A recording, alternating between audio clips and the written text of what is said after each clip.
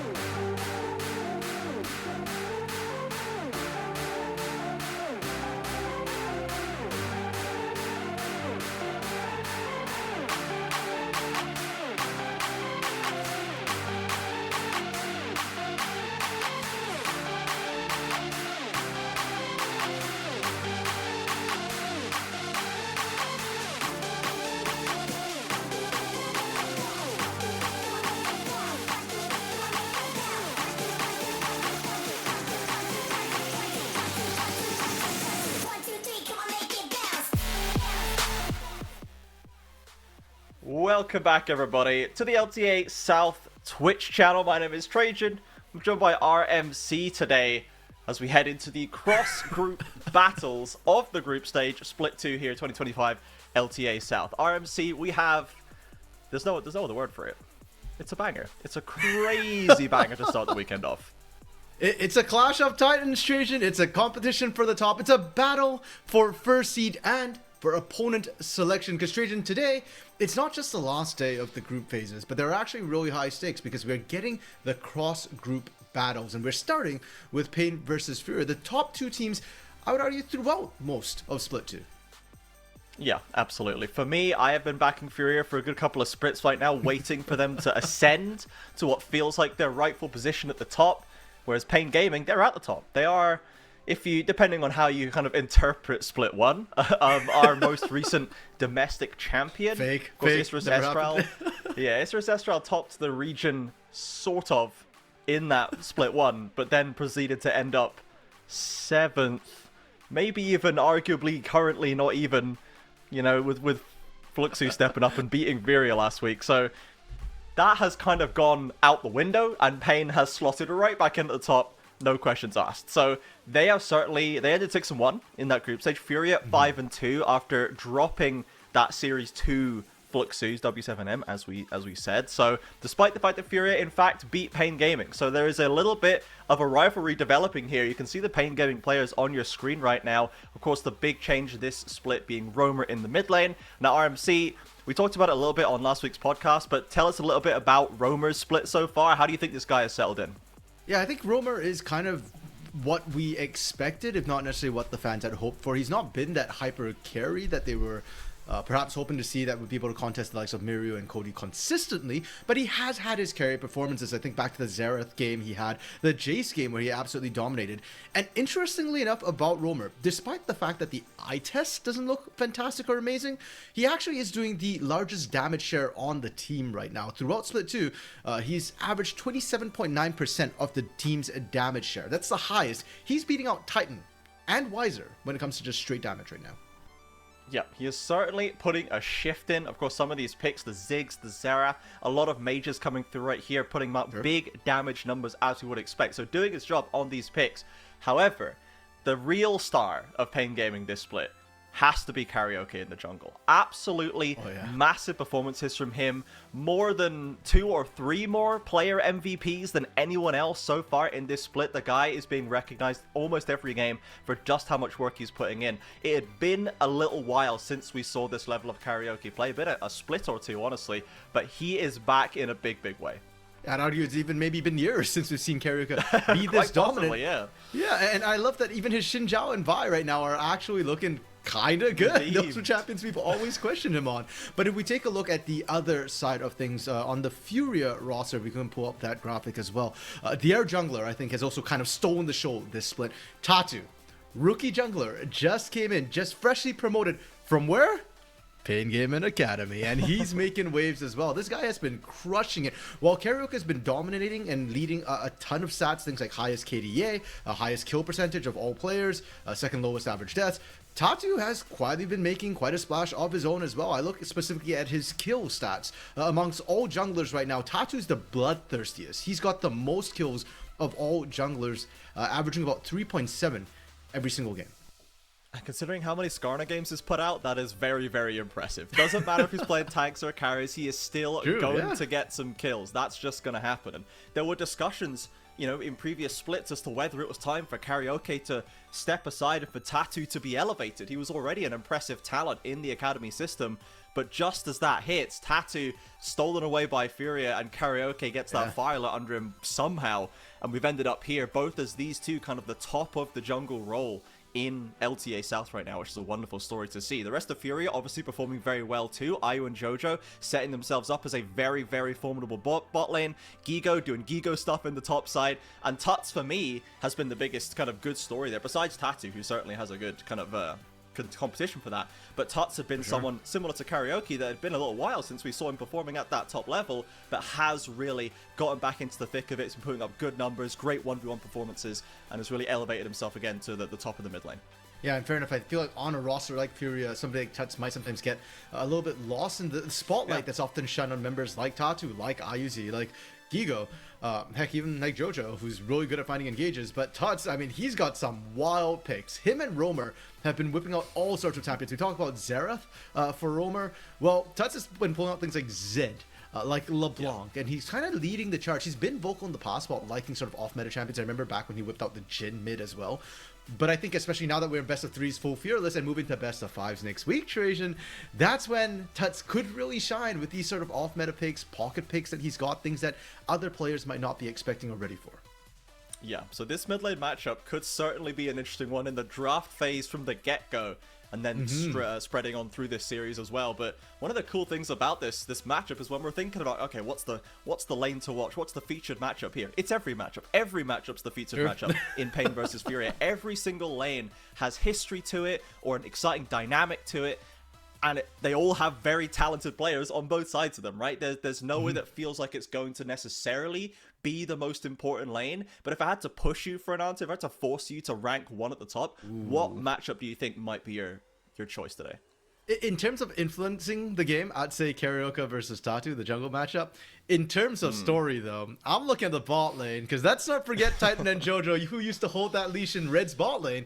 It was Jojo after all, and now they've got both different partners, both very mechanically skilled partners. Titan with Curry, his replacement for Jojo, and Jojo for IU, the sort of young AD carry phenom.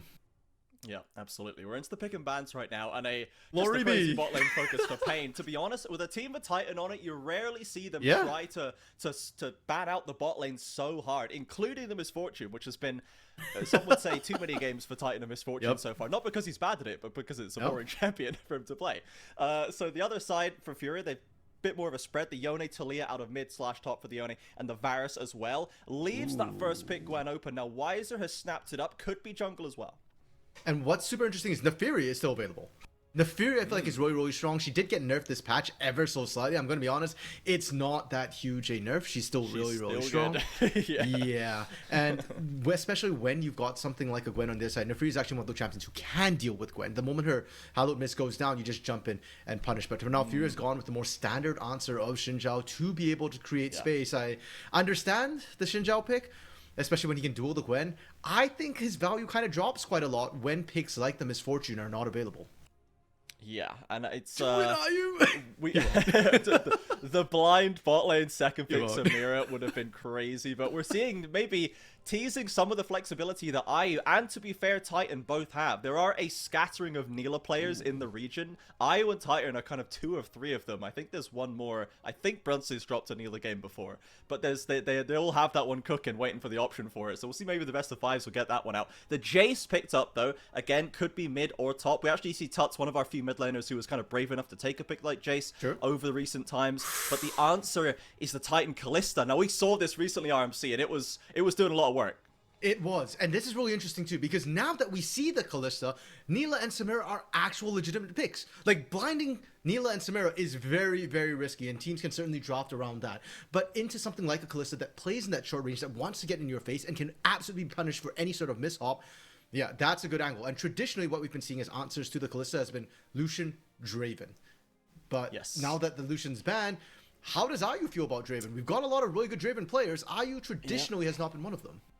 Nope, goes for the Jhin instead. We saw Snaker try to whip the Draven out into the Titan Callista. Did not go so hot that game for him. Bit of a whiff on that. And it's paired up with the classic Curry Nico as well. This is such a common duo for Titan and Curry. It's so good for them. Curry, one of the first to really bring Nico charging back into the bot lane in this region a couple splits back. So we've got that first rotation. Now, how do you feel about kind of Furia's answer? Because they've always been the one answering the picks from Pain thus far. It's all AD. They've got decent poke, I suppose, and a Xin Zhao to kind of lead the early game. Yep. Yeah, and the Xin Zhao to kind of create space. I think right now they should be trying to remove, first of all, engage options, and second of all, tanks coming through from Pain Gaming. Because the engage options onto sort of poke champions like the Jhin, like the Jace, which can be punished, especially if we do see more likely to damage Jace, and we don't... Tank Jace is not as big a thing anymore. Engage is a little bit scary. And then the tanks, because right now Pain doesn't have a tank, right? Because they've gone Nico for Curry, it's greatly lane dominant, but they are very vulnerable to getting poked down, to just hard engage that can absolutely melt them. Now, might just be Maokai's the classic available. Sion answer, which has been that's been the answer in like game one for basically almost all of our group stage series. Sion comes out in game one. Somebody just picks it and just walks away. But top laners have been picked, right? It's probably Gwen, it's probably Jace. Sure, they can be flexed to other lanes, but I would be a little bit surprised. I'm expecting something like the Sejuani ban away right now, because sure, Maokai is dangerous, but Sejuani has better engage. Really, Pantheon and Vi is what we're thinking here? Like, I don't know. This is perfect setup for Karaoke on his tank champs. Yeah. Maybe trying to slow down that early game. We have seen a fair few teams, Furia, one of them to be honest, really opting into a fast early and mid game to just try and snowball through. And these are kind of two of the few teams that can actually consistently make that work. Pain has gone for the support bans, the Karma and the Nautilus. So two archetypes down there, both solid with the Jhin. Jojo, of course, proficient in whatever needs to be taken. I assume that we'll see him lock it in right now. And then we'll give either Gigo or Tatu the final answer in the counter on R5, as the Alistair is the choice for the Furia support. Yeah, just peel and more peel, right? We already talked about how strong the poke is right now, and if Pain don't lock in the tank, then you're just trying to stop the engages from coming through. And Alistair's one of those champions who can stop an eco engage, as well as using the Unbreakable to get out if he is in a spot of trouble. Roamer, with only his second Azir game of the split so far. He's been playing a ton of different champions. Azir, I feel like, is a champion that has kind of slipped away in LTA South a little bit. It's huge in the tier 2 scene. Great playmaker, great consistent damage. I like it with the profile from Pain right now, but I still need to see engage. Skarner or Sejuani Karaoke, please. Yeah, something a little bit more consistent than the Nico, which really kind of needs the Kalista ult to get it in there. And Jojo with the headbutt on ready, even the JC can knock away a threat kind of on the click of a button. So let's see what the answer is going to be for Pain if they can try and get in here. Otherwise, the poke is going to be pretty tough. And you mentioned in that first pick, the Nefiri left open makes it all the way to blue 5 before getting locked. Okay, first of all, very worrying for Pain. They have to find the engages, and it has to be off the bot lane. That's pretty much where the bulk of the engage is coming from, Kalista Nico. On the bright side, Nefiri very, very strong, and it's physical damage, so that it's not all in Titan anymore. The Kalista can get shut down quite easily. Furia, on the other hand, they needed some magic damage to come through, as you mentioned, all AD all the way. And Tut picks up his LeBlanc once again that he just whipped out recently. It's a great pick, to be honest. But both teams, their tankiness is questionable. This feels like it's going to be an absolute knife fight. Whoever gets to jump on it, it's just damage overload. And Trajan, what a way to start this series between these two teams. The best of 3 is going to be wild. We are going to be playing for kills, playing for early leads, and trying to fight our way to victory right here. And Furia has been the crown kings of the snowball so far in the LTA South. When they build a small lead in lane, they are very rarely do they let it go. Whereas Pain they've kind of... Their propensity for fast early games kind of pendulums back and forth from split to split. Even with these same players, sometimes they're really fast, really aggressive. Sometimes they're quite measured and macro heavy. Right now, we seem to have regressed back to a very scrappy, fight heavy style, which into Furia feels like a tough ask, honestly, to try and outdo them in that arena. Yeah, and it's really interesting too, because both these teams feel kind of inconsistent right now. You talk about how Pain has regressed. We're not seeing the clean macro come through, but their hands have just been outdoing everybody in the region right now. And then we look across the Furia, one of the few teams where it feels like they could potentially match hands. But last week, Trajan, they lost the Flux to W7M. And granted, they are at least unmasked now. They have left the masks at home, implying that they are no longer as sick. We can hope that we'll see Prime Form Furia, but yeah, they definitely looked a little out of sorts. They were overreaching, overplaying their hand sometimes, looked a little desperate to make plays work, and Fuxu W7M, to their credit, were ready and waiting to punish a bad play when it was presented to them. So we'll see what Furia's got ready. The Traditionals, of course, standing out in front with the fists up as usual, ready to support their team. Currently, the standard setters in LTA South, as we'll see who can walk away today in first place seeding. And Trajan, with that, we are loaded right on to the Rift here. You can see Jojo flipping away, ready to get onto the Rift. Anxious to get it. Like I said, this bot lane, right, Trajan? I know the skybox between the jungles, I agree. That matchup probably affects the actual results the most. But in the bot lane, I just love seeing sort of former bot laners kind of go head to head. I remember in Seos and Duds first broke up as a duo. And I know that Titan and JoJo have broken up for a while. But this particular matchup is really exciting to me when they've got so much mechanics. And then you've got Kalista Nico, bot lane, that needs to get ahead. You've got the Jhin that can set up plays, potentially can kind of trade with that Kalista as well. And I just feel like this bot lane is going to be the focus. We're going to see junglers down there. So we'll get sort of our Skybox matchup. I expect to see Roamer and Tuts down there. Tuts on a LeBlanc. He should be roaming. Roman's got roam in his name. I know he's an Azir, but please also roam. And if they're all roaming, it's going to be towards that bot side. Yeah, it's very kind of JoJo to adopt the chippy skin, bringing the Mukau Alistair back with the same emote as well in the early game, just to hopefully, I assume, send a nod of appreciation to our producer here today. But Furia are... They have kind of false tankiness in a sense, right? They've got the Alistair ult, they've got the Xin Zhao ultimate, and kind of they can be deceptively tanky. They've got the LeBlanc hard to pin down, but no one, as you say, is a true tank really in this game. Wise is the same, right? On Pain has the Hallowed Mist and a lot of healing to try and tank through. So these teams are playing very aggressively, trying to get that kill. If you throw yourself in to try and achieve a kill and you miss it, you get outplayed, you miss time and cool down, something like this, suddenly you have a whole world of damage fired back at you. Yeah, and a lot of the tankiness, the pseudo-tankiness you're talking about, is ability-based as well, right? So it's really narrow windows to come through. Xin Zhao as well, getting recently nerfed a little bit, so his scaling armor is not as strong as he used to be. He's also not going to be quite as tanky, which makes this game super, super fun. And because it's a best of 3, even if you lose this game, you can still come back. And I suspect that's why we're seeing the teams willing to play such high-risk, high-reward compositions where you're playing on a knife's edge. Any screw-up means you lose a fight. I don't care if you're up 4,000 gold Trajan in 30 minutes. Like, you could still lose that fight if you go in and you make a misplay, you don't land the skill shots, you don't get out in time, you're popped anyhow.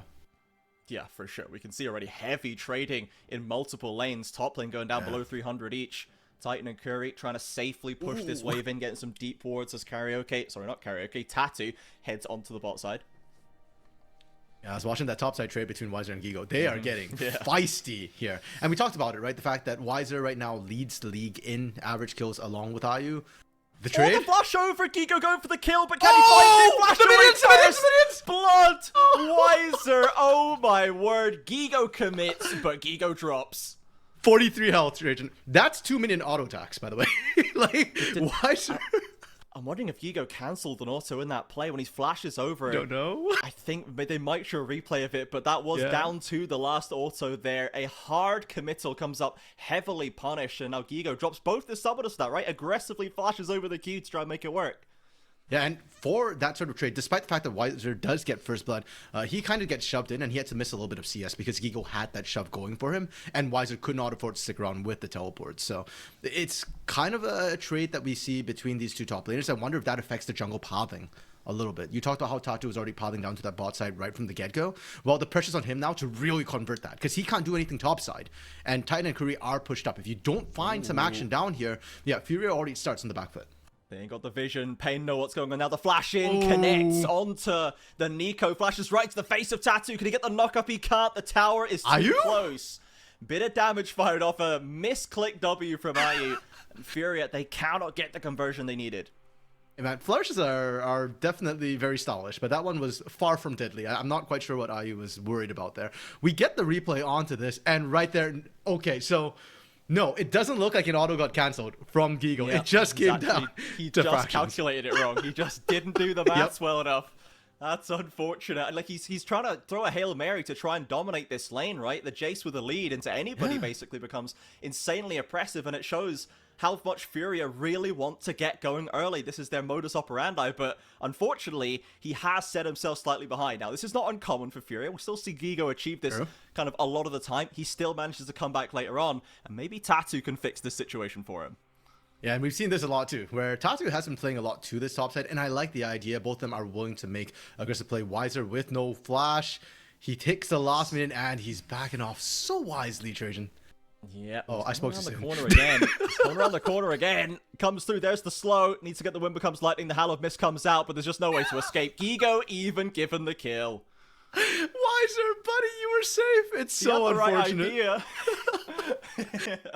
He was too efficient. He dropped the ward and instantly went back to lane. And because of that, lane kind of equalizes. Gigo actually picking up the kill is going to be massive for him too. I'm going to be honest, I actually forgot that First Blood doesn't give you extra gold anymore this season until Bren kind of mentioned it last week. But yeah, because First Blood doesn't give you extra gold, Gigo actually fully equalizes that lane. And Trajan, when the flashes come back off cooldown, I think we're going to see more action again. Wiser's flash coming back up. I think he's got the rune that gives his summoner spells a bit shorter cooldown. So there is that small window Wiser could try and play through.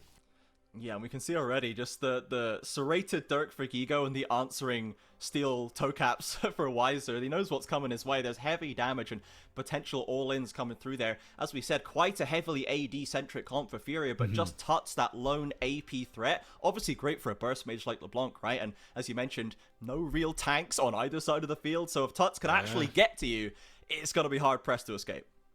Yeah, and even for Tatsu, by the way, one thing I do want to highlight is the Crescent Guard protects you against really high range champions. The only champion who might struggle with that range is probably Roamer. Everybody plays inside of that. So, yeah, even more things are going to be rather explosive. Quick look across the board. Things are actually really even in terms of CS. We talked about how topside equalized.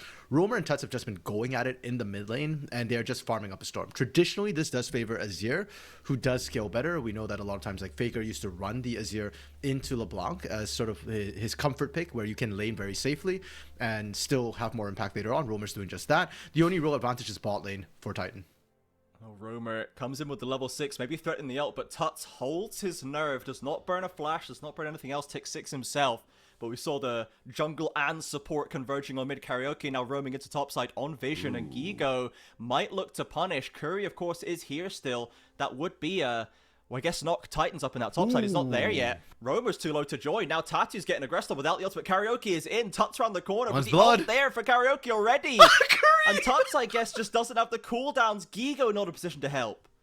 Yeah, and again, Curry takes the kill. We've seen this a lot, actually, when Curry's on Nico. I don't hate it, because I think if you are going to give us support kills, it should be on something like a Nico. So Curry able to pick that one up. Mid lane trade, though, Trajan. I want to go back to the trade that ended up not yielding anything, where Roamer burnt the Emperor's Divide very defensively after Tuts had already distorted back.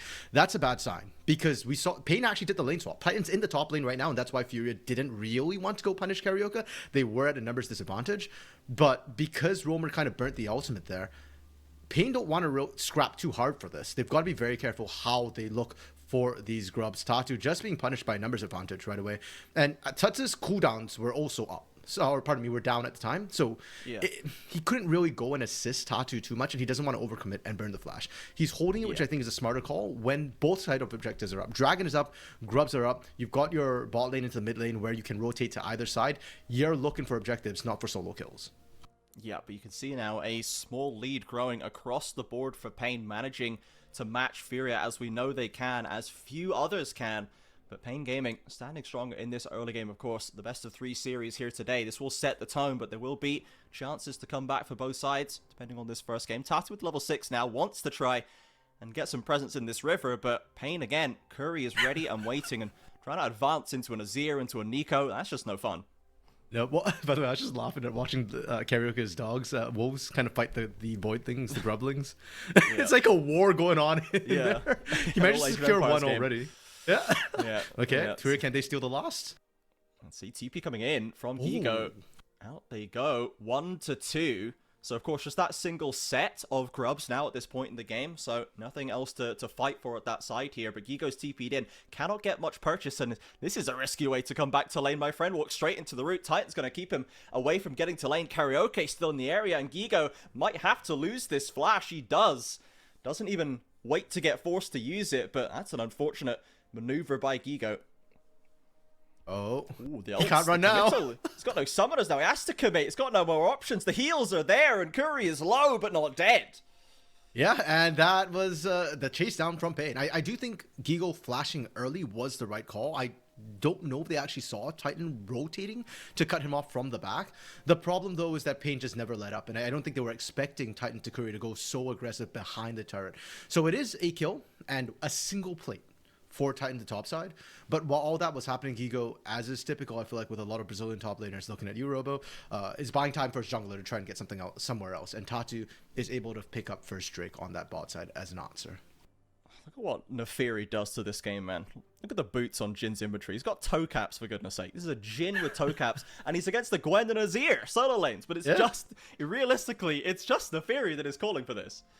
Yeah, we get the replay on just how Gigo's getting caught, and you can see the distance that a Kalista and Nico can really get when they want to find their engage. You also saw how Gigo was able to almost take out Curry, that early lethality with just the serrated Dirk, already doing a lot of work. And to me, that does signal that we're probably going to see Gigo just go down. I don't know what that graphic was there. Who knows? Who knows? As came in, left as quick as it arrived. We shall wonder. But it was just now, like a Curry gank. Yeah, pretty much. Yeah, you never see it coming. 2,000 is the lead for Pain Gaming. A very good early game result from them past the 10-minute mark. Now we'll see what they can do with it. Of course, they do need to try and come back with the Drakes, Ocean being the next. There's nothing else to take on the top side until the Herald spawn in just under 4 minutes. So we'll see if they can find any other purchase here, or to be honest, if they can just hang out and wait for another objective to provide more of a reward. Yeah, and despite the 2,000 gold lead for Pain, though, Trajan, it is split up across the board. So it's not particularly concentrated on any one player. The strongest point is probably Titan and Curry on this map, and I do need to see this Kalista sort of accelerate the game. She's known for her early game strength and objective control.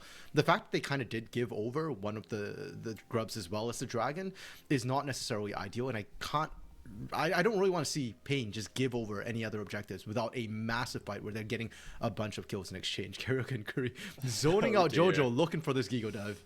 Yeah, Gigo's trying to thin this wave out. He is going to succeed, but there's 4 members here with Nico ultimates. There's just too many people. Surely a 3 versus 4. The tower shots are raining in, though. Okay. Titan's the first to go down. Gigo Another makes one? it work. 2 kills to 1 for Fury at Pfizer. Is now lost on the top side. A Oh, flash out dear. from Xin Zhao looking for a second kill on this Gwen. Triple kill for the Furia jungler. And did we say a 2,000 gold lead with Pain needing to accelerate? Oh, Yeah, it's they gone. just slammed to a halt. Yep, 400 gold is next to nothing right now. And off a very rough dive, great response from Furia. And the moment Jojo started getting zoned off, Furia knew something was wrong. And that's why they started calling resources down ASAP. Unfortunately for Pain, the setup took a little bit too long. And because you don't have a tank, these dives have to be fast. Get the kill, get out. You can't afford to tank those turrets. No, absolutely. Gigo managed to thin that wave out, force the tower shots to start straight away, does the damage he needs, and lives on low HP just long enough to keep Pain in the area. Wonderful response from Furia. Yeah, and you can see on the minimap, right? Tatu's already walking in with Jojo. The moment he gets there, this is so much better, and you're able to kind of answer back, right? And Jojo's able to create this space. I do want to add in as well the fact that IU's Deadly Flourish did certainly add a lot of kill threat. And the risk of his curtain call just makes this dive so much iffier for Pain. Like this ended very, very poorly, but it was never going to go well. Like the moment the dive went south, you were just going to get run down, and the moment equal numbers showed up for Furia, you were pretty much dead to rights. So Pain, they've thrown their lead. Everything is kind of dead even. It's a reset, and Pain, they've got to work to get their lead again. Furia, they've got an opportunity to manufacture their own potentially for the first time this game. Yeah, and before that play, I was thinking, wow, Titan's got that early Blade of the Ruined King done. No one else has completed an item. This is a nice advantage for Pain. After that play, suddenly, Furia have leapt ahead in bot side, in mid lane as well, complete that first item, and I think Tatu's not even gone back. He just has now completed the Sundered Sky and gotten well on the way to his second, so huge inventory shift back towards Furia. The next fight that comes around is going to be even scarier for Pain. Okay, now Jojo looking up this top side right now, trying to see if maybe he can set something up. I think the dive onto an Azir is really tough, kind of getting poked out. And yeah, you talk about sort of the item advantage that might be coming through from Tatu. Karaka wants to nullify that by ignoring Tatu. Yep, Gigo sidesteps the Q, sidesteps the second as well. Karaoke not going to get that damage and poke. Now, they do have to abandon this bot lane tower. Gigo not with really much to do right here, as Wiser's chipping away at it. So this will be first turret for Pain, and with that secures themselves the triumphant boots. They've already got the feats of warfare, so they will have that little extra bit of inventory power. And they can just keep on pushing. So far, no response onto the bot side. The response was instead to go into the top lane from Tatu and push off Roamer there. I don't feel like Roamer needed to back off, but he didn't know where Jojo was. A 3-man dive would have killed him, but 2, not so much. Roamer, very, very oddly respectful. Actually, he's going to base, and Wiser's going to have to burn teleport to cover top side instead. Yep, Tut's not going to pick up this tower just yet. We'll get back in time. This Gwen picking up the farm, scaling up as they can, and Tuts still has that first item completed, but we've not really seen that burst potential come into play just yet. The only person not part of any of the kills left for Furia has always been the one in the side lane getting plates while the action was going on. And it's both mid laners, actually, for both teams who haven't really managed to get involved right now. They've been the ones kind of holding those side lanes. Furia starting up this dragon. Pain actually not opting to fight it as Weiser is running down Tuts. One thing we didn't talk about, Weiser running Flash, not Ghost. If it's Ghost, maybe he runs him down. But with the Flash, he picked that so that he could handle the early duels and trades with Gigo. And it arguably worked. He's still ahead, and he is still scaling. Yeah, I mean, you got that first blood flashing away into the brush. Maybe hard to say if he needed it or not, but Tuts, of course, had to flash away there. Engaging mid lane. Ultimate from Titan yanks him to safety. A little bit too aggressive there from the Pain support. Does mean we won't have that Fate's Call available, as this Herald is going to be started up by Furia. Great rotation from them. It's just nice and clean and kind of telegraphed for the most part, right? One thing to notice was they did pick up second Drake, something we didn't comment on. So Furia has a lock on objectives. Pain looking to get in right here. Karaoke's got an item done himself. Roamer too. They've got damage if they can get in place. Furia with that pseudo frontline of Tatu and Jojo waiting to hold their cooldowns. In goes Weiser, trying to force this issue. Knocked up by the Alistar. Ayu on the flank, but aggressed on immediate with Karaoke. The Jin somewhat on his own. Has to maybe barrier. Could flash as well if needed. Herald has been secured by Furia. There's a blast cone to hold Ayu as well to safety, but Jojo will not get away. Pain Gaming take the kills. Tatu trying to escape, but Roamer slides in. Gigo with nowhere to go. Flash away, but it's still the double kill for Kalista. Karika's still on the hunt, doesn't see Ayu, runs to Tatu instead, and Tatu is willing and happy to fight this particular Neferi, saying that, hey, I'm still strong enough to duel you right now. And it's ultimately a 2 for objective trade coming through for both of these teams. And if I'm Furia, I'm kind of happy with this. And it does feel like this is exactly what we're talking about, Trajan, the playstyles for these teams. Furia, the better macro team this split. Arguably the best macro team alongside Kate Stars when they're on fire. Pain is just kind of outhandsing their opponent, but I really don't like the fact we're giving up early objectives with the Kalista for these kills instead. Roamer and Tuts going at it right there. Flash away from the Azir, but Blanc not looking healthy. Support's flashing in the river. Tatu, he's thinking about diving this if he can find Roamer. Karaoke's waiting in the wings, happily farming away for now, but we'll get rooted up. Curry always ready and waiting with the E to stop him in his tracks. Tuts has gone back, bought, healed up, back here as well, but steps right back to the lane. Yeah, and they know that Roamer already burnt his teleport on the last play, so they have that teleport advantage. Tuts will be able to get here. I don't know if Titan can actually hold this ball lane. He does have barrier, so he shouldn't die if that comes down to it. Actually, I got baited. That's Curry, isn't it? Yep, Titan's back at base. Yeah, there he is. Curry definitely can't hold it. Curry doesn't have barrier. No, Tuts goes right back to the trades with Roamer as well, trying to use that mobility to step away as Jojo knows that the job is done. We'll step back as well. We can see how these goldlies have developed right here. Top lane and bot lane very comfortably in Pain's favor. About 1,000 in the pocket of each. Only Tatu, off that big triple kill turnaround earlier in the game, is holding a real lead for Furia. Yeah, I mean, props to Pain. They squandered their lead, but they've built it back up again. I guess it's the mindset that, hey, I made my first 1,000, I made my first 2,000, I can do it again if I screw up. Now, I don't know if we can keep doing that, though. Furia is getting a little bit scary. Their damage is starting to go up. We've seen Gigo almost trade 1-for-1 in multiple 1v2 ganks. And Tuts, that trade onto Roamer, that hurts a lot. If I could see Tuts and Gigo together, I think they could just successfully dive almost anybody. Even the Gwen might be on the menu, to be honest. Pain now taking their turn to rotate to top side, but Tatu's going in. I don't know if he bargained for that many people, but Ayu's rotating around, clips him with a W, forces a defensive Kalista ultimate again. Weiser looking to see if he needs the help, but he's just found himself on the receiving end of all of that damage. The Ayu ults are there, but the fourth shot cannot reach. The curtain is called, but it will not be the end for Weiser. Again, Furia just feels like they've got more bodies there faster. Pain caught a little bit late on the rotate. Curry ends up having to burn the Fate's Call to get back out. Pain able to at least answer mid lane, but Tuts is trying to apply pressure bot side. Pain looking to respond, and Tuts, because all the vision was focused on top side for the gank, he doesn't have enough defensive vision. He's not going to test his luck. Yeah, they have the TPs they need, Pain, to keep the towers alive. Top lane. Health. Certainly not long for this world. A single stray auto will knock it down. Bot lane can't be looking too good as well after Tuts hanging around right there.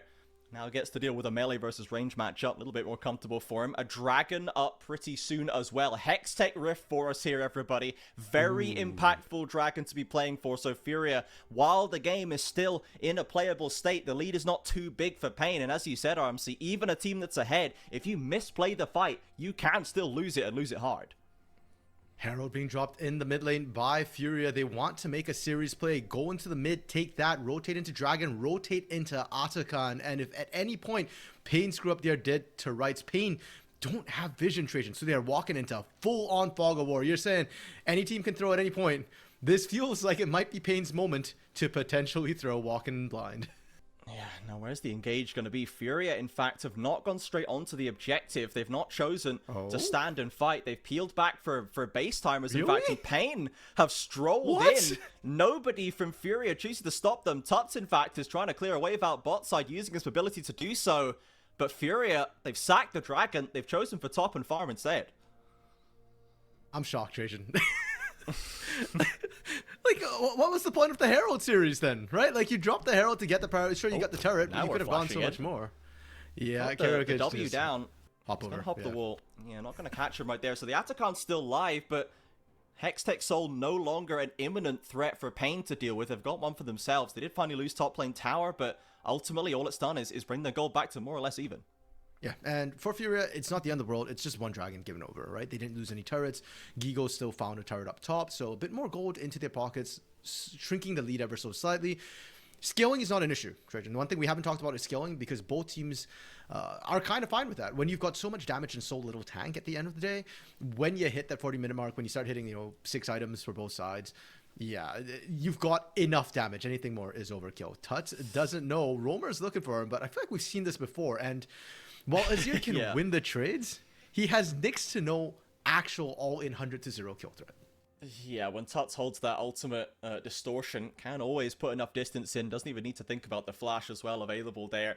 Zir stepping up there, drops the Sun Disc, wants to get this wave thoroughly in control around the Atakan as Furia trying to clear the vision away. Tattoo, of course, remember, traded flashes with Karaoke in the previous play, but Pain are piling into this bot side. The ward in the Atakan pit needs to be cleared out, or there is a risk of a steal. The Sun Disc, as you mentioned, kind of getting them prio. Atakan is getting stuffed full of spears right now, but Gigo has been called in. Furia want the 5v5. Pain slowing down on it, not really dropping everything. They're clearly not super confident right now. If Gigo can get some poke down, Tuts as well, looking for damage. Here comes the Atakan. Surely this will be Kalista securing it right now. There it is. But here comes the fight. In goes Jojo. The ult as well. Karaoke trying to get to safety. Curry! Ultimate locks up onto 3 and a killing spree for Titan. Roamer shoving the Furia members back in. Ayu arrives, but to devastation of Furia in the river, Titan going crazy in the bot lane fight.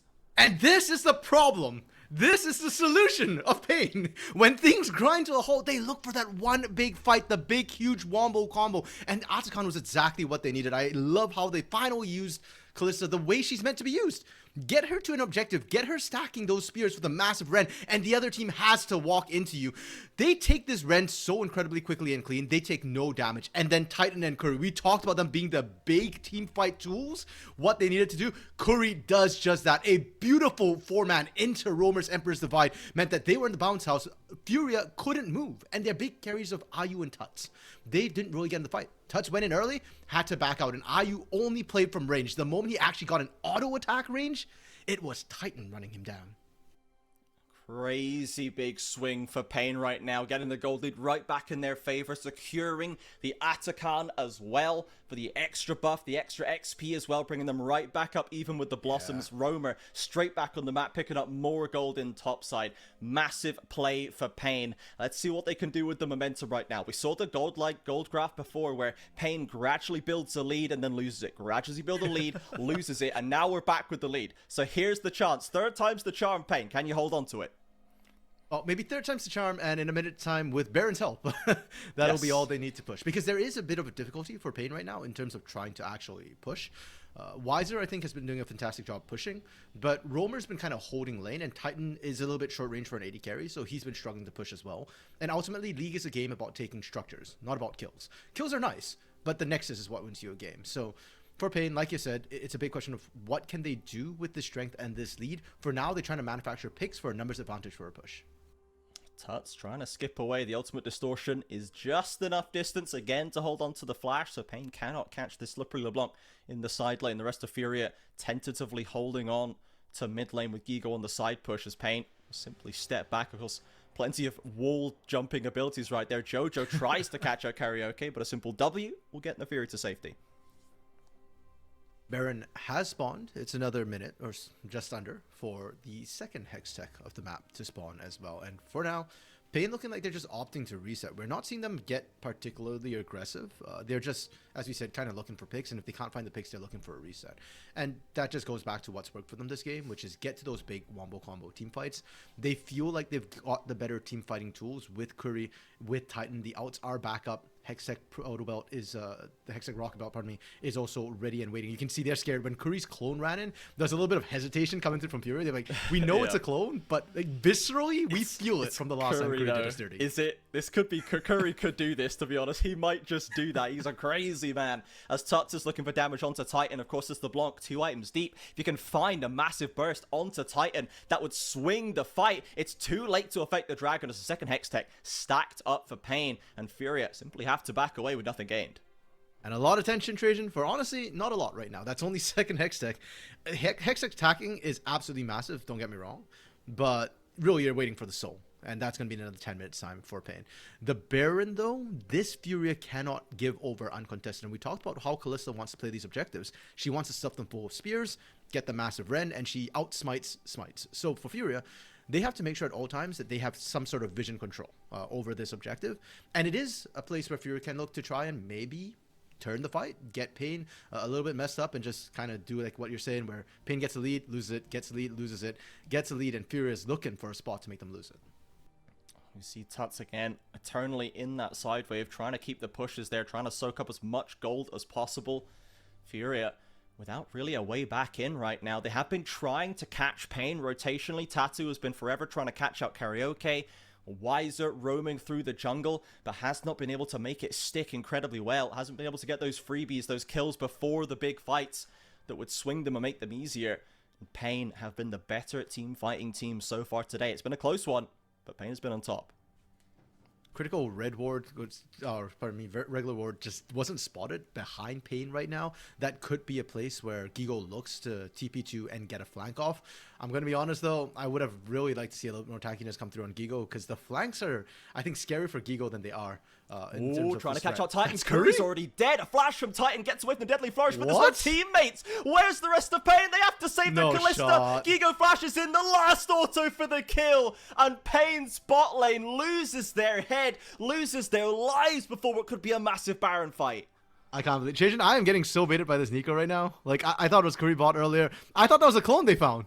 But Curry got tagged up, and that absolutely backfired. Titan didn't have time to Fates call him to safety and look for a potential turn. Jojo almost onto Roamer. Empress Divide still available, but that's the flash gone. Pain right now are just trying to buy time for respawns. They've done a great job at dodging away from Furia, threatening but not getting caught themselves, so there is no Baron take, despite the massive picks for Furia. Even the 3v5 does not feel good for them. Jeez. Okay, we get to see how the pick happened, and yeah, even with the clone, it's just he got bursted way, way, way too quickly. And then after that, Titan actually survived longer than I thought he'd be able to do so. But yeah, I thought he might triple kill him, to be honest. I could see a potential Titan triple kill coming, but just about stopped. Yeah, if he had lived, you know, things get really dicey. But even though he does go down, Trajan, I think you pointed out the critical point, which that Furia still don't feel comfortable, even with the 2-man advantage, going for that Baron. They recognize that, again, no true tank with the pseudo tank, with the shred. There's a lot of people who can melt us, and Wiser was still up with needlework. Karaoke, not like Curry, has escaped spells, but Wiser might be in a spot of bother. On his own right now. Drops the Hallowed Mist nice and early. A TP is there as well. It's damage down. Tuts going for the burst too. Ooh. Huge damage. Finally, the LeBlanc achieves the mission, gets the critical pick. But again, Furia, what could we do with this? It's only 1 of 5. Yeah, again, and then what? you couldn't do it when you got 2 kills earlier, and the team fighters of Titan and Curry are still on the table. Wiser even has teleport, which makes him that much deadlier. To be fair, Pain don't have a great flanking TP ward, but they have enough wards in the area. Tattoo, again, one of those pseudo tanks trying to muscle his way in, but IU on his own right now. Karaoke's there with a flash too. Sidesteps the Q, does the Jin. Critical burst avoided. Loses half his HP instead of all of it. Ooh, a lot of fancy feet coming through from a lot of players this game. And it's beautiful to watch. A lot of good micro sidestepping. Make sure you're not getting hunted. But IU did lose half his health, even though he dodged everything. Tattoo lost half his health, despite kind of doing everything right as well. And Trajan. Pain's actually lost the lead. They actually lost it. Sure, they lost. Right back down to half. They lost it when Titan and Curry got picked, but the game's just kind of gone to stalemate, and it doesn't feel like either team's comfortable getting objectives. So are we just going to dance around Baron for another minute, and then Dragon spawns, we take that instead? It feels like that's the way we're going right now. It feels like Pain are the ones sign waving over Furia right now. The highs are winning them fights, but the mistakes and the lows are letting Furia back in, who have maintained a consistent sort of 7.5 out of 10 game, and Pain are the ones going from 10 to 5 every 3 minutes. Tell you what, though, I do think it's actually slowly tilting into Furia's favor a little bit, specifically because of what Tut is able to do. Tut has been able to 100-0 somebody on a catch. Karyoka hasn't been able to do the same.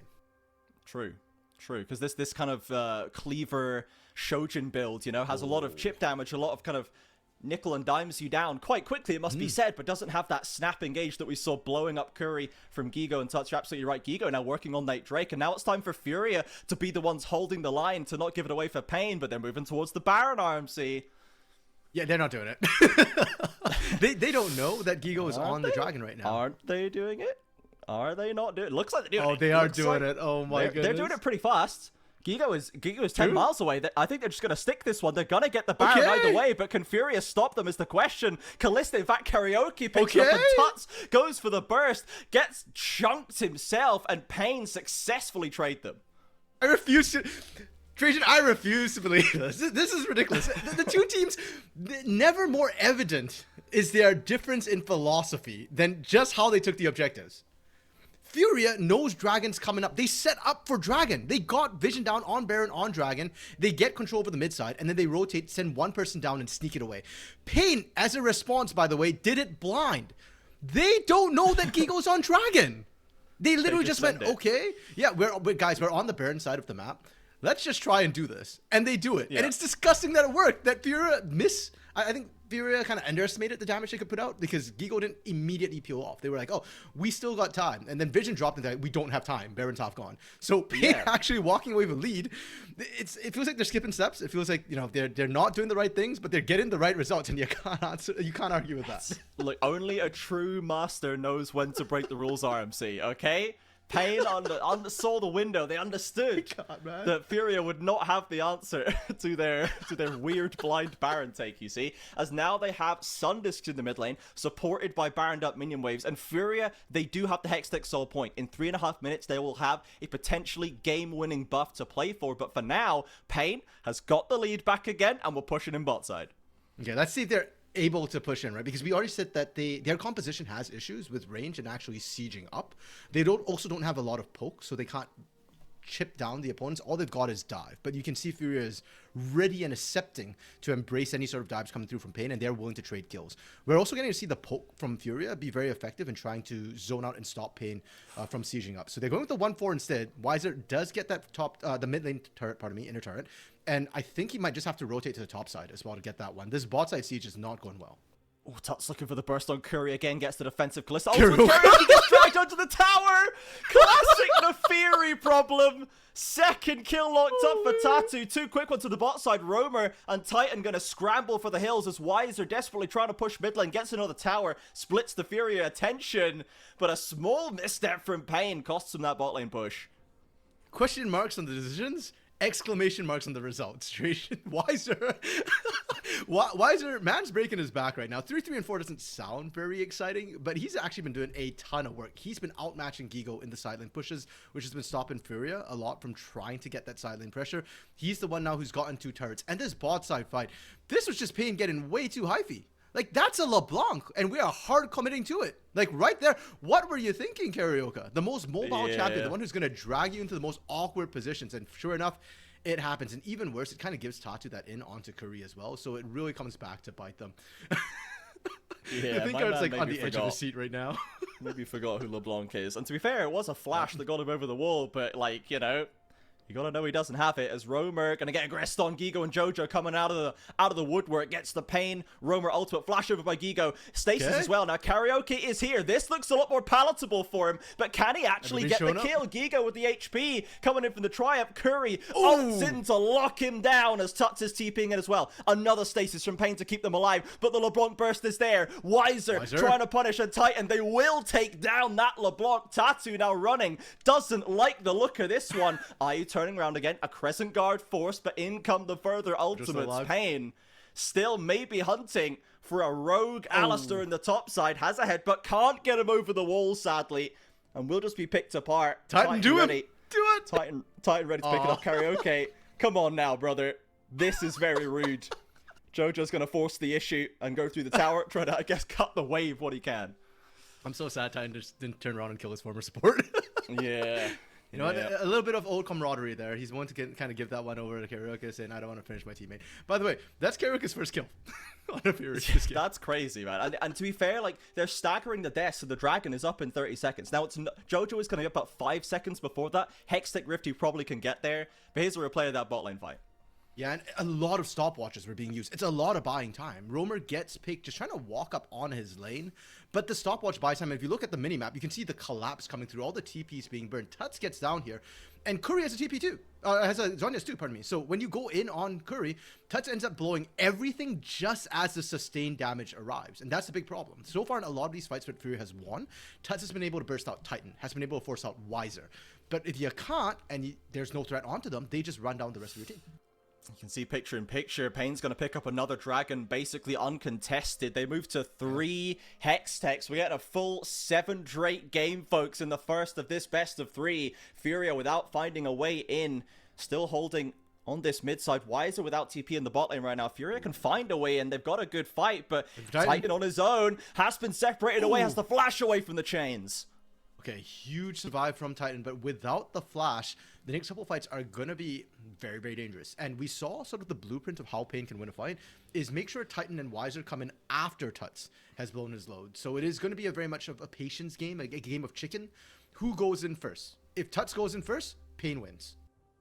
Ooh, in comes Curry, gets onto Ayu, flashes away though. Curry finds nobody, now has to go Zhonya's as well. Tattoo take a lot of damage, Roamer in, pushes them back. Ayu and Tuts trying to deal with Karaoke on the flank. They could barely do so, but they do survive. The rest of Furia scramble out of mid lane. Yeah, one-way trip from Karaoke to try and stop Ayu and Tuts from rejoining the rest of the team, but the rest of Furia kite back really, really well. So it's a 1-for-0, absolutely nothing found. Baron just respawned as well. Now, the last couple of times, Furia did not feel comfortable. Oh, hold on. Gigo? Going for Gigo. Somebody help this man. He's almost burst down. Titan can't quite find it. And Furia, again, all the wind out of their sails. Roamer actually TPing into mid right now to try and rush back to this Baron as fast as he can.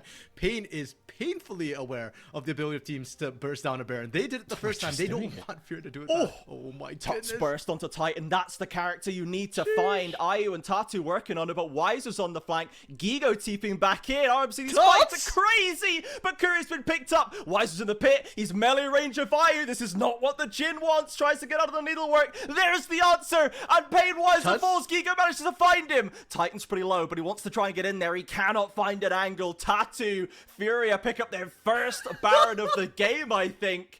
And now they've got a first real gold lead. 1,000 is the lead for Furia. One Baron apiece, and Trajan, this is why this was the battle at the top. These are the best 2 teams, and they will not say die. Pain felt like they were in the lead, but Furia here, they go fishing with the big purple worm. They are not trying to burst it down. Instead, what they're doing is they're playing around Tuts' cooldowns. He gets one pop, and again, here they're just backing off. Wiser does so much work, but he doesn't find the kill. Ayu lives. Ayu gets to back off, and Tuts, his cooldowns are back up. The moment the Distorted comes back up every single time, they're looking in. Look, like it's just so painful for Pain, and if you can't take out Tuts, you've got problems. I want to highlight too, Karaoke was the one who got picked initially. That means there was never a chance for a smite steal from Pain. It was always kill or bust for them, and they didn't even find kills. No, Ayu as well with very fancy footwork to just barely scrape by enough of the needlework to not die. He has been heavily pressurized, as the Jhin tends to be with a Neferi in the game, with a Callista, you know, with a Wiser Gwen coming down his neck as well. So Ayu has been pretty heavily pressurized, managed to come away with only 1 death so far. Decent performance right now, not being the usual scaling late game carry that is his standard practice, but has the burst to lay beside Tuts and Gigo to eliminate those priority targets when found. Yeah, and to be fair to Ayu, I think Ayu this split especially, I feel like has really figured out what he needs to do. And that's not always be the big carry. Like we talk about Ayu Z because his mechanics are insane, but on a team with, you know, Tuts, Tatu, and Gigo, you don't always have to be the carry. Instead, sometimes you're just the bait. And I feel like that's exactly what we're seeing. He's 1-1-5. 6 kill participation, the lowest on his team by a long shot, but it's not because he's bad, it's because he knows what he needs to do. Oh, Weiser caught up. Now the mist is going to fall down. Lovely engaged by Jojo, catches him, following up too. The cow going crazy, takes down the Pain top laner, and Furia with another pick starting to build a bit of momentum here. Oh, Curry was looking for, oh my goodness, Gigo. Dude, just sticks it. He didn't check the push! Oh, Gigo. Oh, why would you, I guess? Who knows? Who knows? Tut's going to push this wave in. The barrier for Furia continuing to come through. And Pain, with multiple Barons, you know, multiple gold leads, really struggled to make progress on the map. They finally cracked an inhib tower through Weiser's basically sole effort. Furia tend to achieve a lot more with the buffs. So far, they have cleared out the rest of the outer towers, but the base for Pain is still standing. Yeah, and as the game goes on, we're at 40 minutes, Trajan. Gold leads are starting to matter less and less. This feels like the last big, significant gold lead because Gigo's already full build. So any gold further into him matters less. Tatu gets spotted out. There's no backup this time necessarily. I mean, well, Gigo and Jojo are in the area, but Pain, they don't even have control over their own jungle. They don't know what's safe to walk into and what's not. Oh, Furia. Do they know how many Pain people are there? They found Curry. It's not that much damage, though. Tuts didn't really make it stick the way he would have liked to. Jojo as well, chunked out by Karaoke as the 7th Drake spawns. The Hextech Soul on the line. Max amount of Drakes we're going for right now. Pain walking up, but Tatu happy to tank it, and Tuts is still being an absolute menace right now. Speaking of menaces, Weiser flank. They see him on the vision. Furia know where he is, but can they actually deal with it? Ayu has the flash if he needs to. Tries to get away. Titan on the front line wants to get that burst down. Curry in with a couple of lockups. Don't get quite to the burst. Roamer in with the Azir shuffle. Finally, the Pain mid steps up to the plate when it counts, and they will secure the Hextech Soul. And on the dawn of the soul, look to the east, and Curry will be there in an insane fashion. He finds yet another engage. He is so clutch, Trajan. I am lacking words to describe this mechanical Korean handpick support from Titan, but he is delivering. The combos are good, and surely this time, surely Pain wouldn't. But what a painful way to do so. They are still down kills, still down gold, even at this very end. Absolutely wild game one, 42 minutes in, as Jojo and Gigo will mount the last gestural defense of the base. It's decent AoE, Roamer falls, but Titan is already chipping down. Weiser knocked up again. Gigo's still putting out damage. He can't get in with the Q. There goes the final death. And 10 seconds on Tatu, no way back into it. Pain, even in an unwinnable state, they make us sweat for just 1 second more. Damn it, Trajan. You know, we saw the draft, and we knew the draft already promised us a spicy game, right? We look at the team names, and we knew it was going to be a spicy game, but hell did they deliver, Trajan, beyond my wildest imagination. The back and forth, and no, you can say it was a game of throws. Both teams were throwing. I prefer to think of it as a game of tag, of catch, and both teams were chasing the other one, punishing mistakes. A lot of it was not necessarily sort of unforced errors. A lot of it was just really aggressive play from both these teams, looking for openings. But yeah, they played to the styles, right? Furia was better with the picks, better with the macro. Pain was better with the team fights. And now that Pain are up game one, game two, Furia have to adapt. You cannot just try and match hands right now. That didn't work. So I need to see some sort of draft or compositional advantage and or a completely different style, something that maybe Pain might not be ready to handle or adapt to.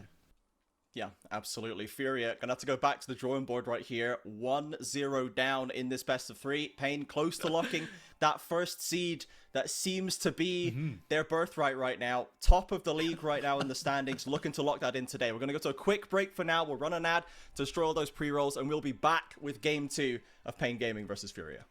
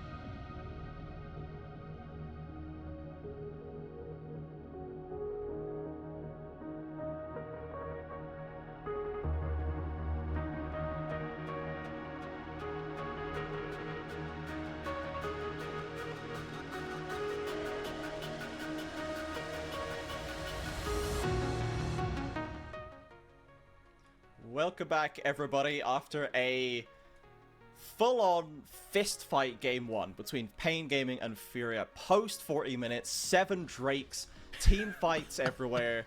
Very, very clutch finish from Pain, from Curry, from Roamer, sealing the deal there in that final team fight. So Furia dropping down, and I think that one of the main things here, what that you kind of alluded to before we went to break, was they did not manage to get their customary early game leads. They tried to just outperform Pain in the early stage, as they normally do, but they just couldn't do it. Pain were just better in that stage of the game today.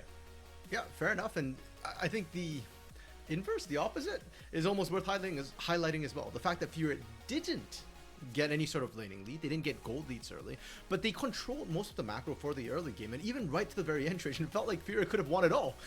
It was just so incredibly close. It was one amazing, incredible team fight to come through from Curry and Titan. Now, for Furia, that's good news, because obviously what they're doing is working. They're just lacking that extra little bit. So if you just keep doing the same thing, it wouldn't be the definition of insanity. You would be able to win some of those. Just how much can you do? And when your backs are up against the wall, you have no more safeties. It is worth noting though that the winner of this gets sort of opponent selection in the playoffs. The loser doesn't lose anything. They are still in the sort of double elimination phase of things. They still get the extra life. They just don't get to pick between K-Stars or Loud. Yeah, pretty much. So we want to see kind of just... The thing about this region is I always get to the point where I'm like, I just want to see this team play that team in whatever scenario, because I just get really excited seeing about the different projects, how they're structured, what their kind of identities are, and just watching them play it out against each other. In this region, I just find so entertaining, to be honest. There's such distinct identities between the players and the teams that this one is something that we were really looking forward to. Game 1 absolutely delivered. Now, for Game 2...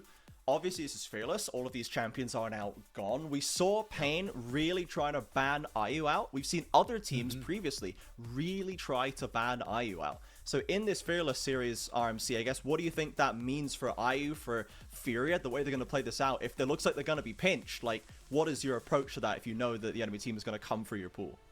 Yeah, the tough part is that I actually feel like Furia did very well on the red side. And I think the counter picks, the counter picks were huge. Like, I thought Gigo actually did really well with the Jace, not necessarily in the 1v1 against Weiser, but outside of the lane. He bet it all at level 3 in the 1v1 against Weiser and lost. But he still ended up like 3k ahead of him at the end of the game, right? Like, so that's just the Gigo classic. And he did the most damage in that game by a long shot as well. Unfortunately, we didn't get to show sort of the post-game match here on the LTA South stream, but they did on the LTA South stream, and I did get to catch that.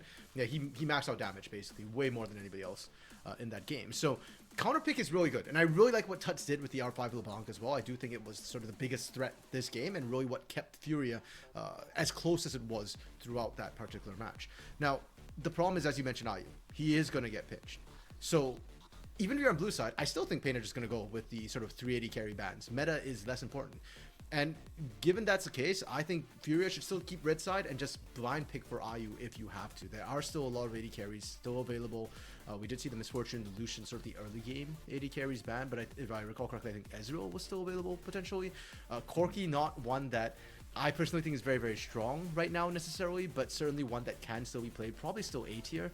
Again, there are still options, and worst comes to worst, just fall back on scaling, right? Sivir, Jinx, Smolder are all champions. Smolder just got buffed this patch, and he doesn't need as much to scale as he used to, so viable. Even if it's not in the top lane, it wasn't FNB played it, it can still be used. Yeah, absolutely. So there's still options down there, and we saw him kind of teasing some of them with the Samira, the Neela, like throwing out some of these off-the-wall picks that he has gone to in the past. So we'll see how that bot lane dynamic develops. Titan and Curry definitely got the better of it in the lane, but of course they were playing Kalista and Nico. Like, you're supposed to win that lane. Into Jhin Alistar, it's really more of a don't-lose scenario. And IU was heavily pressured later on in the game, but dealt with it pretty well. On a champion that only has his own 2 feet to try and get out of a problem, he was able to position decently well at times. So we'll see how this bot lane dynamic develops, if IU and Jojo can try and get one over onto Titan and Curry in the laning phase and see what they can do with it.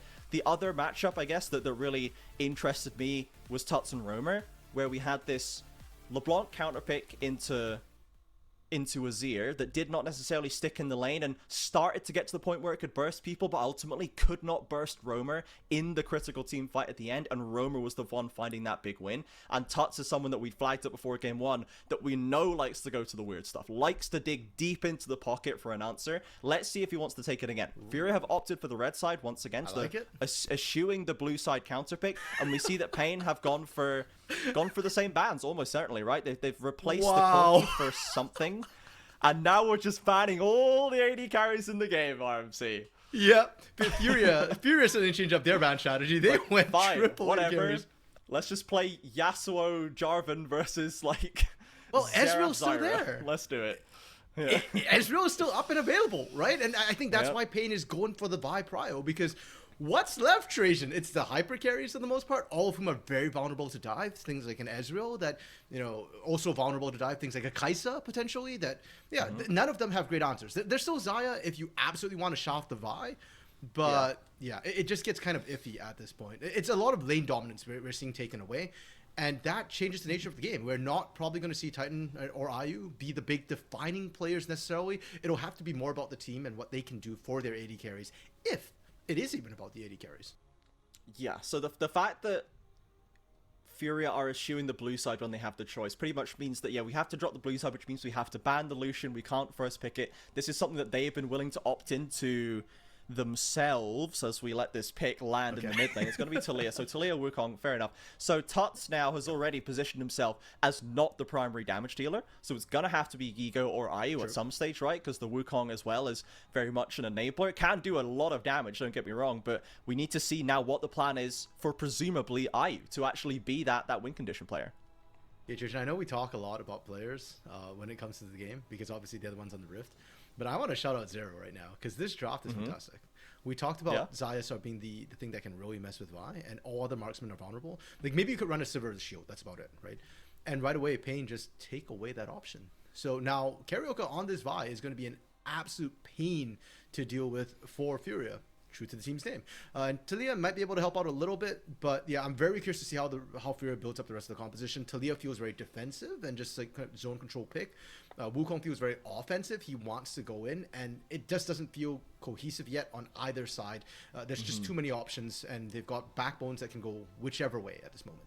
Yeah, unsurprised to see the bot laner locked in for IU there before presumably another 2 bans from Pain if they managed to push it to that far. So the Ezreal has come out that you have been expecting to potentially see at some point. Does give a bit of safety, decent range to play around and try and poke. We'll see what now the combination is going to be with that. I imagine Pain might just go back to ban that Karma again they did last time. Potentially even a Leona or something to stop the roaming from Jojo. So we'll see what the choice is going to be for Jojo. It's going to go for double range to go for lane dominance, or go for roaming and just leave IU to his merry way down to the 1v2.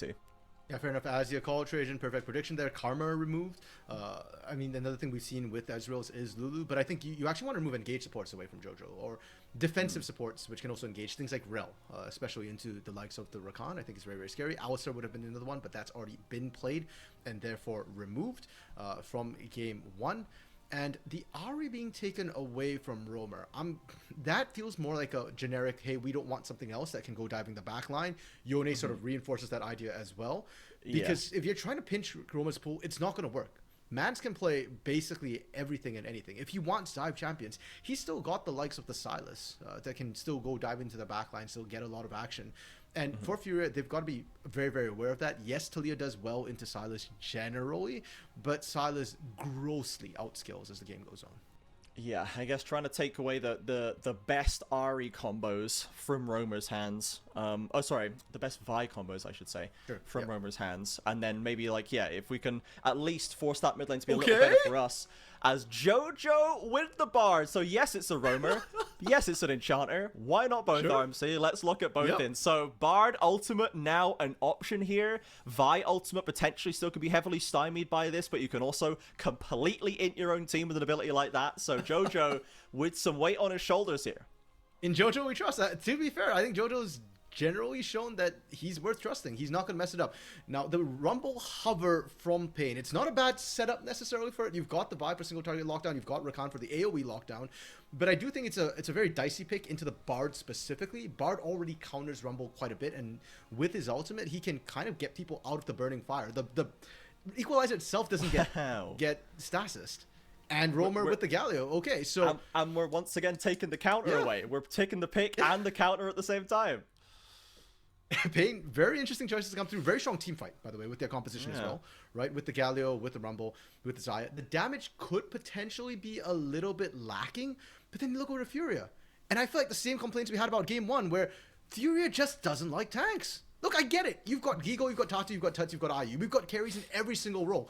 But when we're not even giving a tank to Jojo, this feels ambitious. Like, we threw hands in Game 1, we got close. And instead of saying, like, okay, we got close but we didn't win and now our backs are up against the wall, they are doubling down saying, we can do it again. Like, we just need another roll of the die. We will be able to get this. And, hey, maybe they will. There's a lot of damage. That the matchups aren't terrible. I mean, Talia can play into Galio actually quite comfortably. If you get the seismic shove right, you can interrupt just as much. Aatrox into Rumble is a matchup that we see quite often, where Aatrox can win, especially if we can land those the skill shot and actually land the center onto Rumble. And in the bot lane as well, Bard Ezreal into Rakan Xayah is actually a good matchup. It's bad into the Vi, but it's good into the Xayah. So winning matchups for Fury, I feel like, across the board. Yeah, so Furia, again, we liked their matchups in Game 1 as well, right? We liked the way that they drafted, it seemed like, to get those good matchups, besides maybe bot lane, but the rest of it was looking pretty good. And ultimately, that still was not enough for them to actually take the advantage in that early stage of the game. So they've not actually gone back to the drawing board as we thought they would. They've actually kept a pretty similar idea. No tanks, good lane matchups, let's see if we can... They're sticking to the Furia playbook, which in a way I respect, right? That's the best, most successful way of playing the game for them, but it is, again, a pretty tall ask against Pain. This is a very tough opponent to try and play this style with. Yeah, I'm for it, though. I like Furia's playbook. I mean, it might not be the most successful playbook, necessarily, especially into Pain, but it's a very fun one to watch. Now, for Pain, though, they did change their playbook. In Game 1, they decided, okay, we will throw hands against Furia. We will kind of see, like, how good exactly are you kids? Like, us boomers are going to test you kids right now. And unfortunately, Furia didn't quite pass the test. But here in Game 2, Pain actually went more conservative. They went back to, I think, what works best for them, which is massive team fights. Compositions that give a lot of safety to Titan, let him be the carry. And we talked about it. The fact that all the lane dominant AD carries are taken away means that both AD carries will have to rely a lot more on their team. Even with the Ezreal, you still have to rely on the team because of the Vi. But Xayah especially, her range isn't very big. And with the way the fights could break out, with all the consistent threats, Featherstorm will save you from 1. Flash might save you from 2. But the team has to save you from everyone else. Yeah, again, pretty tall orders here. Both sides need to try and leverage this execution properly. I'm excited to see a bit of Galio mid, I'll be honest. I love a bit of Galio mid myself, and Romer, this is, I think, another unique champion for him. It's now maybe 13 unique champions in 17 games, something like this. Still the most in the league. And yeah, this double denial of topside, despite the potentially tough melee into range matchup. Let's see how well Romer can handle this. They've also got, Vi Galio engage combination with Rakan as well. The synergy, even with the mid jungle, is not half bad. Wait, hold up. Why do you like Galio mid so much, Trajan? Are you a worshiper of false idols of Durand? Listen, right? I used to play it back when it's like full damage, not like sort of on release tank, and not this current iteration that's sort of Unending Despair or whatever, just like sort of MR tank item mid into just high base damage Galio. I love a burst Galio mid for sure, but my main reason of picking it is just whenever the opponent picks Fizz, I just lock in Galio and it becomes the most unplayable lane for them of all time, because I hate Fizz with a fiery passion. So that's mainly why I pick it these days. Fair enough. Unfortunately, he's not up against the Fizz, and Tuts is the one who's kind of just pelting him. Yeah, and just with auto attacks. I know I highlight this sometimes, but I actually find it really funny, because even in pro play, there are a lot of pros sometimes who seem to forget that you're a range champion if you have auto attacks, especially into Galio. Galio has a lot of magic resistance. He's going to ignore a lot of your poke abilities. But if you just right-click him hard enough, he loses a lot of health. And we saw just that with Romer. He's getting zoned out by auto attacks. You can't dodge those. No, it is just not doable. This is, oh my god, it's brutal right now, dude. It's not a fun matchup, but Tuts, you can see burning the entire mana bar just to make sure Romer is shoved all the way out. Likely going to drop the early TP as well, so a nice little advantage for the Furia mid laner, who was not able to make the advantage that he wanted stick in Game 1. Yeah, to be fair, what you're doing with Galio in this matchup right now is you're just trading health for mana. So, yes, Romer has to go back because he almost died, but he didn't. And yes, he missed some CS, but he caught most of the experience. Touch is going to have to go back to base, despite the fact that he took almost no damage, because now he's out of mana. And then he has to come back in and try and trade out. He does get an early tier, though, which is really bad for Roamer, because now Touch gets the stack, gets a bit more mana regen, and the poke just becomes untenable. The next time we start seeing these heavy trades come through, especially with the auto attacks that Touch should be weaving in, Roamer's next back will probably be desynced, and he will most likely lose minions on that one. You can see Wiser cooking up Giga right now on this Rumble. Rumble into melee matchups, pretty nice for them. And the TP back from Tuts, but you can see must have been caught by a Justice Punch at some point. Has lost a lot of the HP, so Roamer, given as good as he gets right now in the mid lane. When we touched onto bot lane as well, we saw Curry looking for a little bit of aggression. Side Ooh, E forward by Ayu. That's the Titan right there. But he's put himself in danger as Titan instantly pops the Ghost and full sends it into the bot side. They desperately want the kill, but Jojo will trade it 1-for-1. How Ayu survived that long, I will never know. The same way he made it to top of EU West solo queue ladder, Gigo might be in trouble. A beautiful flash over Vault Breaker keeps him alive, and Wiser ends up tanking tower shots. Oh my goodness, this time it's Roamer buffering the Justice Punch away from the seismic shove, pulling the reverse as we're heading to top side as well. Both junglers there, both on vision. And we'll see if they actually want to just throw down in the 2v2. I don't know if Pain certainly doesn't want to opt into this one. They're waiting for Furia to make the first move as they're going for it now. A little bit of alcove gaming for Wiser perhaps. Karaoke pulls the trigger too quickly and Wiser overheats but cannot turn it around. The Karaoke Vi strikes again. He whiffed it. He was just short, so he gets neither damage nor knock-up. And Furia are probably wondering who's the kind soul who just delivered Uber Eats? We'll happily eat this one up. Tatu getting the kill is going to be massive for him as well with the Wukong. A lot of times, you don't have impact in the game till level 6. Your ganks pre-6 without the CC portion, without the Cyclone, really doesn't hit well. So anything you can get to accelerate that is absolutely massive. And Trajan, we said in game 1, Furia couldn't find the early leads, which really lets them snowball and play clean games. This game, they're starting well. Yeah, that E forward from Ayu actually just like blew my mind with how surprised I was. But it made me look and think, wait, Titan has Ghost. This is massive for Titan because he can run and chase it down. And ultimately it ends up going 1-for-1. But I think Titan got the kill, whereas Jojo got it on the other side for Furia. So still, both supports. Yep. Wow. Supportal combat. It's actually just fine. That's crazy in that bot side. Well, we wanted them to throw down, and they certainly did. All the lanes right now are not wasting time for trading.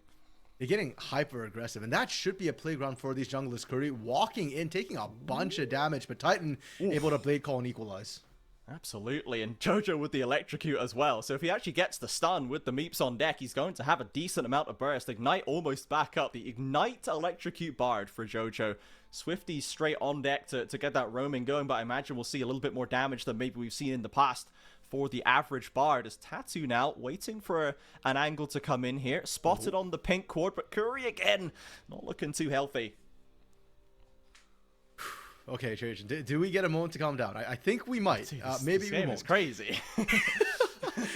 Let's talk junglers for a second, because we said that this should be a jungle's playground. With every lane getting so aggressive, everybody's low, we should be seeing more ganks come through from junglers, but they've surprisingly not been able to get into lanes as much as they might have wanted to. The lanes are still very cautious, and this is where the difference between the team's mindsets come in. Wiser, okay, able to sidestep, no action there. You're just ulted and they just don't want us to talk.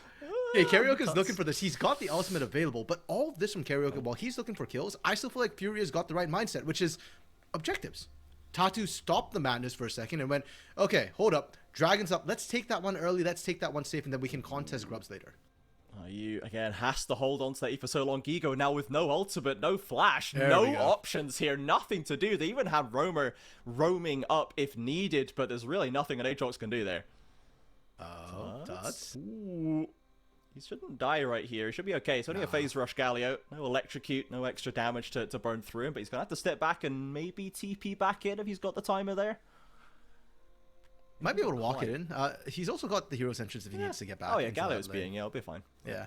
Oh, and okay, should I show Karaoke? Yeah. Oh, the Vault Breaker goes in and he misses. No, not actually. He's just using it for the gap closure. You can't miss the cease and desist, at least. So it's just a nice and simple, really good call from Karaoke. And that's what I'm talking about, where all the lanes are vulnerable to ganks. We just saw Karaoke do it. Tatu can kind of do the same thing as well. He is level 6 and has the Cyclone. And again, we look at the tankiest members of Pain. I'm using tanky very loosely here. Romer. The tankiest, and Weiser. yeah. Yeah, they're not the tankiest champions on the Rift. They kind of are, but in general, not so much. Yeah. But yeah, Pretty Tatu much. can absolutely just rip them a new one with the Cyclone. And that's kind of what I want to see. With the Grubs being started up, look who's doing it. It's Furia. It's not Pain, despite the fact they got the kill up topside. Yeah, they're back onto the objectives right here. Now, Karaoke does not have the ult back yet. Romer does. 2 have been secured by Furia, but this might be a mass flash out the back of the pit kind of angle. They do have the Bard to get them out if needed as well. Through the portal they go. Romer gets there, but only gets the one taunt. Tatu with the Cyclone to cover the retreat as a flash away, an ult from IU. And Furia, 2 clean objectives with nothing found by Pain. And I feel like this is precisely why heroes are always slightly late, Trajan. Fashionably late, shall we say. Because he went in, and he could not use the hero's entrance. Now, Gigo, trying to punish Titan and Curry. He's going for Curry, really fiending for him, but a flash in from Titan. Romer with the Gallium ultimate. Gigo just about slips the safety with the Bard portal. Jojo is putting a shift in this early game. And I don't think of Jojo as a Bard player. Like, when I think Bard in Brazil, I'm thinking, like, Pro Delta.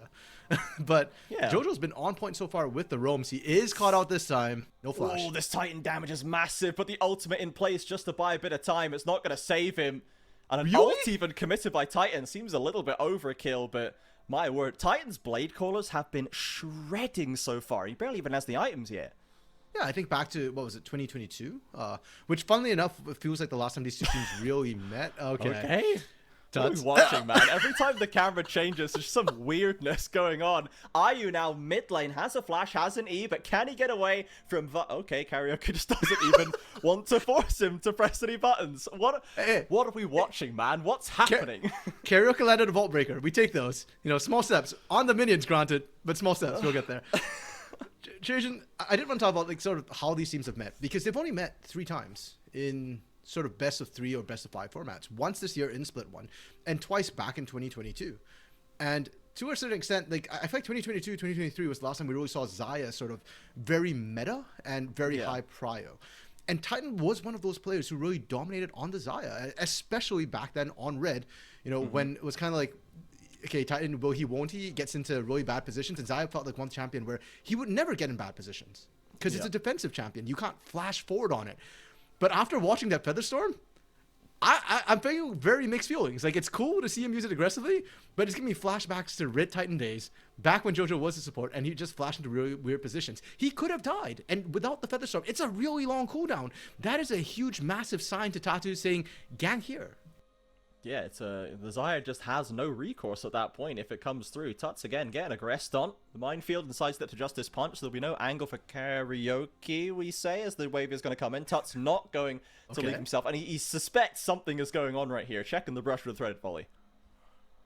Yeah, and fortunately for Karaoke, he is going back to base as well. He didn't want to waste any more time. So despite the fact that Tuts probably thinks he's no longer there, Tuts is actually right. In his estimate. And the lanes have kind of reset a little bit. We've seen mid go top, top go bot, bot go mid, but it is still kind of just even laning. And the lanes this game, Trajan, have given us actually pretty significant leads. It's not just one lane getting ahead. Weiser is crushing Gigo right now with all the action that happened. And mid, Roman's kind of stemmed the bleeding. Yes, he is behind, but it's been about that difference the entire time. IU... Clips him. Oh, he got charmed. Caller, and then the ultimate from Curry is ready. Flashes there. Barrier defeated. Holds it to the very last second. But a blade caller seals the deal. Titan again just barely gets the feathers in place. Grabs the ankle of IU and picks up a kill in mid. It's making me a believer, Trajan, and I don't want to be that you can be using Featherstorm, pardon me, that aggressively. You can take him off the Ezreal, but some of that aggressive flashing is still left in him. Titan does get picked out this time. He's got no ult. He's got nothing to do right now. Curry as well. They spent it mid lane. Gigo is cooking on the ultimate there right now. A Bard ultimate to spare a bit of time. Tuts arrives and Gigo flashes away. Visor's there. Stunned up on there. The IU ultimate comes across the top as Jojo barely trying to escape. But Karaoke is ready. I'm waiting to follow him through the portal. Tuts and Tatu, the mid jungle of Furia, can maintain control as IU returns. IU doesn't even really get into the fight other than that true shot barrage, but it is going to be Furia who do successfully win out with their health bars. The threat of IU joining in right now is too great, and Furia are going to be able to continue their objective stranglehold. They got all 3 grubs. They got first dragon, and while the second dragon was a bit of a slog, was a bit of a fight, they will be able to get that one as well.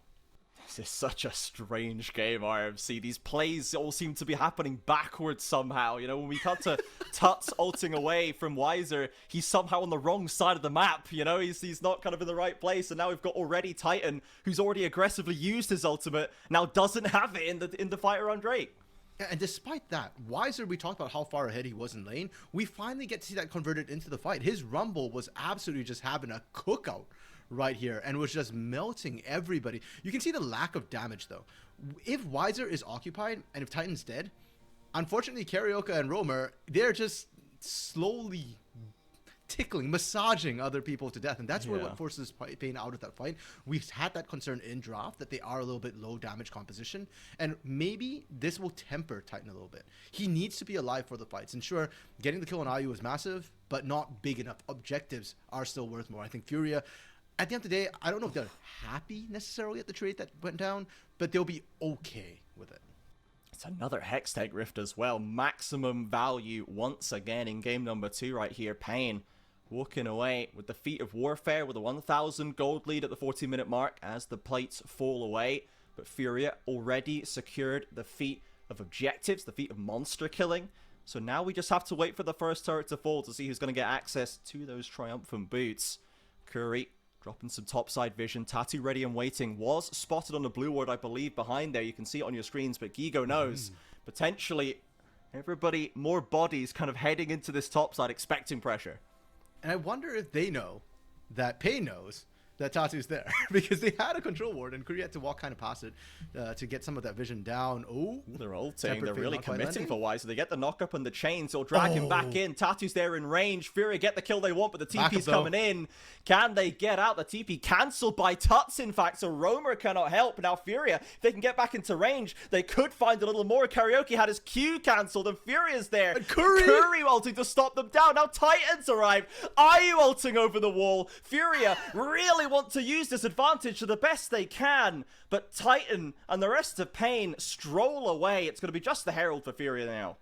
Yeah, and solid gank from Furia, recognizing Weiser didn't have the flash available. With that much CC coming through, he does not get out. A lot of resources expended from Furia, but a worthwhile trade. Tut's going to be able to get some damage on this turret. They're going to be able to pick up the Herald uncontested, and it's on to Pain to try and answer. I don't think they're going to be able to get any turrets. Roamer is sitting down here, but yeah, we said this before. Roamer doesn't have damage. Nope, nothing really for him to offer right now. Pain instead going to take control of that bot side river. So Furia, once again, they've cut the gold lead by a little bit. A lovely little play onto Weiser. They finally managed to make one stick on him. But Gigo, again, yet to get that kill. It's 4 in the pocket of Tatu on this Wukong. He's already through the Triforce, heading towards the second item. These Cyclones are going to hit like a truck if you can get them lined up right. And I do like the fact that Tatu is on Wukong this game, so that gold is not wasted. We can see the threat he has on the likes of Titan and Weiser. And again, we said it before, for Pain to win fights, it's on Weiser, it's on Titan. If Fury can shut them down right from the get-go, as we've seen now, then they win the fights. And so putting that gold onto Tatu is probably the easiest way to set that up. And I love how Fury's been playing this game compared to last game. I think they've been a lot more proactive, and not just in terms of objectives, but actually trying to find kills, trying to get gold leads. And Tuts looks like he's pinned right now, but again, Pain holding back as Tatu is in the area. Curry's going to have the recall cancelled. Karaoke will complete his. Now Jojo skates up on the Bard right here, so Pain the one poking and prodding, looking for a weakness in Furia, but can't quite find a situation that looks good enough for them. Okay, I do want to highlight too that topside gank or is being abandoned by Pain's the right call, because it's kind of bait. If you don't know where Jojo is, the Tempered Fate makes all these dives really dicey with how long and how much time it buys. Not to mention Weaver's Wall for Tuts is another tool that could get him out of danger if need be, especially if you can buy space.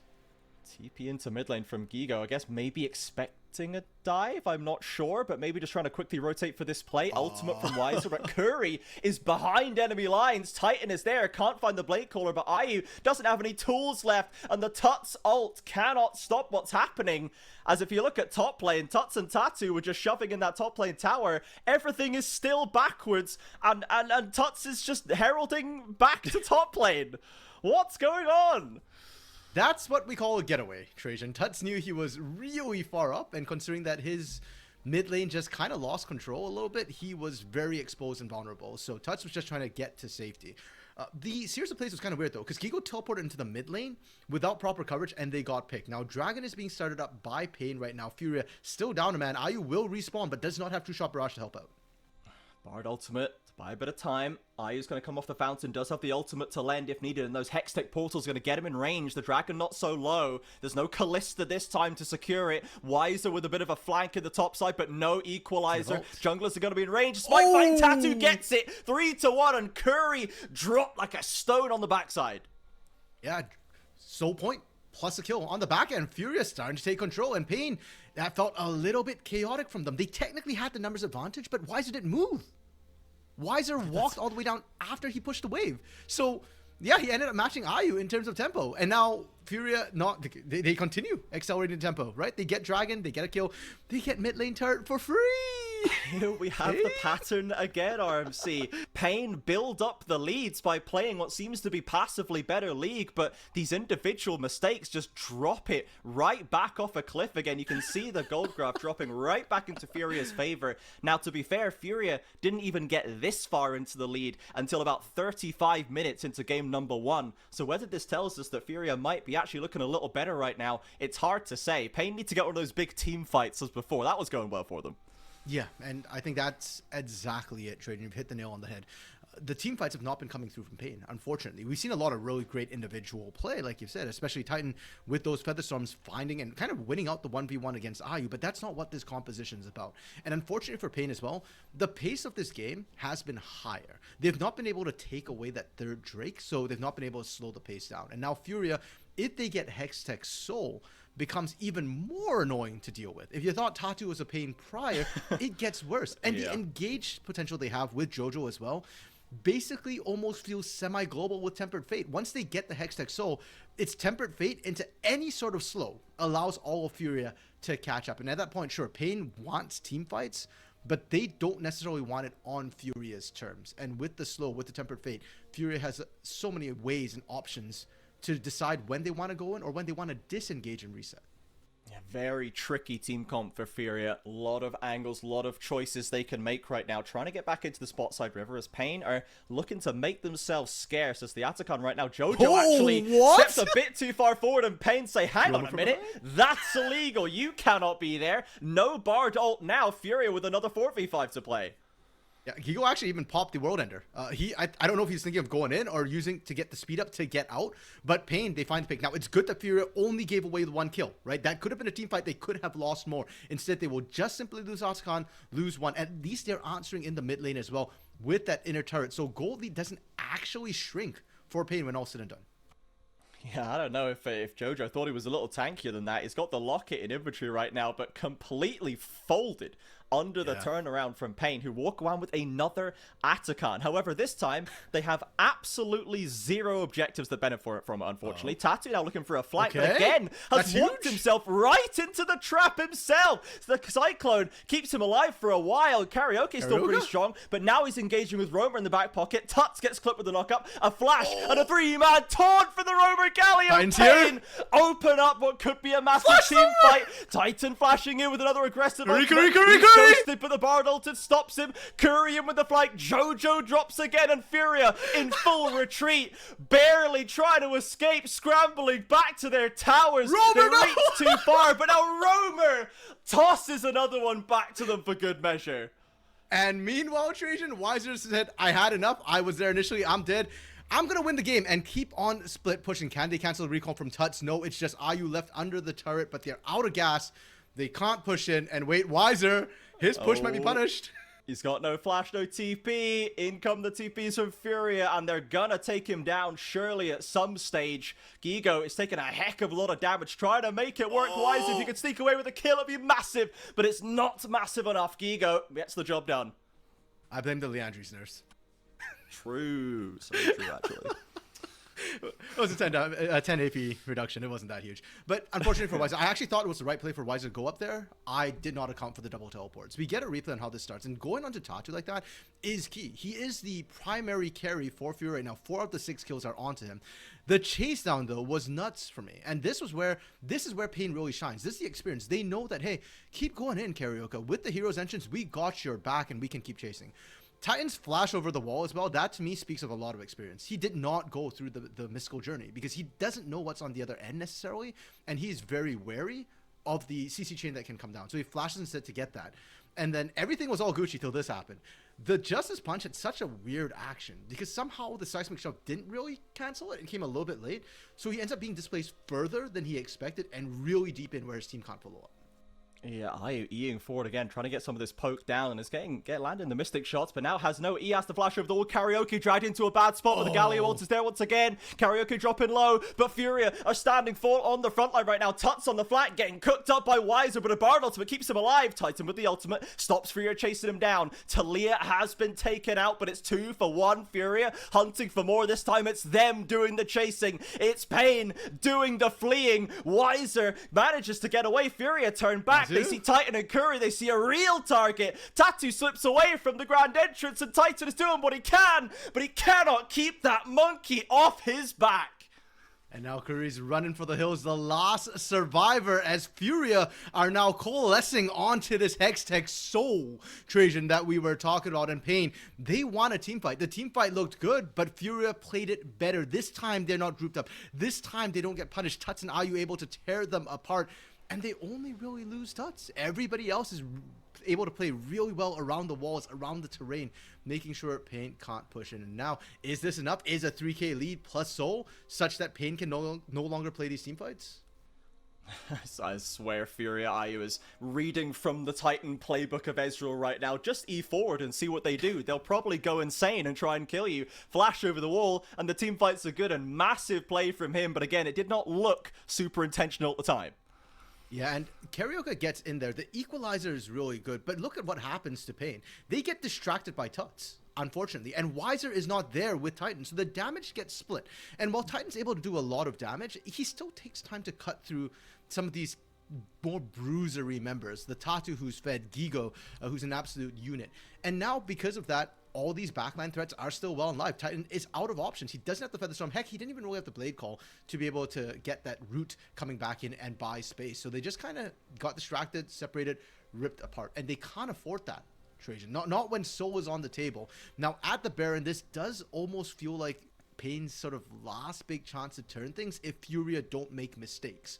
Because right now the gold is still somewhat close. Ooh. Gigo on the flank right now is onto Titan. The Bard ultimate doing wonderful job to keep him alive, but now they're focusing on Romer, and Gigo's been a little bit abandoned. Heals himself up, still on the front line, has some else to play with, but Karaoke get over the wall. Tatu gets onto Titan and gets the ult and the flash away. Weiser now doing what he can against Jojo and the rest of Furia, hunting him through the jungle. Tatu on the flank, a beautiful equalizer, stops Furia in their tracks. They call the whole thing off. Jojo is burning, but just able barely to keep himself alive. And Trajan, if this had happened 2 minutes ago, Pain wins that. But I think the slows were enough to kind of mess them up, and they weren't quite able to find the engage, find the full up onto Romer that they wanted. And now Furia can just look for that reset with the Hextech gates. Teams can get to this Baron very, very quickly. Pain without major ultimates, only the hero's entrance available. Ayu not looking to hit the objective, looking to poke instead. The TPs are in. Tuts sidesteps from Curry. Gigo watching for Karaoke, trying to make his way in. Romer has already committed the TP as well. Now Furia really peeling off, going deep for it. Titan, remember, no ult, no flash, no options left. The Pain carry, the key win condition player has dropped. Furia Gigo flashing over the wall to keep Romer in line, and a second kill is knocked up for Furia. They'll hunt through the jungle, but they'll turn back for the Baron. Now surely nobody can stop him. Karaoke is going to have to pull a hero play. They've spotted him out. He's flashed over the wall. He's taken down the Bard, but he will be traded away as well. And now Furia continuing to hunt for kills, but now this time surely with a smite not available for Pain. This has to be Baron. Yeah, and one word from Furia there, worth. We trade Jojo for your jungler around a major objective any day of the week. And Pain just left in the dark as Baron is being taken. Furia growing their lead further from a 3k gold lead with Soul to a 5k gold lead with Soul and Baron. Trajan, it's looking like a game 3. Pain, they get one desperate base defense, but I don't know if they can answer this. This 6-1 and 5 Monkey King, this carry in Tatu, this rookie who's taking over the stage right now, they just can't seem to find an answer. Look at how it starts off. Tatu's the one on the hunt solo at first. Like, Jojo only joins in later on, and sure, Jojo gets the kill credit, but it's Tatu doing the work. He's so fed, and Pain can't peel. You could see in that the dragon fight round that Furia won as well. Tatu was the one who turned and called, hang on a second, Titan is out of position. I can get this guy. Did not get baited in by Weiser's Rumble. He is so laser focused on eliminating this Xayah, and that's what you have to do as Furia. That is your mission. You need to get Titan out of play, because this is the guy that can turn this whole game on its head again. Okay, are you just using the True Shot for Barrage for a little bit of poke? Trajan, before the fight started out, I pointed out that Pain only had the hero's entrance available in terms of ultimates. And I didn't talk about Furia's, because Furia doesn't need to play around their ultimates. And the scary part is, if they can start to win fights without having their ultimates available up against Pain, when Pain have theirs, it means that they can just roll through these fights at this point. So I'm kind of waiting to see how that works out. Weaver's Wall comes across. Roamer is isolated. With the Bard stun to combo it, nowhere he to can't go. get out. Tatu slides in, drops a quick Cyclone to get the Galio off the table, and they turn back for the turret. A Bard ultimate is almost backstepped, but Karaoke can't quite make it. Weiser on the flank, looking to see some defensive needed, but Curry takes a lot of damage trying to slow the advance of Furia. Weiser rotating in from the mid lane, but it's too little too late. Equalizer available, but it won't even clear out the Baron wave. And Furia, they get everything they came for. They got the inhibitor on that bot side. They are retreating, looking for the reset, and they still have time. They still have a minute. If they want to reset into mid and push up that way too, doable. Instead, it looks like they're going to go back, set up for Elder, which will come up about the same time Baron buff wears off. They're going to have it right up to the point and just a little bit past it as well. They can get the waves in the right position, fight over some vision, maybe look to punish Curry for being too far forward. Caught on a seismic shove, and Ayu will not let him escape. The Furia, or the Pain support, I should say, with a critical misstep. The Elder has to be their last way back in. Yeah, and without their support, without Curry Trajan, they can't set out the vision. Nobody else has wards right now. Everybody's on sweepers. So you can clear out vision, but you can't set any of your own. And then you're walking to a death bush. Weiser almost walking into one as well. Tatu's still on the chase. Getting Vision, reaching for him, clips him there with the Cyclone, and Weiser will flash to safety. Now, the Wukong ultimate is a big button to press to not find a kill. Weiser can't TP back in here. Curry, 3 seconds on the respawn. Even with the Hex Gates, can he get there in time? Pain with the Hail Mary. They have to fight this Trajan. It's not a good fight, but you have no choice unless Tatu. Ooh, instead, they don't want to make this a flip. They don't want to leave it down to chance. Roamer is getting savaged by Tatu's Wukong right now. The 6-1 and 6 jungler for Furia going nutty in this pit, but they haven't managed to get the kill. They haven't pushed Pain back just yet. They have managed to pull the dragon out of vision for now, though, chasing Jojo all the way into his own jungle. And actually, yeah, Pain's answering back well. Titan, though, eating so much poke, half his health in Mystic Shots. Oh, Ayu is not mucking around right now. Once again, eating forward, using the full value of the Hextech Soul. Tuts is sitting on the flank. He's got an ultimate ready if needed. TP back in from Gigo. Furia holding the line, not letting Pain go. Pain cannot leave them alone with this objective. And Gigo's more than happy to push in the mid lane. In the meantime, Curry hopping into the pit, acting as a living ward right now to track the health on that Elder Dragon. Now Gigo shoved mid, come back in. Titan trying to use the Hex Gates to get back in the fight. He might run into Gigo. We'll see how that goes. Ooh, looking for Karaoke. They got to flash away for the Bard ultimate. Tatu engaging on the other side. The Tuts wall should maybe lock Karaoke in. Q's over. But now Curry catches the flanking member. Engages in. Pain. The jungler has fallen, but Furious dropping low. Titan rips the feathers back and knocks down the Furia topside. 1 for 1, but Pain is without a smite. And sure, Tatu is forced to recall, but we've already harped on these Hex Gates so much. He'll be back long before Karaoke even respawns, much less contests for this Elder. Equalizer used, Featherstorm used, well, all the outs are out for Pain. If they want to contest this 4v4, they don't win the fight. How do they even look for the steal? The TPs are in, the Hex Gates once again allowing Furia to get right back in the fight when they need to. Roamer and Weiser, the solo laners from Pain, they know they have to try and do something, anything to stop this. Titan with no ultimate, there's just no chance for the steal. And Furia stand strong, the kills fall, but the Elder Drake is theirs. And with a 9k gold lead, Trajan, did they need Elder to win the game? No. But with it, I can't see how they throw the game at this point. Pain, they've got to throw Hail Marys, but it's what a way to rough. phrase it. I don't see how they could throw this LTA South game, said RMC, not knowing what he said. You know, I've been here a long time, Trajan. I should know better than to say that. I got literally cast curse the game on pretty hard. But hey, you know what? I am a Princess champion in this way. That is crazy. I can, Trajan, and I will. Only the Pain fans feel confident enough to mock the gods in like this. They can't throw this game, he said. Okay, Furia, let's prove it wrong, shall we? You've got the win. You've got the Elder Dragon and the Hextech Soul. They should be able to push this in. Pain, what can you do about it? That's the question. That's the question I don't have an answer to. Surprisingly, though, Furia is actually not really pressuring that hard. I am very surprised about this. Their comp can go diving, and they'd be perfectly fine. We talked about the fact that for Pain Gaming, Roamer's their biggest tank, but even he's not a true tank. Again, there's a lack of tankiness in general, and with the Elder buff, it just makes it so much easier to dive these compositions. Instead, Furia actually sat back and waited for Baron. And I'm not liking this call because by the time you get the Baron, you get what, 40 seconds, 45 seconds of Baron plus Elder. Very, very efficient at pushing, but if Pain can wait it out and they're willing to surrender maybe like a turret or two, they can wait out your Elder and then just re-engage on you on the Baron. They probably still won't win. That's an 11k gold lead, but effectively it's only about an 8 point something gold lead that actually got converted into items. Still a huge gold lead. Yeah. Yeah, absolutely. Furia maybe could have... If this was maybe a different team, I think we'd normally see Furia just push down the mid lane, look for a dive, and try and win the game. But I think they are playing more cautiously than normal against this Pain roster. They know that Pain have the hands, have the wherewithal to withstand a single misstep. If you flub that engaged on the dive, you'll lose everything. You'll lose the whole dang series with Pain 1 up. But now Furia wearing both buffs. 20 seconds on Elder. They're already cracking one in him. Equalizer used to actually clear out this top wave. Pain didn't want to have to deal with both sides at the same time. Titan, Karaoke, and Korea isolated.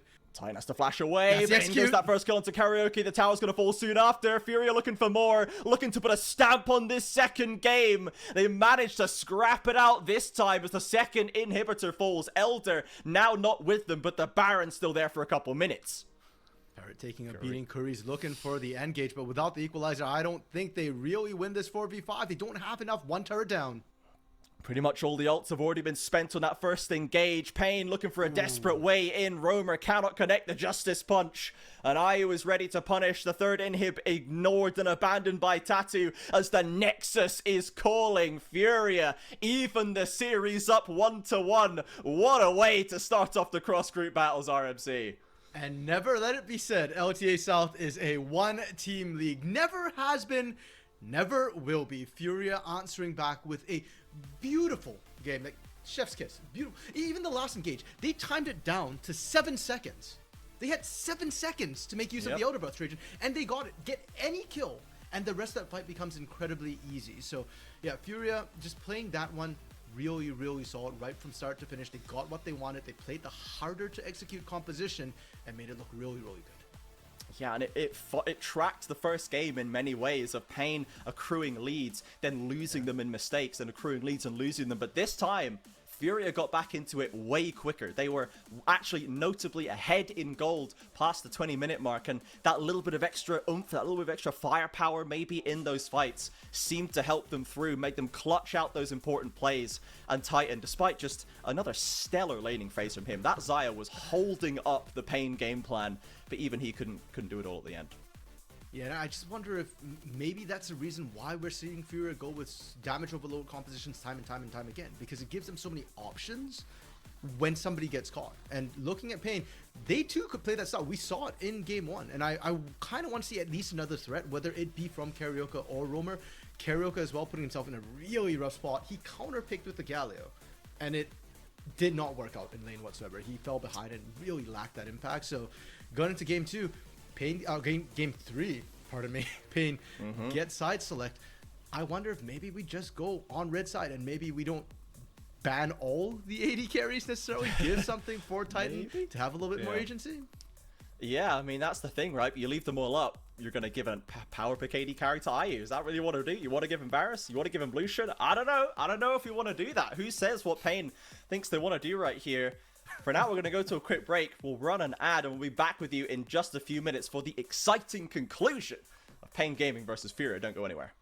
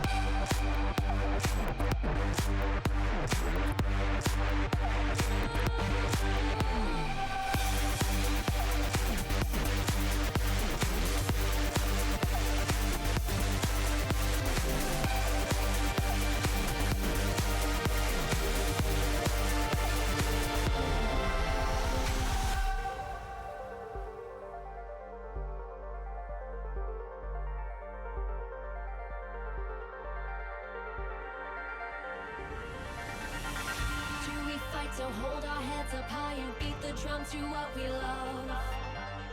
Risk the fall, or we have felt it all come crashing down from far above. Stars are rising, countless worlds colliding, only one will take it all. Can we bring to fall the giants? Can we make the final call? We are the ones to ignite the darkened skies, the champions of the world that we defy. A solo ride of the few who rise up high, and we all fight at the last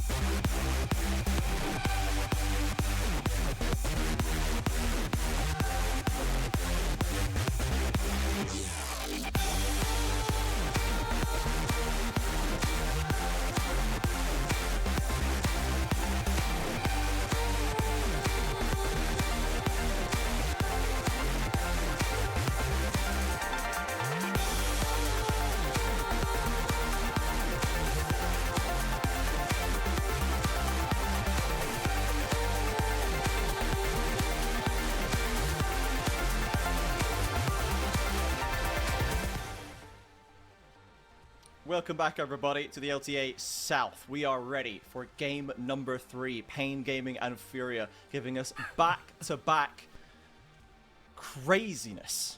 Just fights everywhere. Team fights going this way and the other. Players on the wrong side of the maps. Everyone is in every position possible. Gold leads appearing and disappearing before our very eyes. And yet, here we are, 1-1.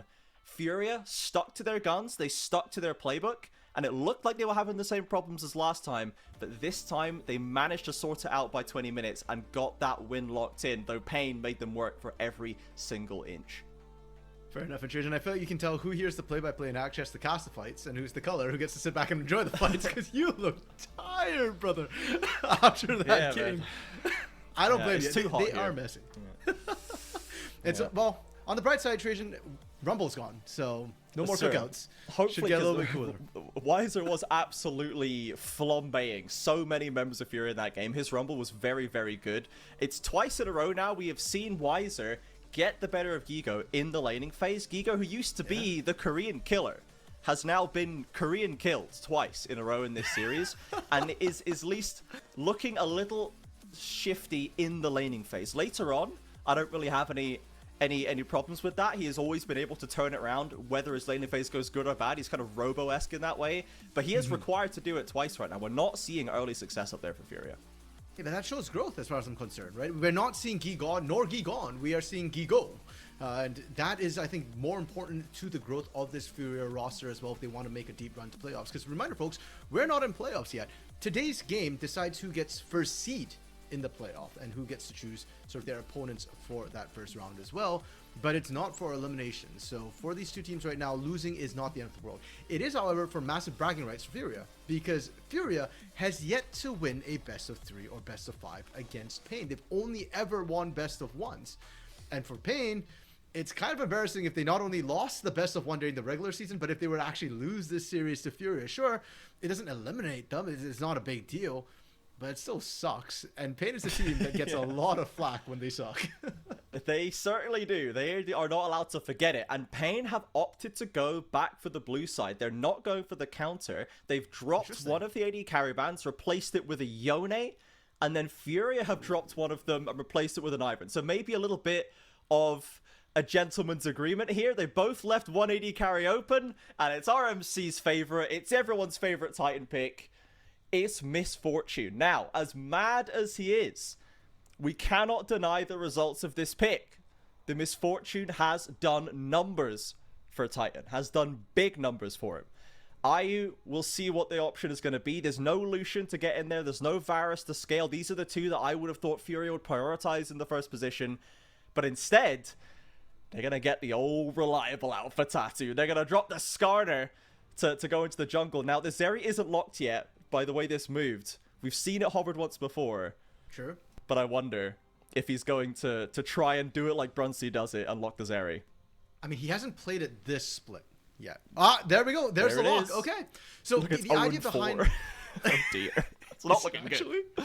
Oh no. The idea behind the Zeri's sound against Misfortune, which is basically you just get out of her ultimate and then you outrange her in the rest of the fight. You do more teamfight damage as well if you can dodge out on the initial bit. So the idea is good. The problem is that Zeri's been struggling a lot in laning phase and in the team fights as well. There's just too many champions that are able to lock her down in the current meta.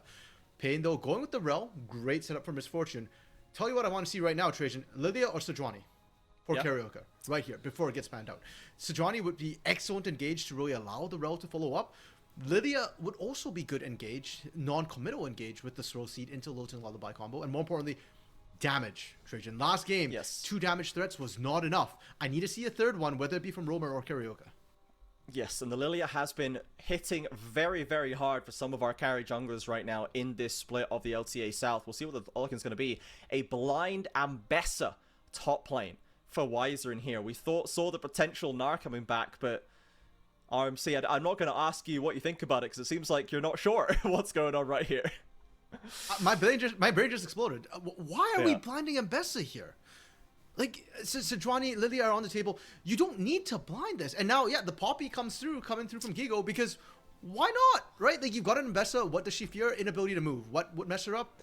A Poppy. That she's queen of making sure people can't dash around. And I just feel like Wise is putting himself in an awkward position he didn't need to do at this moment. And Ambessa adds nothing to their composition either. Sure, it gives you more options, I guess, but it doesn't really enhance the Misfortune. I've said this plenty of times before, and I will live and die on this hill. Misfortune needs at least 2 pieces of setup. If I don't see 2 pieces, you're just making life really, really hard. And granted, Titan and IU are probably the 280 carries who have managed to pilot the Misfortune in tough positions. But against the other one who's done it, it just feels like we are playing this on hell mode for no reason. Yeah, and we saw the Nocturne briefly hovered by Carioca. It's now been banned away, and I was thinking, okay, what's the other piece of setup? How about a nice Nocturne Orianna? Roamer has put some very, very big Orianna games up already, and the Nocturne has been used well in the hands of many others, but the Lilia and Nocturne both removed from Furia, trying to limit Carioca's impact here. The Sejuani, the Maokai, some more setup still very much available for him. Are they trying to bait that out? That's what I'm wondering a little bit, right? Are they trying to force out a Sejuani on Carioca? And do they have a tank buster? The Camille getting banned by Pain, I actually really like that a lot. First of all, it respects the fact that JoJo can play Poppy, has historically done it before. And also, that is one of the champions that can absolutely bust through a tank. I'm wondering what we're looking at for Tuts here as well. If we're looking potentially, there's more tanks coming in. Gigo dropping the Renekton, JoJo picking up the Poppy instead. So it's going to be a team fight issue for Poppy to deal with Ambessa, but the lane is going to be that 1v1. Still a very losable 1v1 for Gigo, opting into a skill checking pick, which has not gone super well from him. As Pain, Sejuani left open. We'll see what the option's going to be as we're cycling through some old mage junglers for Carioca as well, which he did have a lot of success on back in the day. True. He was the one who first brought in the Zyra jungle into Brazil when I think it was being done in the LCK at the point. And that, the surrounding makes sense. If you're going Ahri at this point, you are having to blind a champion. I would much more prefer the Victor.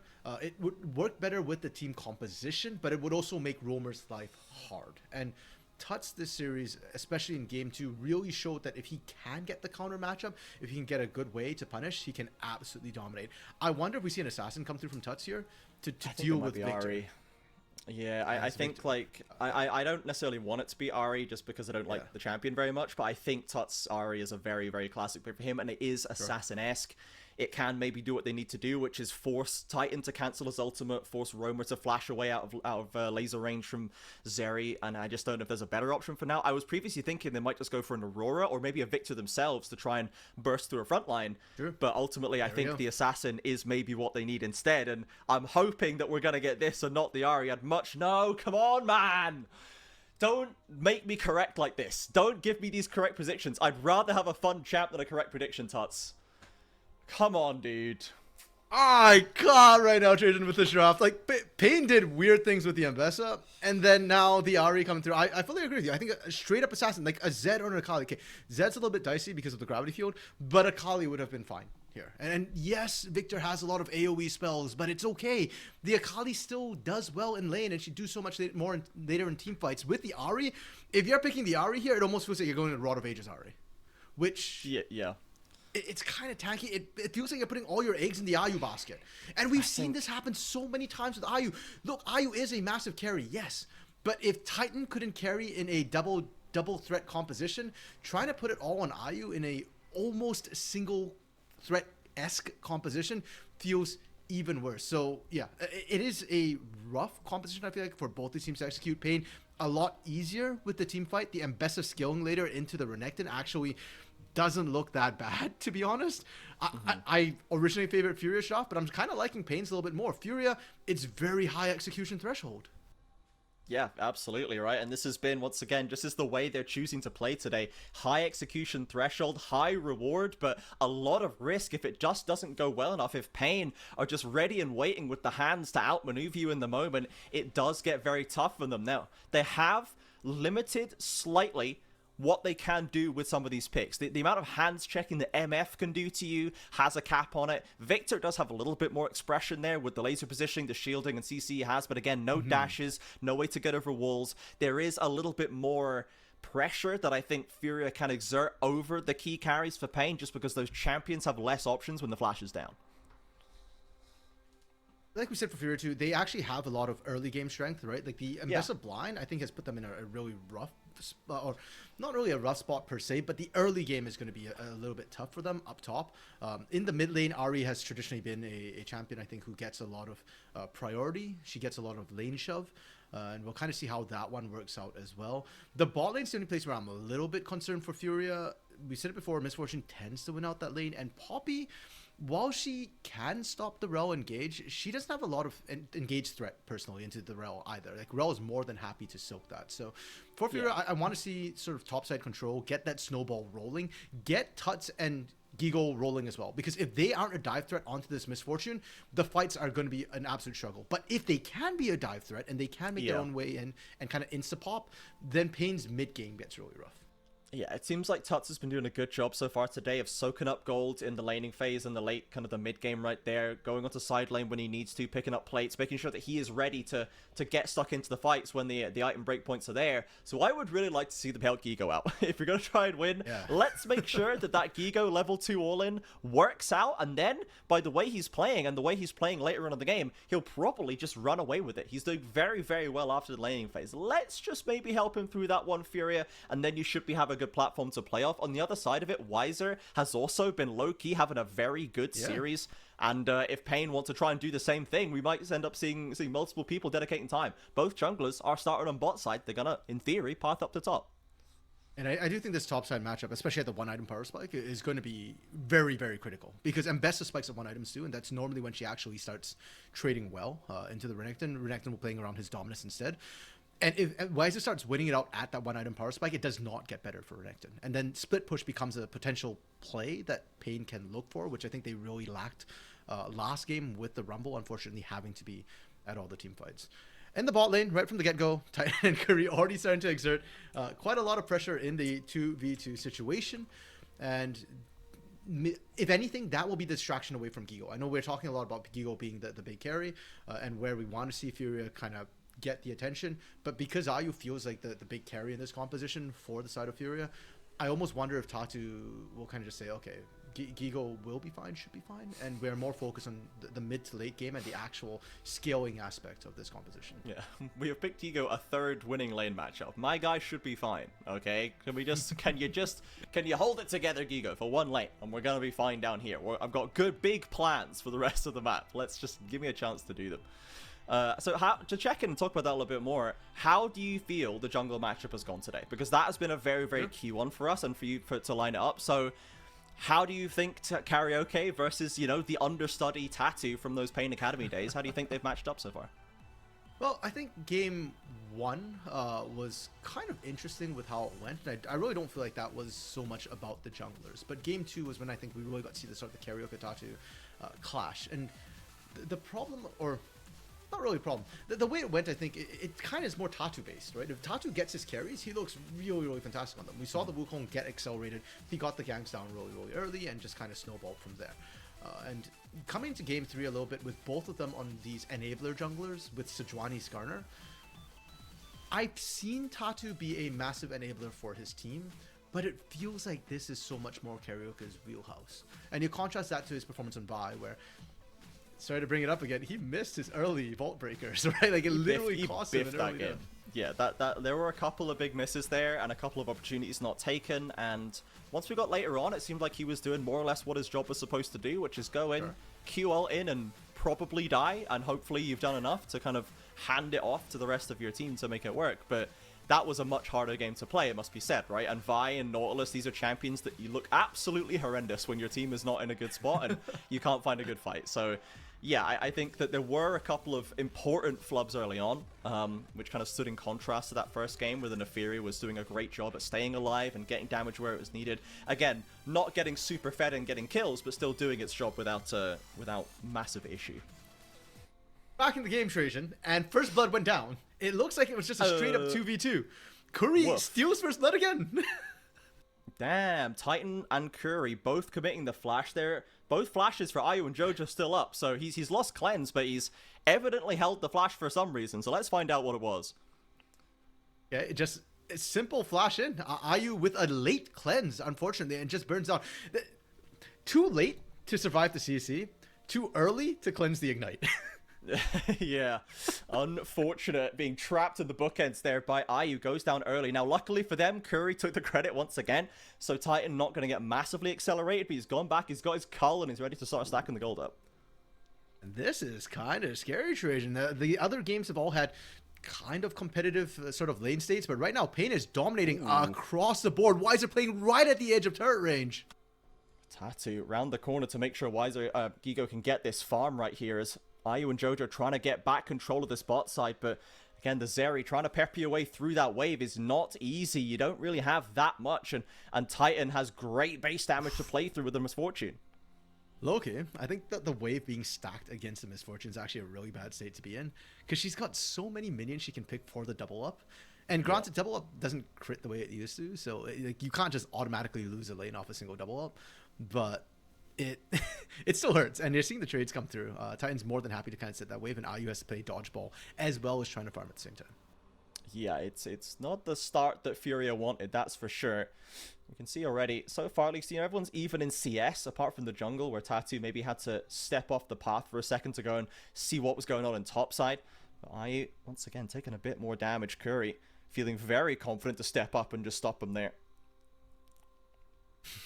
Like I said, I don't see how Jojo is really trying to engage necessarily in the laning phase. It is kind of tough on the Poppy. Queen, great at disengage. I won't call her the Queen necessarily. That's probably Renata, but kind of rough. I do want to see the junglers, though, get a little bit involved. We saw them topside, right? That's what we were calling for at the beginning of the game, is get to Gigo, help out and whatnot. And Tatu went to try and bail him out. But that didn't work out, and now junglers are kind of, or should be at the spot side of the map. Tatu, his pathing has put him kind of further away, and I don't know if Furia has spotted Karaoke yet. Ooh. Jojo doing a good job right there, slowing them down, using the W to stop the crash down. It means they hold on to their flashes still, so no angle, but again, the damage, the health difference is just very, very clear in that bot side. Ayu and Jojo got to be careful. And that's letting Karaoke start up the Dragon solo. I don't know if this was the original call. I feel like the original call was just get some trade onto Ayu Jojo, maybe blow some cooldowns and get them to re-engage onto us. But they almost felt too successful, and Ayu and Jojo was like, yeah, we are low on health, and theoretically the jungler could be nearby, so we just back out. Karaoke gets the Dragon instead, and Roamer uses his ult to wave clear. Yeah, we see Touch just walking his way back on his 2 feet right there. Ocean Drake secured for Pain, so a little bit of extra lane regen for them. Going to help out, give them more incentive to trade a little bit more perhaps. We'll see if they can continue it. But once again, Pain are just outperforming in the first few minutes. They have not been falling prey to Furia's natural dominance in that area. Yeah, and if anything, I think the biggest takeaway for me for Pain right now is Trajan, they got an early objective. They did. This is the first time they've got first Drake this entire series. They've just not cared about it whatsoever. And it's coming off that lane dominance we're seeing. Tatu invading to try and find something, anything on the back end of it, and will be able to sneak it away, actually. Karika only sees the ward come down, but his Gromp's already gone. Knowing Pain's luck, this is going to be a Chemtech Rift after the Infernal second dragon right now. After a pair of Hextechs for Furia when they had control. That's just the way it falls sometimes, as Tatu maybe has an angle to Titan. They get the cleanse right now. Karaoke's around the corner, but MF needs to get back to that tower. Tatu flashing in. If they can find the stun, MF lives, and suddenly Furia, the ones on the back foot. Tatu barely alive, but Karaoke's there for the stuns. In comes Curry, and Furia are the ones grasping for the play on bot side, but they will not succeed. Just the one kill, but barely do the other two survive. And Tuts is speeding up here. He wants to play cleanup, but their health bars are not low enough. He'd have to find Titan through the bodies of Curry, of Karika, of the minions, and will not be able to do so. So Tuts kind of pulled out a lane once again. Roamer getting free shove mid, and that will be another wave of minions crashing mid, completely not caught. Unfortunate for Furia. Just does not go their way down there. We'll see a replay of it here, and it's just, I mean, they have to play. The play's in the right place. It goes about as well as it can, right? They get the stuns they need, but damage just ain't there. Yeah, and you've got the steadfast presence, so Titan, in first place, doesn't even have a dash. There's nothing he can do. Really unfortunate is the fact the Impale didn't, or it did catch Titan, I guess, but the cleanse was so quick. I didn't even see Titan get lockstepped at all. He just kept running, and him getting out was the big difference, right? The fact they couldn't find anything, they went so deep to find it, and it backfires. Gigo now might be the next one. If Karioka is looking for him. Is Karioka? Yeah, Karioka didn't actually level up his ult till just then. I was looking at it, like, he's 6, but I don't see the ult icon. Was just holding it. He does have it. He does have it. It's fine. Yeah, it's going to hold it on now. So Furia are on Vision, going to start up this top grub camp. Going to see if they can get a little bit of an objective for themselves, as the mid laners have rotated up to top. Bot lane is heading into mid, and Gigo and Wiser are still going at it in the bot side right now. Gigo actually pops the ultimate. The public execution is there for Wiser, but Gigo sticking to him right now. If you can get one big Q, isn't enough for the kill, but Gigo taking control down here.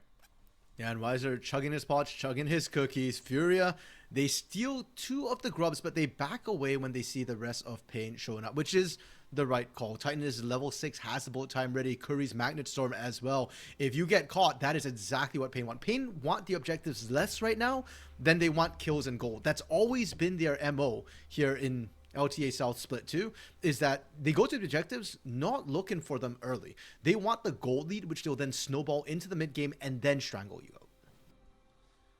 Pain walking in at this 9-minute mark. 2 kills up, 1,000 gold the lead. Again, the trend of early leads continues to play in their favor.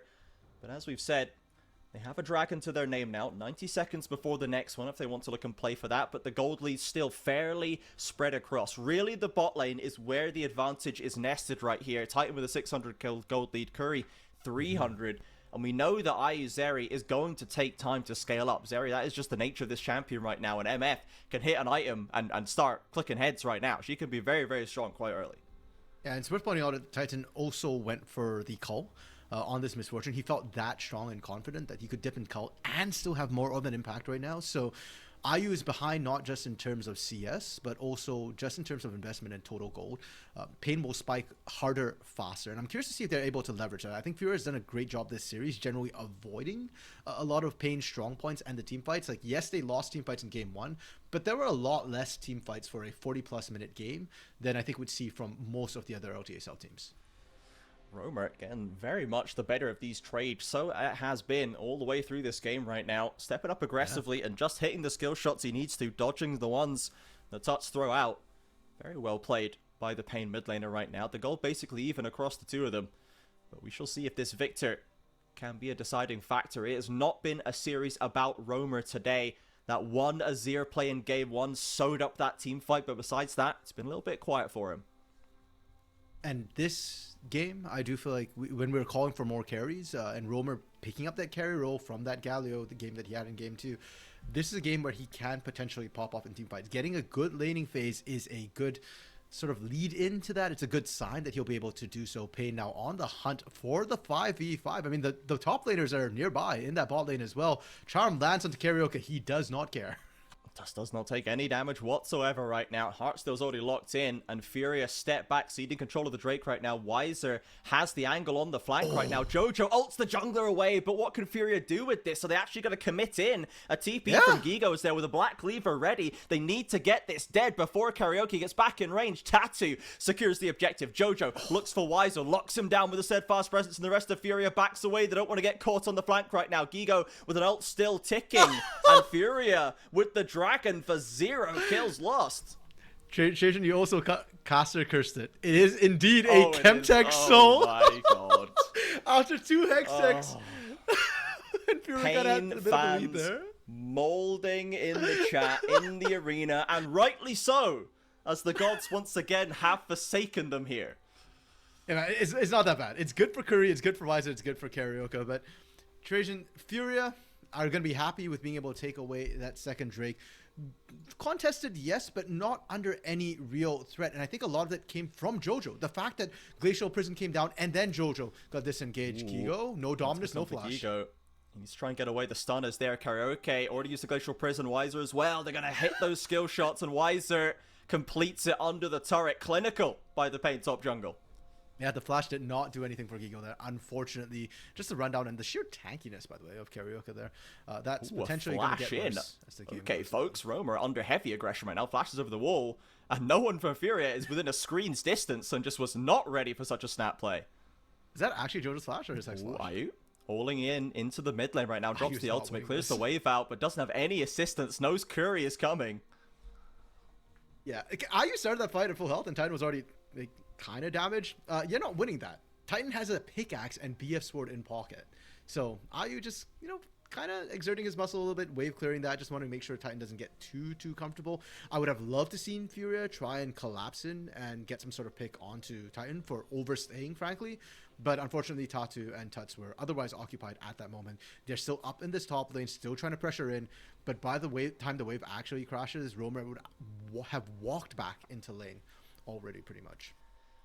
Tuts is going to try and crash this in and get a plate maybe before they fall off in 40 seconds time. But Pain have opened up a wide gold lead at this stage in the game. 2,000 maybe to be knocked down by the plate, but still very significant for them. Ayu under threat in the mid lane, has the summoners, but Curry is dropping the ultimate there. Cleanse is used, doesn't have to flash right now, but Jojo, no such luck, already aggressively flashed in topside, and Titan cleans him up. Titan already has a Bloodthirster, Trajan. Oh, dearie me. 1.5k He ahead. catching the call. Yeah. That's just straight up CS and assist gold. He didn't. The kill he just got, it's in his pocket. He didn't spend it. So yeah, Pain feeling really strong, really comfortable right now with that gold lead that you were talking about. And I'm looking at Fury, and this was my concern, right? Did Gigo win lane? No. Did Tuts win lane? No. Tatu wasn't able to get in there, and now your bot lane has lost, which was expected. How does Furia want to play this out? They're about to enter the biggest power trough for them, where Pain's team fight is going to be absolutely unplayable. If the bullet time gets across, if they can't interrupt it, they're done. But they've got to get through a Chaos Storm, a Sejuani, a Weiser who will publicly execute anybody he can get his hands on. Yeah, I mean, there's just so much to reach him there. Furia's comp can still threaten Titan, but there's so much in the way. They need the flanks of all time. They've not been able to accelerate Gigo or Tuts. As we said in the pregame, they need to get these carries ahead if they want to threaten the backline. They've not succeeded. Yeah, we get a replay on what happened to Ayu and Jojo, and it's really straightforward, right? Curry is strong, and Jojo has no choice. If he doesn't get in there, Ayu dies. Even with the flash, you're probably going to be in trouble. Like, there are flashes from Titan to be able to follow up. So Jojo has to put his body in harm's way just to kind of disengage. And with the Bloodthirster picked up, unfortunately, Jojo's a support. He's on a support's income. He doesn't have enough to actually buy clothes to keep him alive. No, he is not going to be able to withstand that as Pain head onto this topside Herald. Jojo and Tatu having a look, see what they can do right here, but there's just no control right now. They know how far behind they are. Pain have so much more gold to work with than Furia. Still poking and prodding, seeing if someone can be drawn into a bad mistake, but Pain so far not falling prey. Tatu wants to steal. He is thinking about it, but the moment Romer is zoned out, or it starts zoning out, Tuts, pardon me, he knew there was just no way in, right? Again, we talked about the bodies in the way, the amount of CC, and Tatu can't afford to run cleanse because, hey, you're a jungler, you need the smite, you need the flash. And now that Pain has Herald, this is the big test for Pain, because what we've seen from Pain so far, especially in the group phase, has been that, you know, we outhands the opponent. We kind of sit back a little bit. We don't push the advantages, and we wait till about the 30-minute marks to really start turning the screws. Against Furia, you can't afford that. Like, IU gets 2-3 items, and he's on and fully online. He can start carrying a lot of these team fights, and trying to hunt him down gets kind of tough. So Pain need to maximize their advantages. 2.9k gold, 3k gold. Use Herald, take some turrets, grow that lead. Instead, it looks like they're going to use it for mid and Dragon, not just straight gold. Yeah, Herald's going to charge in, knock this turret out, no problem. Will not find a second charge. There'll be no more to be found right here, but Pain are watching and waiting, seeing a Furia will get themselves caught out, trying to test the waters around this Drake. Tut still ever present on the top side, trying to farm a bit of gold. Tattoo actually aggressively, but only finds Karaoke. Gigo's on a flank. Furia were trying to lay a trap of their own, but they have nowhere near the damage and threat to make this work. Gigo is eliminated. Tut's TP's in, and for what? Just to watch Pain pick up Dragon, I guess. Can Tatu try and find something on the back end? Public execution is still available for Wiser, so I don't see Tatu being able to kind of just walk past his Mbessa and... Oh, flash onto Roma under the turret. Lovely little catch on the Pain mid laner. That's one clean kill for Furia. Okay. Wiser now under threat. Jojo trying to keep Curry from spoiling the fun right now. And Wiser, can he get back there? He has the flash, but he's charmed up again. Tuts is going to secure the double. Let's not leave this to chance. Go, guys! Wiser! Public execution of Wiser! Steps away on a sliver. Unbelievable from the Pain top side. Put some respect on that name. Wiser, 1v3 collapse. We were thinking flash out. Nah, public execution in. You find Tuts, you shut him down. And Pain, they get the Dragon, they get the kills, they get to hold the turret. And Pain Gaming, they are starting to pop off. I was a little bit worried about them slacking off, but not Trajan. It looks like Furious ignited their passion, their aggression, and their winning ways. Too greedy for Furia, trying to get the gold onto the optimal target. Ends up going down and gives Wiser a lovely gold injection. They lose out top lane as well. Huge swing for Pain off Wiser, standing strong under pressure. And if I'm Furia, I'm sweating right now.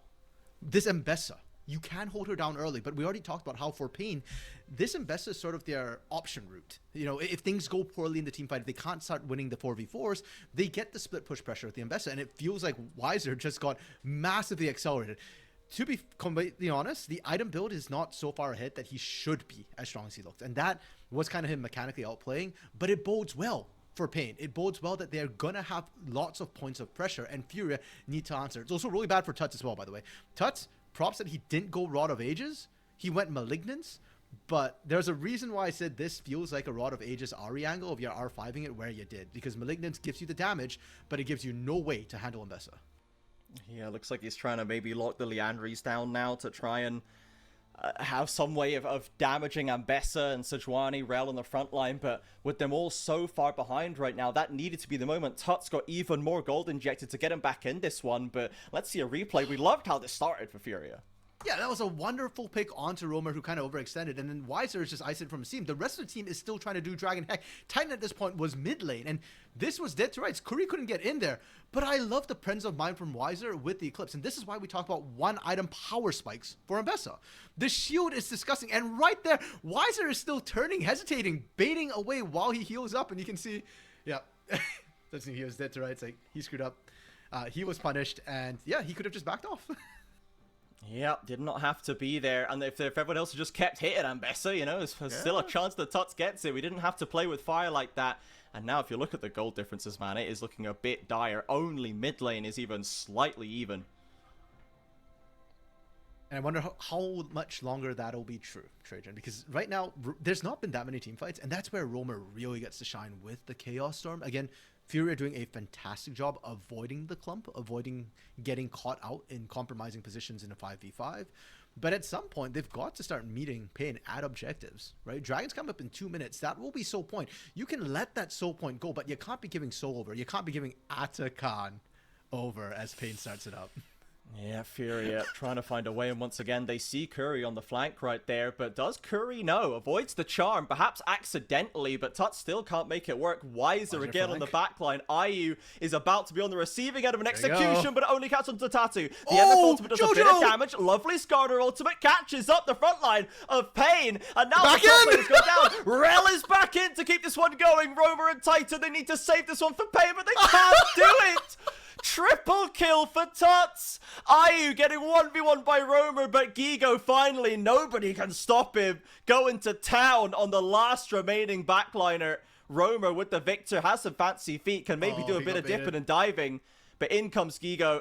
Can he find the last stun? There it is. And as soon as we thought it was done for Furia, what happens, man? The ace comes out. I need a replay of that, but Jojo, this is the second time, Trajan, where Jojo had a beautiful, perfect keeper's verdict. The first time, he did it to save his team after Karaoke engages, but this time, this is Pain's fault. Like, you need to space out and make sure that Titan has more space, but right there, nobody's blocking him. They had vision on Jojo, just nobody had the presence of mind to say, hey, I will step in front of this. And the whole team uses the blast cone to get back in. Great coordination.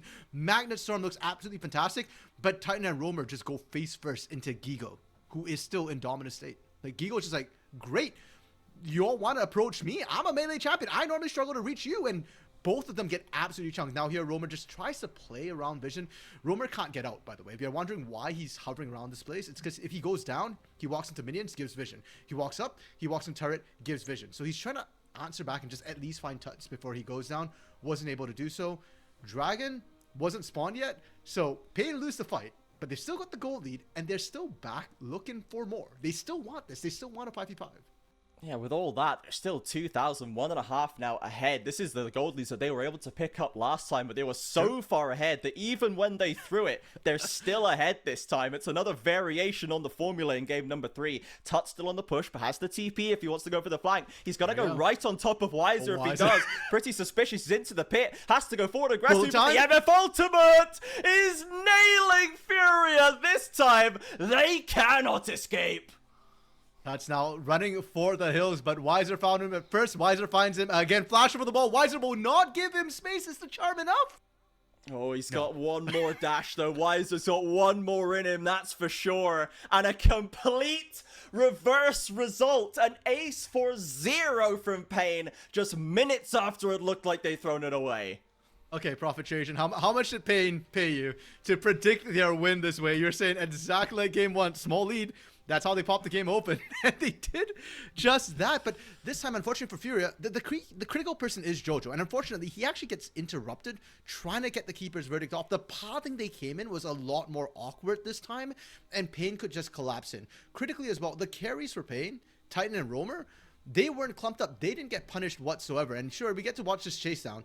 But this was really a sideshow. The main fight was over in seconds. Yep, massive Magnet Storm again from Curry. Titan unthreatened on the backside, and Pain go right back to where they were 4 minutes ago. 4,500 is the lead. They're on Hextech, they wish. They're on Chemtech Soul Point now, and the Baron is up in a minute. So Pain, they have still shown a propensity to throw away these leads, but they are just so damn good when the time is right. Yeah, and that's the thing with Pain Gaming right now. This is the Pain Gaming we expect to see in Split 1. After watching them, they were the final champions of CBLOL in 2024. They crushed the opposition, and it feels like it was with these hands. Now, Weiser dancing around, but Titan's already here. Oh my word, again the bullet time turns it on its head. Tuts is out of there, doesn't spare a second thought for the top laner. Gigo abandoned as the full Pain squad rotates down. Bit of a yikes, and Baron spawning in 24 seconds. Pain just racing towards it. Gigo will spawn in 36, and Trajan, like you said, it's not a Hextech map. It's Hextech Regret, so no gates available. Gigo would have to burn teleport if he wants to get to this Baron if Pain have already set up and are threatening it. Furia trying to scramble back onto the map right now, pick up what gold they can. Running out of time to get a foothold back here right now. Ayu is 2 items deep, working on the 3rd, but he needs that Infinity Edge so badly to actually be able to have an impact right now. It's all been on Tuts and Gigo to make these ones work. Jojo with the huge disruptions. Without that happening, Pain have just been too damn good again. Yeah, and look, Jojo's doing his best, man. Somebody else has got to step up and threaten that backline. It was supposed to be Gigo. It was supposed to be Tuts. It hasn't been either of them. They've been trying to get in there. And by the way, they're leaving Ayu kind of high and dry in a lot of these fights because everybody's diving in. As weird as it sounds, Ayu's getting outranged by Misfortune. He can't get into range to actually fight because of the bullet time angles Titan hasn't been able to pick. So, yeah, until somebody can deal with Titan, until somebody can distract them, Furia don't really have a way to play through team fights. No, and they are running out of time to wait. They cannot just hold up and wait for items with the Baron spawning with a soul on the table in 2 minutes time. Pain will keep the pace as high as they can, I fear. Weiser on the side lane, 4-1 and 3. This Ambessa absorbing so much, doing so much work for Pain. A strange time to pick it in the draft, but we cannot fault the execution. I can definitely fault the draft, and I will, Trajan. I'm still not over that. Fault the draft all day, but we watch that Weiser clip and we'll go, you know what? He's him. Yeah, Weiser's that guy. By the way, the other one that kind of offended me in draft, the sort of Ari R5 pick that came through from Tuts, is also the best performing champion on their team right now. Yes, I mean, well, picked up that triple kill certainly in the craziness 2 fights ago, but ultimately, even compared to the earlier games, hasn't been able to find as much impact. Tuts has not been getting like slews of kills in the early games so far today. He's been mostly picking up side waves and trying to hit that 2-item spike before he gets going. But so far, we've seen already, he just doesn't really have much purchase against the Victor. And in the fights, yes, he managed to walk away with 1 triple kill, but apart from that, it has been pretty quiet for him again. Yeah, I'd love to see the actual total damage numbers coming through, because I suspect at this point that Roamer is massively out-damaging Tuts, because the Leandries came in a little bit late for him, as compared to the Malignants, where he didn't get that much value necessarily out of that. So if that's the case, then yeah, like for Roamer, that's why the Victor pick was good here. It fits the team composition. It's working really well. Furia can't approach. Now, unfortunately, Trajan, we weren't right, and finally, Yakasa cursed it, and you weren't just Prophet Trajan. Pain didn't accelerate the pace of the game. Baron's up. They've been dancing around it. They've been playing Vision, but they didn't go for it. It feels instead like they're waiting for the Chemtech Soul to come up in 20 seconds. They're more set up in that area right now. This Titan is doing this. He's doing this Titan thing again, man, with the MF. He's so far up on the front line in the face of Tatu, holding, waiting for the flash, has the cleanse ready. He knows he's got the tools and the team is ready to back him up as Tatu gets caught up in the gravity well. Will not be able to get away. He's going to take a lot of damage from this. Karaoke actually commits a flash, knocks him into the wall, and he has to escape back to safety, but Jojo does not have the generous item kind of inventory that Tatu has, and he cannot take that kind of punishment. Yeah, Tatu down to half health. Had to blow the flash as well. He won't have that available to try and find that critical impale on carries or sneak into the pit. Titan just destroying Jojo right now. No. Drops the ultimate. Bullet time does the deed, and Weiser in with another public execution. Curry perfectly timed on the follow-up. Titan walks away with the triple this time. Titan are found wanting. Quadra for Titan. He's not hunting for pentas, though. This man wants to win the series. Just pushing her on the inhibitor turret, onto the inhibitor. 30-second death timers for Furia. And by the time they respawn, if the game's not over, their base will be in massive shambles. Pain. They are just pushing straight in for the win. And there's nothing Tuts can do to this. Not 1 versus 5. Not a Zanari. In comes Jojo off the fountain, but the ult is cancelled. Pain diving deep to make sure there are no chances for the comeback. And Pain Gaming, after this hard-fought, bloody-knuckled, back-breaking games, victory against Furia today secures first place in the group stage. And I guess, Trajan, they took their foot off the gas so they could fill up the tank, because when it came time to end it, there was zero hesitation. Titan, we talk about his positioning, the way he keeps playing off the side, as if he's some sort of, mobile champion with the carry. The move speed wasn't up. The way he hunted down Jojo, that was what I wanted to see in game 1. And yeah, you can see the smiles as they kind of trade there, looking at his former support, saying, hey, yeah, you were the pick. You were what we needed to end the game there. The flash forward at the end onto IU as well. That's the killer instinct that puts Pain at the top of the table. And it feels like it's so overwhelming. It's so dominating that bring what you will. Bring the best in the LLA. Bring the best macro from NA. Bring whatever you want. We don't care. This is Brazil. This is LTA South. And we will just kill you time and time again with killer instinct. This is how we do it down here. This is just how it goes. Well done, Pain. And as for all that we can quibble and critique the way they approach some of these fights and the kind of thought behind some of it, we just cannot contest the hands at the keyboard, man. We cannot find fault with the players at those monitors. They're just too good. Love to see another great performance from Titan. As frustrating as the MFs are in draft, he's just so dang good at this pick. He gets value out of it in ways that no one else is bold enough to get, and he's still doing good laning. He's still doing good team fights. He's doing all the things you have to do with this pick, but he's also like mentally, psychically destroying his opponents by the way he positions on it. Fair enough. And for Furia, again, this is not elimination, so Furia will be second seed. Pain gets to select their opponents. Furia will just get whoever's left over from Cade or Loud. I think Furia played a wonderful game, a wonderful series, pardon me. This third game felt the weakest from them. And I do think they pigeonholed themselves a little bit in draft. You know, it was a little bit tight execution on their win conditions, but their game 1 and game 2 was great. And I don't know how many of the teams would be able to match Furia with sort of their damage overload compositions that we saw in game 1 and game 2. Their matches up against Cade Stars, hopefully that we get to see in playoffs, are going to be really, really spicy for that. Because, yeah, I feel like Cade Stars is maybe the other team that could contest against Furia at this point. But that's a match for tomorrow, Trajan. And coming up next, we've got IE and Fluxy W7M first. And that one... You know, that could be a banger for very different reasons, Trajan. Yes, we had a lot of fun watching this series. I won't deny RMC, but the next game after this break has elimination at stake, i.e. our first seed out of Split 1, now facing elimination out of playoffs in Split 2. Fluxy W7M fresh off a win over Furia in their last match of the group stage. There is a lot going into this match. It should be a fun one. Perhaps not in the same way, but certainly in its own way. For now, I'm going to go. We're going to throw to a quick break. Once again, we're going to run an ad. And I think Orbital will be stepping back in here to join RMC to take that series. So everybody stick around and enjoy that one. For now, I'm going to say goodbye, RMC. It's Bren. Say goodbye my word. It's Bren. He's flexing. It's Bren.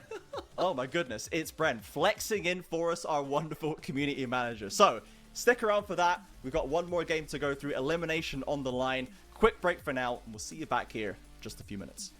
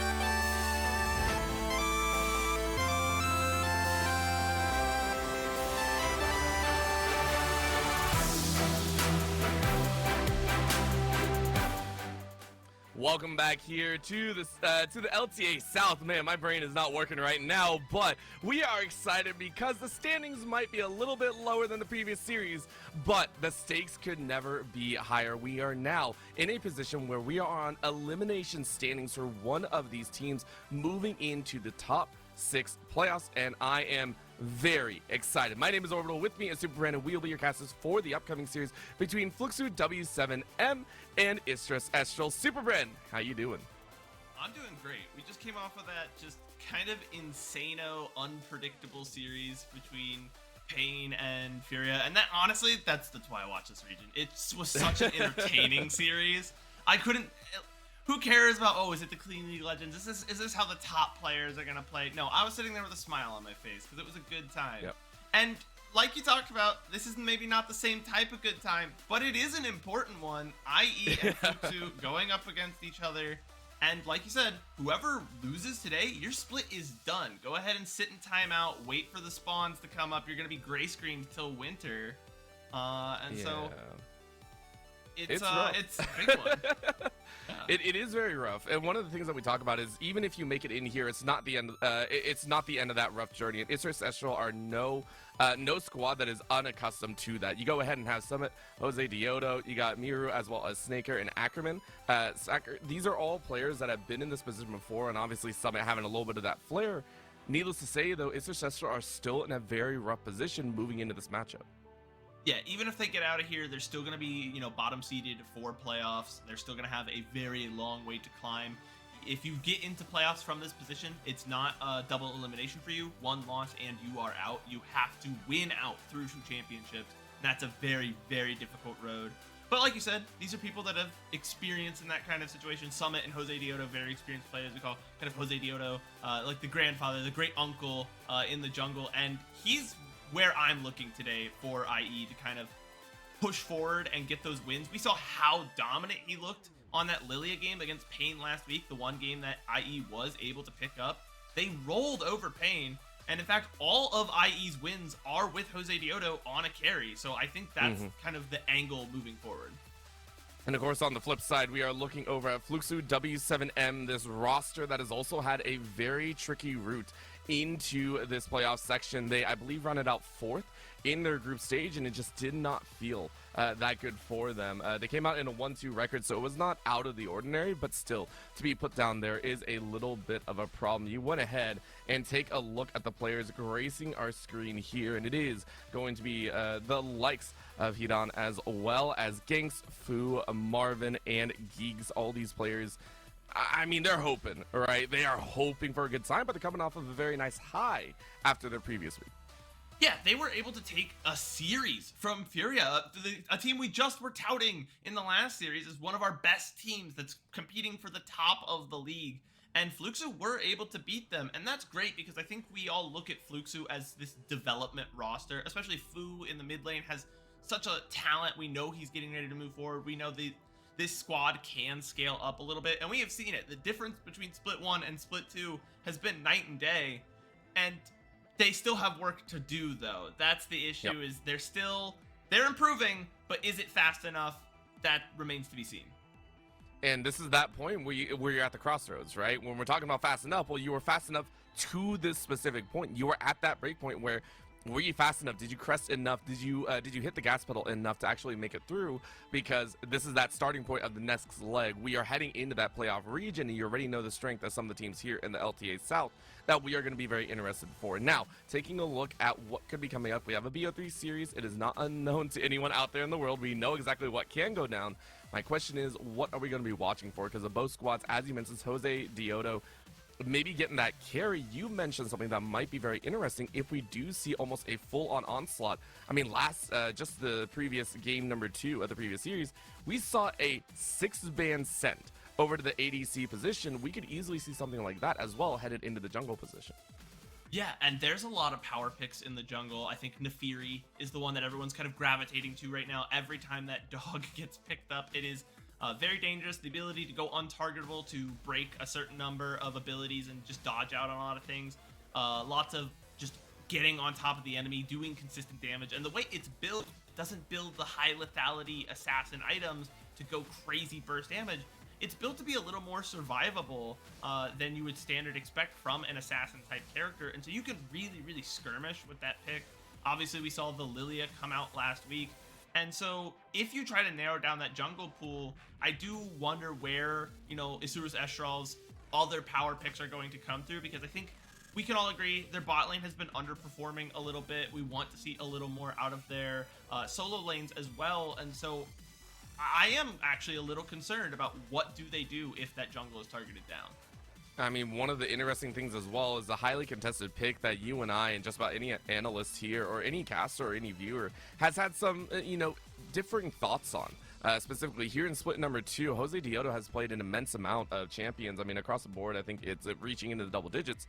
But the one that they played the most across is actually that Vi. 3 times on the Vi throughout the split number 2.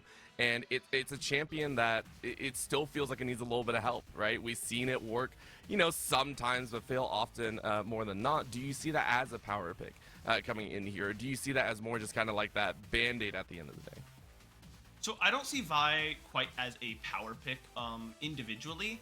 It's worth to pick up early in draft, especially if you know how to deny the combos and prevent the enemy from using it. But Vi needs another pick to go with it to sort of turn it into this powerhouse. She sets up and enables a lot of other champions to become power picks. On its own, you don't really see it just take over a game. We saw that in the previous series, game 2. Yep. Pain had the Vi, but when it's not executed perfectly and you don't have the wombo combo to go with it, it doesn't really have that impact.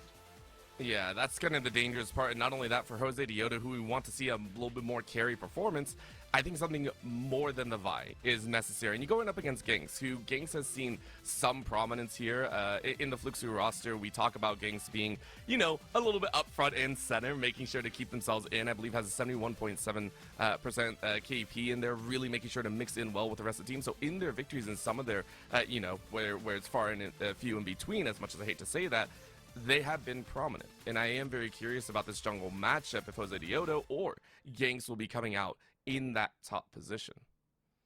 Yeah, Ganks also can play those carry matchups. It was his Nefiri that guided Fluxu to such a massive win against Furia last week. So that is going to be a contested pick.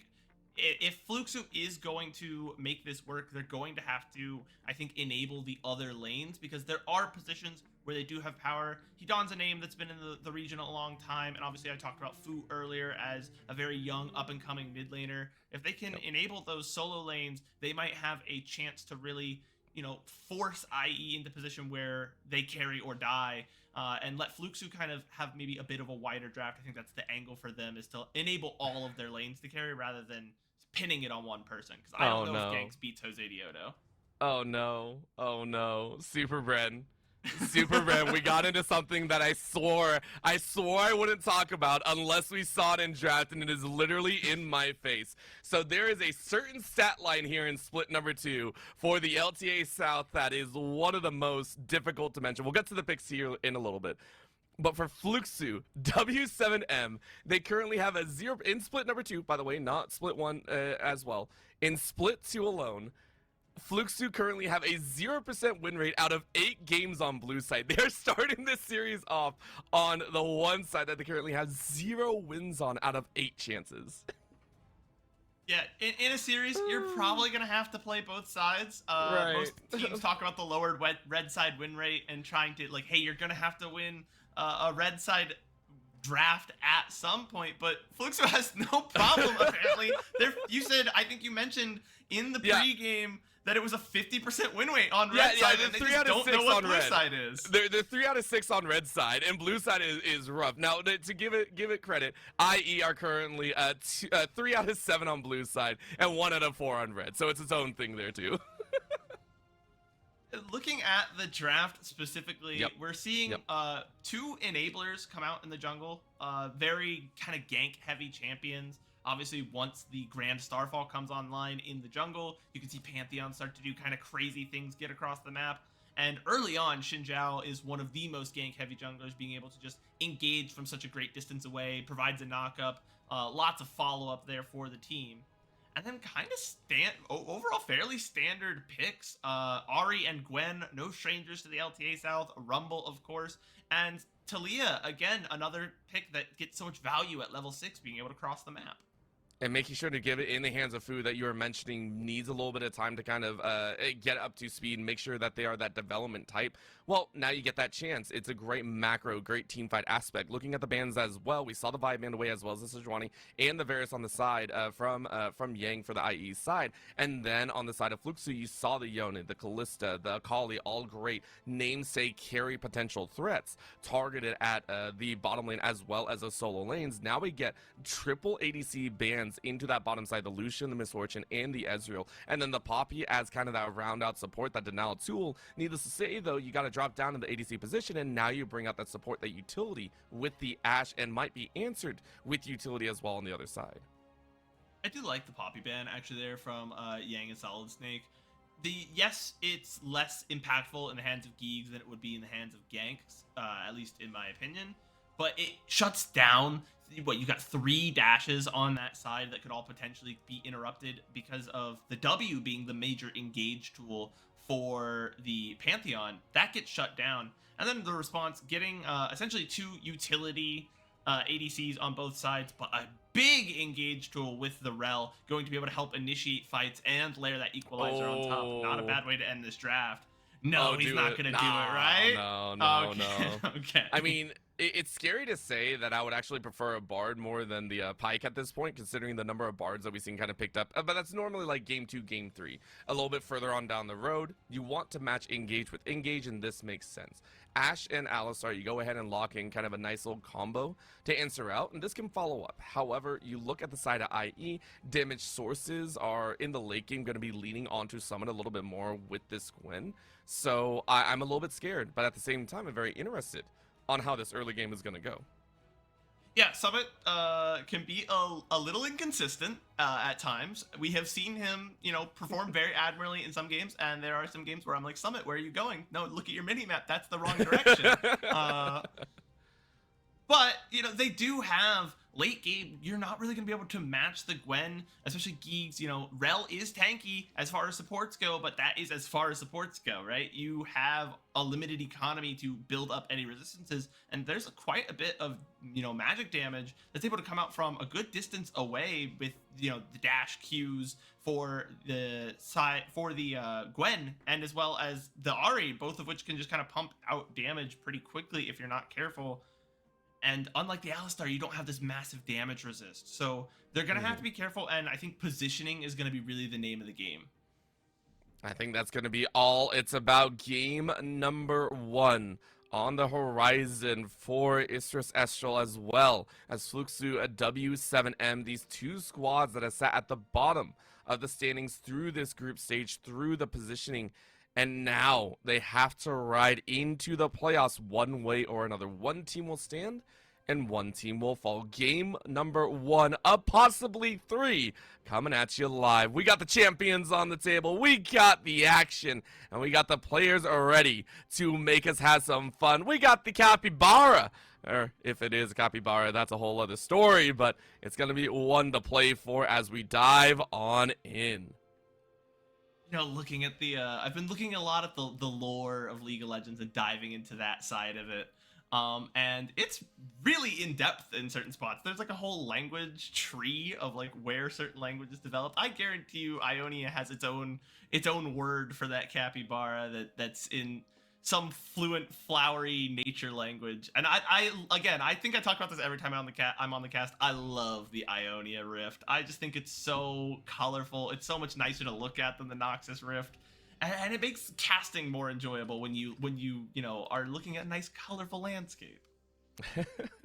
Speak for yourself. I love the dark undertones. It allowed me to actually no, I actually didn't. I love the clean look. Granted, my favorite map type has always been I believe it was the Christmas Summoner's Rift. That was probably my favorite.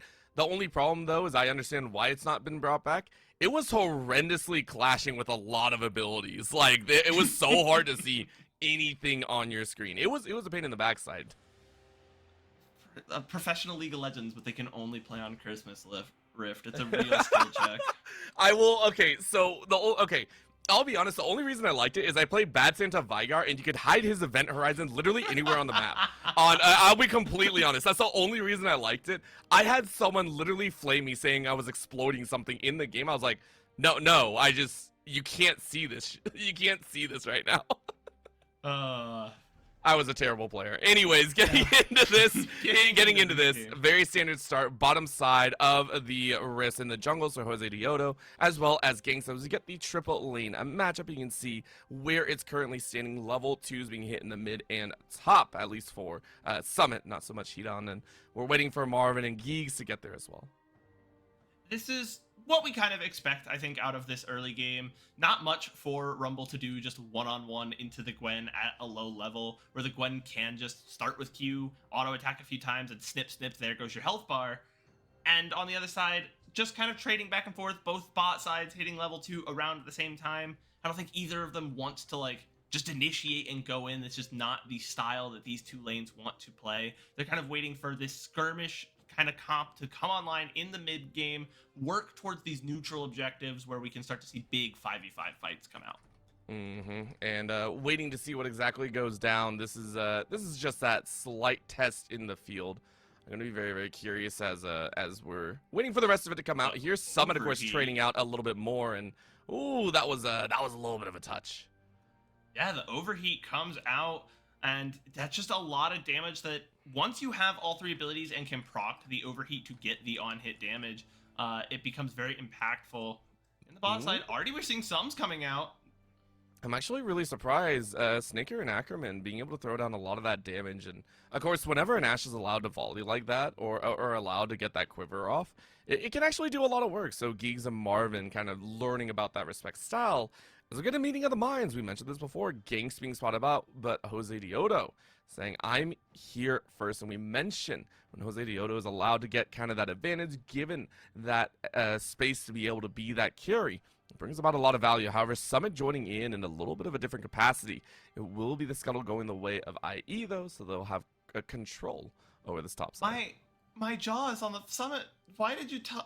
Okay, like he teleported to that ward just like in case something was going to happen, maybe, but there's no objectives up. There was no reason for anyone to fight there. Everyone just kind of looked. What are you talking about? The scuttle's not an objective. How dare you disrespect the scuttle like that?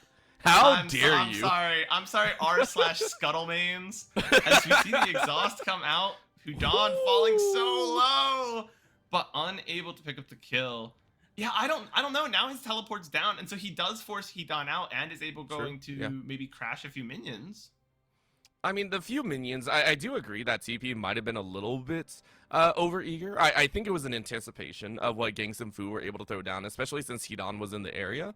So, you know, from one side of the angle, I think it was very early, as you called. From the other side, it might have just been a little bit preemptuous. But right now, it's all in the present here as Geeks is currently getting jumped on here. But Ganks was ready to join on in. So Jose Diodo having to back away. Tries to flash to safety, but loses it. Ganks now twisting on the back end as there is a call for Miru coming on down here. Level 5, not level 6. Doesn't have the Spirit Rush, but they might be able to get the charm. Marvin, though, flashing underneath the tower as Snaker uses that barrier.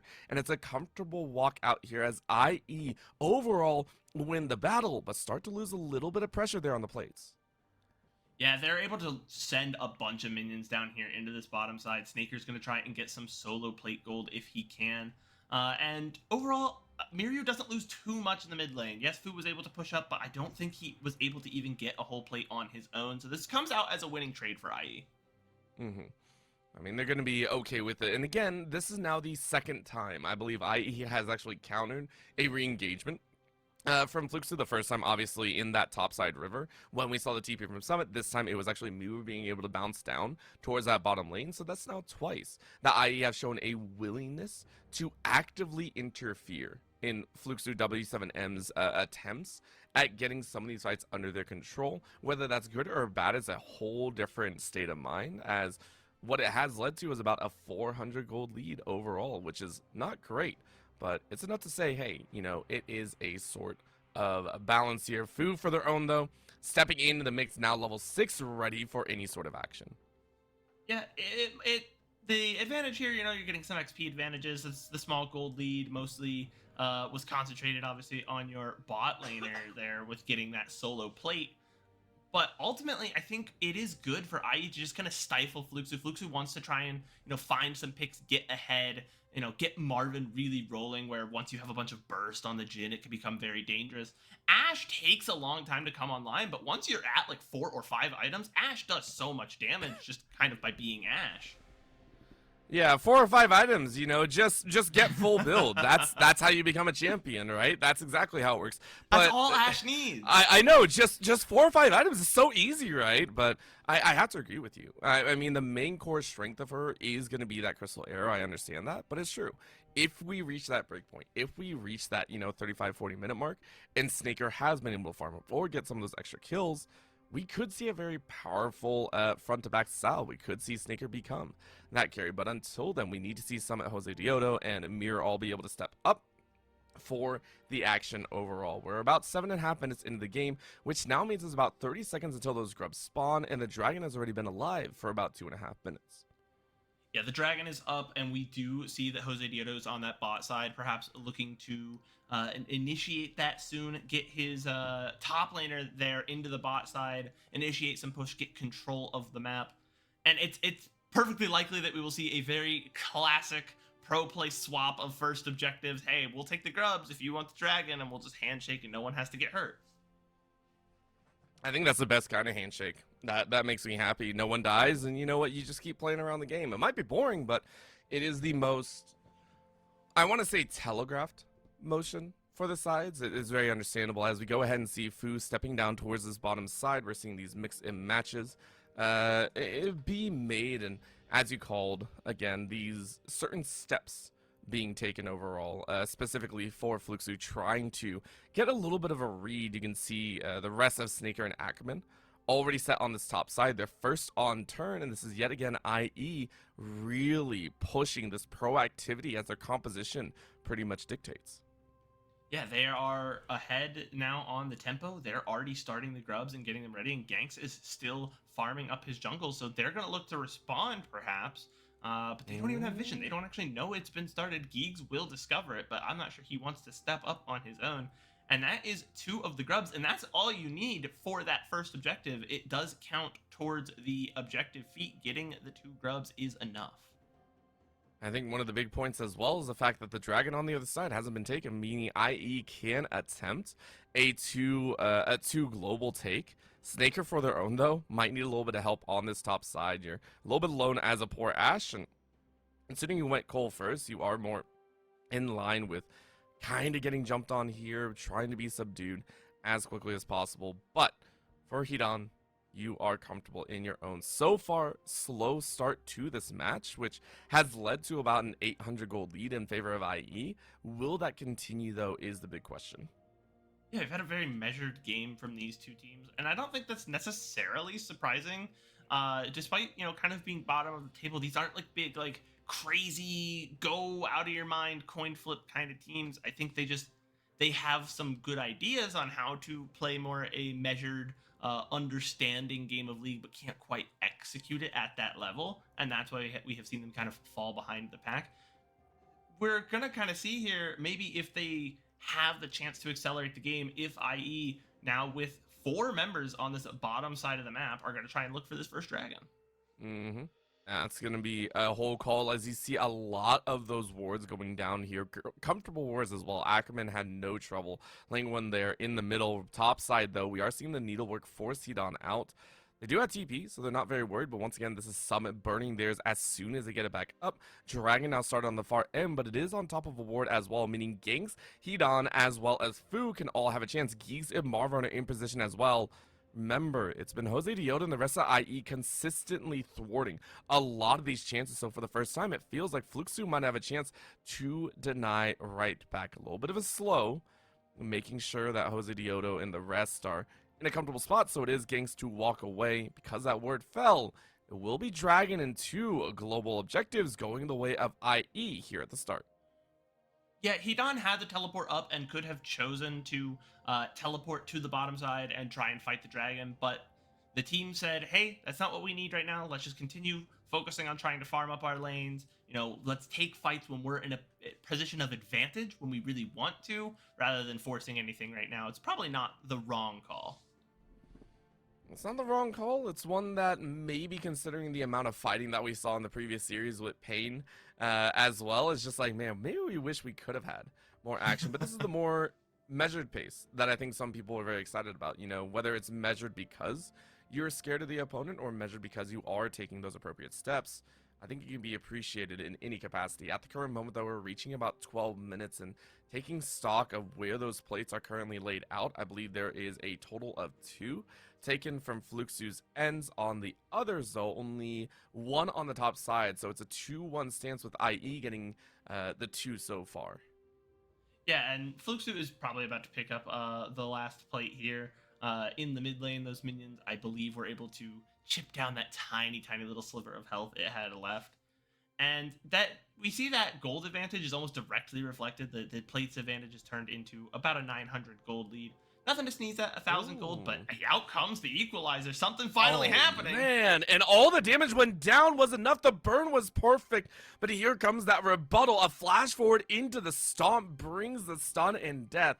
It's trade of 1-for-1, and overall, I feel like it's IE with a much better response here, as because of that kill, you can even look to aim with 3 on the top side. Needless to say, though, Fu took advantage of Mirror leaving to get more gold on the bot side for themselves. Yeah, I think that's the right call from Fu. Just doesn't have teleport up, can't obviously use his ult across the entire map, so he's just going to continue pushing his wave in the bot side. And yeah, it looked like a good pick with the equalizer. We'll see the replay come out here. They wait out the Hallowed Mist, and then they force their fight when they think they have their angle. Here comes the crash down, here comes the equalizer. Yes, you got Summit, but you traded back your top laner as well.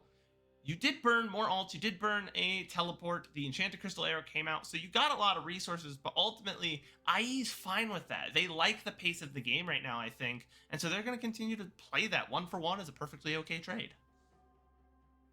I think for them, the fact that they didn't really lose any of the momentum, right? You went ahead and pushed down that top side tower a little bit more, which has expanded now into a 1.6k lead because of those plays, because of that action. And it was mentioned before, and I think specifically by you, RMC recalled that one back, stating that First Blood doesn't give extra gold now. It's just a kill. It's a kill for kill's sake. It's a stat at the end of the day, and that's all you really have. So it's all about, are you going to lose a lot after that kill as well? Are you going to lose a lot of that difference? And what a surprise, it's an even match between 3 plates for 3 plates between everyone.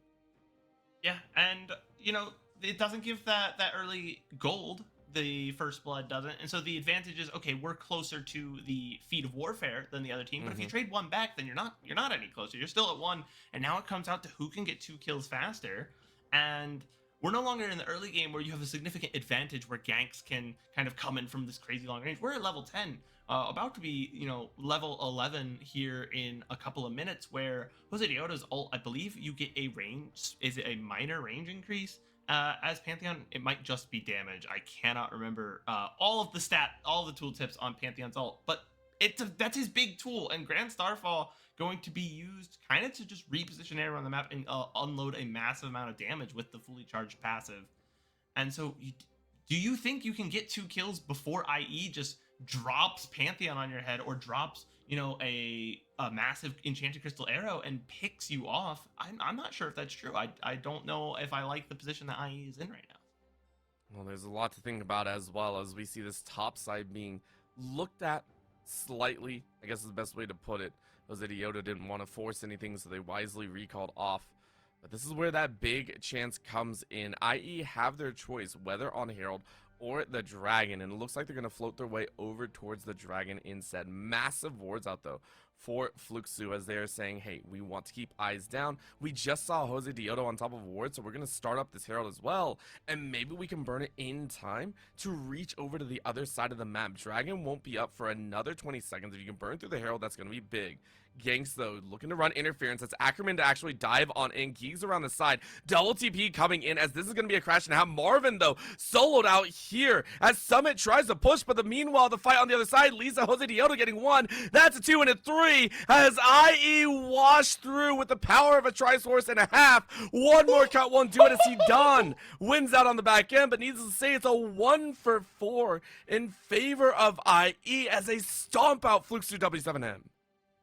Yeah, you mentioned that, okay, Fluxu sees that Jose Dodo is on the bot side, he's on a ward, he's going to go for the Dragon, so we're just going to go ahead and take the Rift Herald, but Dragon's not up for 20 seconds, which leaves IE plenty of time to go, okay, we're just going to rotate up and fight you. We think we're in a better position.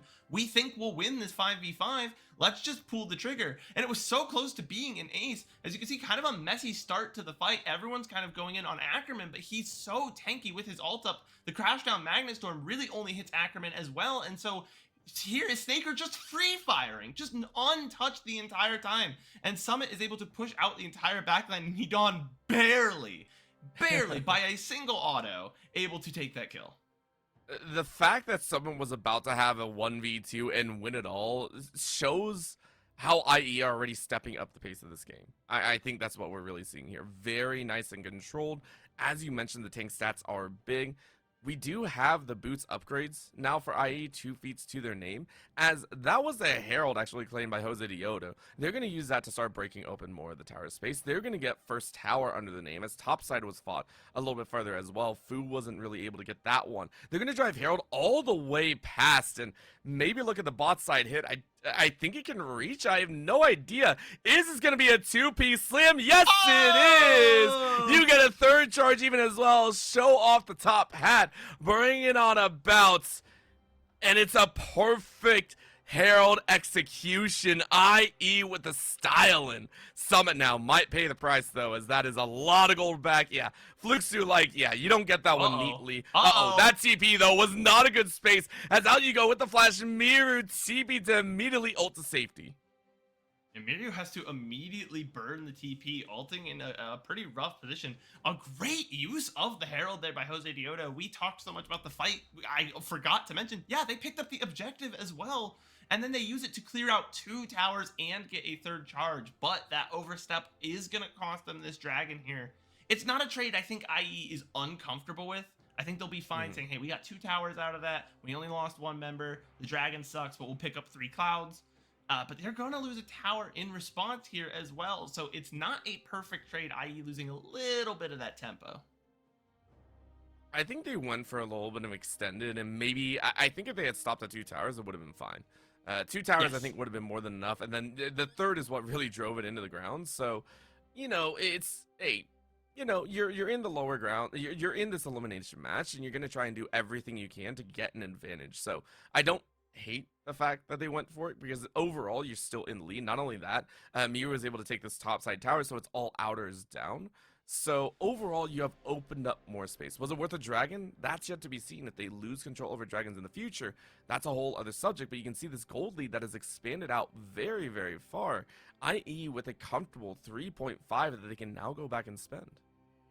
Yeah, and this is a good position to have this gold lead, is we are now kind of in this position where everyone wants to fight, and your jungler is up essentially an entire half an item. That's like 2 components right there. Same with your ADC. And we talked about if Jhin doesn't get, damage early to kind of snowball up and get this huge burst, then he really is just a utility ADC. He's providing the deadly flourishes. He can use the curtain call from over top to provide slows and a little bit of extra damage, but he is not a huge kill threat at the moment. And with just Ghostblade, he's well behind Snaker, who already has 2 and pushing towards 3 items.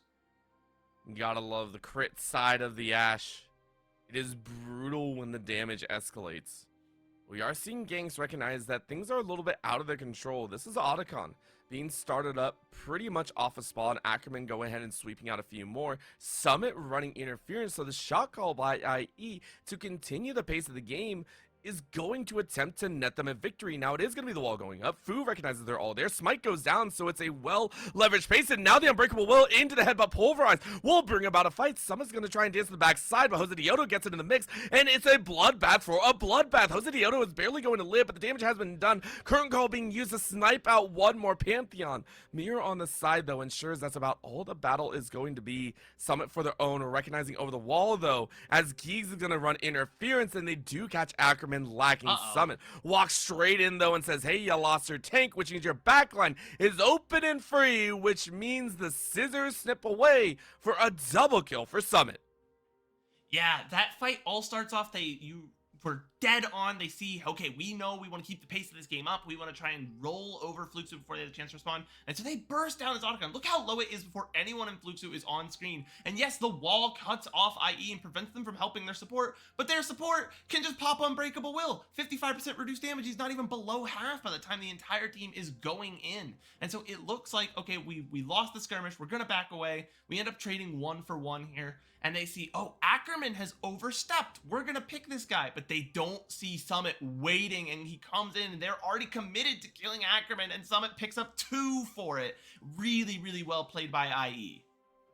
And I think that was, I mean, the fact that Summit even snipped away at that brush showed themselves they still ought to go back into Ackerman was Fluxu taking a little bit of a different route, right? They were the ones this time that said, hey, maybe we want a little bit more than we desire, as that's going to be an error and a half. Gangso jumping up to the minions to stay out of Damage's way. Did call in that TP, though, so it's 4 in the mix. Ackerman running interference here, and it is going to be a heavy lean towards this bot side of the map. In goes that Equalizer just to burn away the wave, but it's not going to be enough and in time. So that does mean Fluxu say we got to get something back. Ackerman going to be run into. Unbreakable Will popped and held onto, but no one on the side of IE really in the right position to help out. They took the tower, so they will sacrifice Ackerman's life and back away to reset for the upcoming objectives. Yeah, and ultimately, yes, you lose Ackerman, and that's very sad, but you got out the Equalizer, which is probably around a 60-ish second cooldown right now, which means you do have time to get out and hopefully come back to the drag before it is up and try and force a fight early on. Because, yes, the Equalizer came out and it killed the wave, but you lost the tower anyways, didn't even really damage Summit because of the Hallowed Mist. And now they're trying to find maybe a pick here in this mid lane. And yeah, that was... Fu was playing a little bit over aggressive, and now it's turned, so Snake are able to draw ganks into a mix as well. Jose Dioto ulting in, TP coming in on the backside. This might be the clip and a half. Fluxu realizing they are pinched between a rock and a hard place, and I don't think they like the answer. Marvin is able to live, but they chase onto Hedon, and Hedon is going to fall. Ackerman not wanting to chase into ganks because the main objective is in their eyes. It will be the 3rd dragon of the game for IE. This is not a good position, to say the least. The overstep costs them, first they cost them their mid laner, then it cost them an objective as a just really well executed heads up play from IE to find that flank angle, find the teleports. You know, the Grand Starfall didn't even actually hit anyone. You'll see as it comes out later in this replay, but he just uses it to get his passive back online. You see the passive Q comes out here, gets a lot of damage, and so his passive isn't up. He uses Grand Starfall, comes back down, and has passive W ready to go. In addition, now you're all on the back foot. What do? You're running away, and it's just kind of free firing from IE, who is firmly in control now. Yeah, this was after that initial pinch, it was cleanup. At the end of the day, that's what we really saw. But it has been IE to consistently call the shots throughout the entirety of the game, whether slow or fast. It has been all of them. Jose Dioto has also been in that mix 4, 1, and 2 so far. Really, with that point and click CC, has enabled the rest of the team to really do a lot more work. And we're seeing it here now with that dragon going down, with 2 dragons to 1 being the current pacing. IE are looking to take over the top side of the map, maybe look for a plate, and maybe look at the Baron as well. But instead, they say, we just want Hedon's life, as Hedon is obliterated at the entrance to their own jungle with no Equalizer, with no top laner, without a lot of your gold. Considering Hedon has 3 kills of your 6, IE feel very comfortable going for this Baron. Yeah, the vast majority of their damage is locked up in that equalizer. So IE feel very comfortable to commit onto the Baron, but a fight brewing here. Oh, and Ackerman is actually caught out in a little bit of a rough spot, so everyone will turn away. Jose Dioto having to walk away here. Good body block coming out of Snaker. Summit on the edge wants to make some damage work and actually throws out the needlework, but because they're currently alone, they're going to try and buy enough time. The time that has been bought is just enough for IE to walk away. I'm sorry, Fluxo, I didn't respect your damage output. They stopped the Baron push and look to take down this mid lane. Yeah, that's a really big play for Fluxo to keep them in the game. If they don't find any picks there, they don't find any towers, and they let IE take the Baron, it's probably just a foregone conclusion that IE is just going to roll it down the mid lane and take your inhibitor, take the game at that point. This bought them some time. They're still down a considerable amount of gold, and it is a long road back, but, you know, they prevented the road from being closed.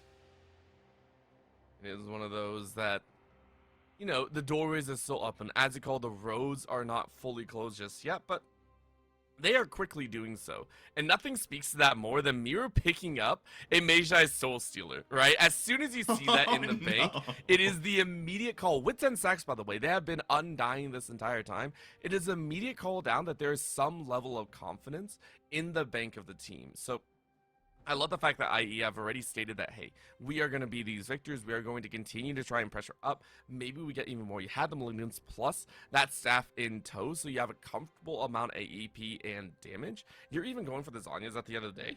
So I expect IE to get a good penchant here and maybe set up once again for this Baron.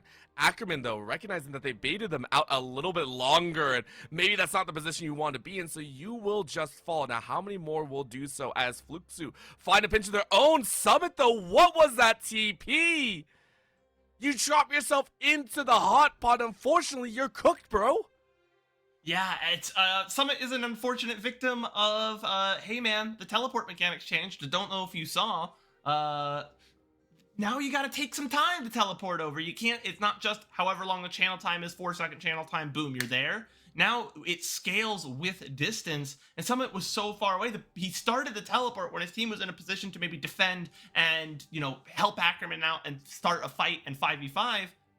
After the teleport ended, he's all alone. And like you said, just in the middle of a very, very spicy situation. And now it looks like Fluxo is eating good, starting the comeback, perhaps.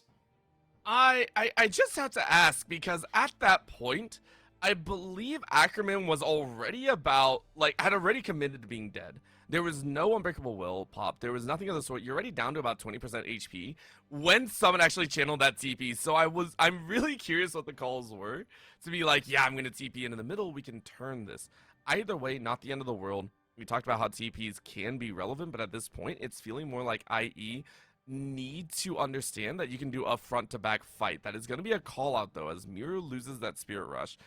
Gets caught out by ganks as Fluxo start to gain a little bit more control here. With this Baron that they are able to kind of converge on for themselves, they've actually accrued an extra 2k. They've actually able to bolster themselves from what was, I believe, a 5 to 6k deficit. So very nice job on their part. Yeah, they're bringing it back, and the longer this game goes, the less that gold deficit is going to mean. In terms of what the call was from Summit earlier, I don't know, man. I think we talked about this earlier. Sometimes I don't understand this guy. I'm not sure his teammates always do. Well, what we do see is we're gonna Ackerman get a fight here.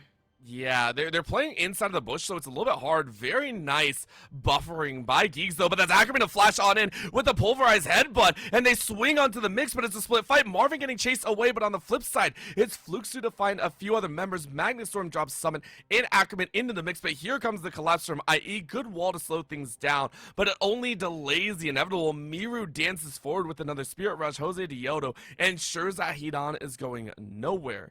And that will be a 3-for-2 at the end of the day. Fluxo W7M. Maybe not enjoying that team fight call. Yeah, they ultimately they're able to get out, you know, the Enchanted Crystal Arrow with a neat buffer. They're able to, you know, survive long enough while they're getting kind of poked down from this bush. And once the call is made, like, okay, we actually have to fight here. Like, we need to make a decision and we need to go. They kind of pick the wrong people to go after because poor Marvin is left all alone, just getting hunted down, and they try to go after Summit and Ackerman, who just refused to die. It's just Ackerman has played such a pivotal role on this Alistar. This R5 Alistar has brought about dividends upon dividends. And I don't see that changing anytime soon. Getting another Pulverize on the back end just to seal the deal. Yes, Summit went down, but the ability to close out the rest of the battles. We talked about the fact that IE has, in the last few minutes, had a few struggles here and there. They got picked off. Ackerman was getting caught out. Summit with a weird TP. The fact that they were still able to take that fight and put themselves on soul point has to feel like another breath of fresh air in this game number 1. Yeah, it's almost certainly as good damage coming out into poor Hitan. Clean is what we say. Oh my, there was a Yordle there, right, Orbital? I'm not going crazy. No, I'm just, I don't know what I'm seeing right now. Geeks, though, saying, I see a chance to go in here. Very nice audience to come out as Miru denies any sort of chance, and that is just a caving of Geeks' life. The mechanical horse is beaten down here for the 3rd time this game, and that will open up a lot of space for Istris Estral to walk their way in. They are going to take the inhibitor tower. They are going to take an inhibitor, and SuperBrens, it looks like they're going to look for the Nexus towers as well. As I say that, though, they wisely back away. That would have been an overstep, much like the 3rd tower that they took with the Herald. Yeah, they learned their lesson earlier where they're like, okay, we could take 2 structures and then we're done. That's it. And they're going to go ahead and back out. No, big neutral objectives to play for at the moment, so they're just going to keep working it out. As I don't know if you want to go on to Jose Diota. This guy is a dangerous man.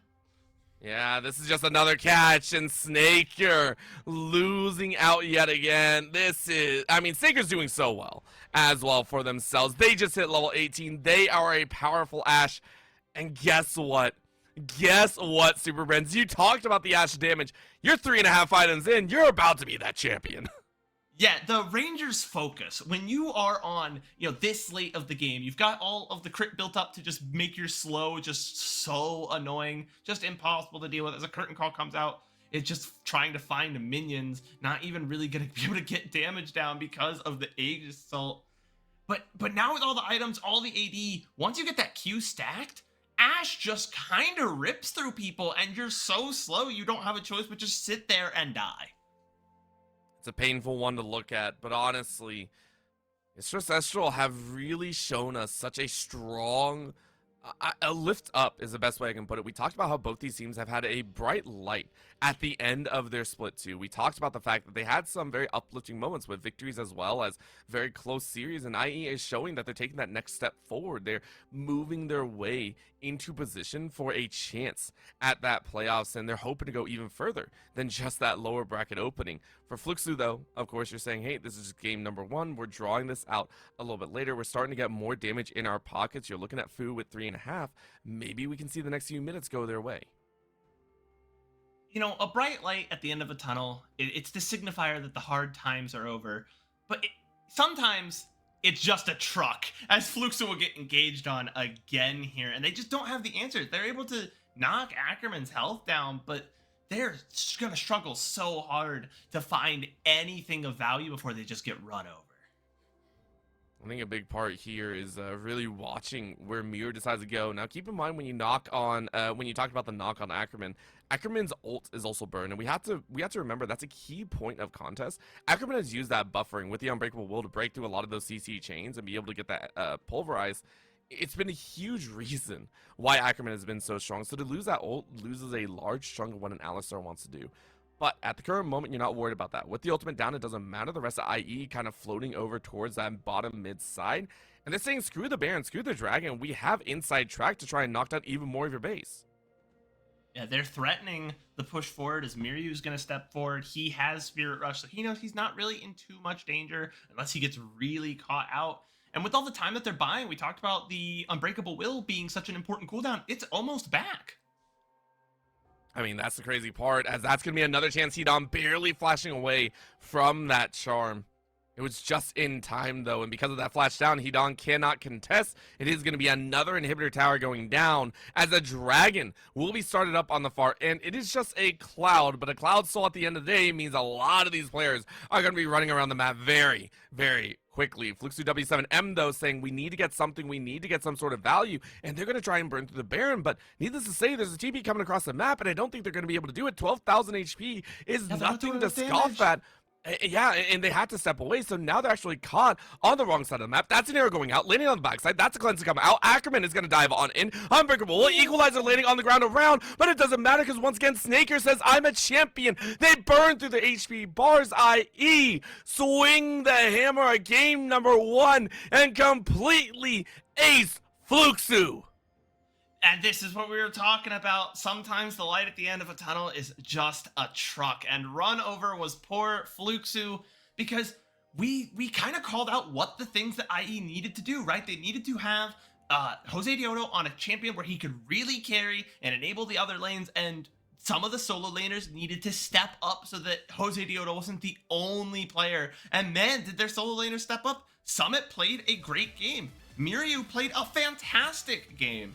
And aside from a few screw-ups, that was kind of IE controlled the whole time. And it's something that we really do wish to see from teams that are looking to hone their skills and looking to take that next step. We talked about the fact that both these teams have had a very rough stage 1, stage 2. We talked about the loss factor and the fact that IE controlled every single moment, even from the beginning, even when we didn't see full blood and gore. With the opening on the scuttle, we talked about Summit TPing in a little bit late. That was, it feels like it all came into place at the end of the day. It was the fact that they were looking to control a lot of these movements. They were looking to control a lot of what Fluxu wanted to put down. So my question to you, SuperBren, is looking into this game number 2 situation, where do Fluxu go from here? Because how do you break through such a steady, proactive train that came out of IE? Orbital, there's only one place Fluxu can go. Yes, there we go. You know what? They pick red side, all will be forgiven. Yes. And they can, and you know what? I think the goal is, Fluxu, you're one game away from elimination. Put it all on the line. Don't let that late game slowly get suffocated, starve out. Honestly, I just want to see Fluxu try and ball. Go ham really early, see if you can snowball the game, and if you can't do it, hey, GG's, we tried something new. You know what? It has to be on red side, though, because that's where you have that 50% chance to take the victory. We are going to see how the series breaks down and see if Fluxu will be eliminated here, or if we will get a game 3 to decide between Fluxu and IE, who will not make it to playoffs. Don't go anywhere. The LTA South will continue in just a bit.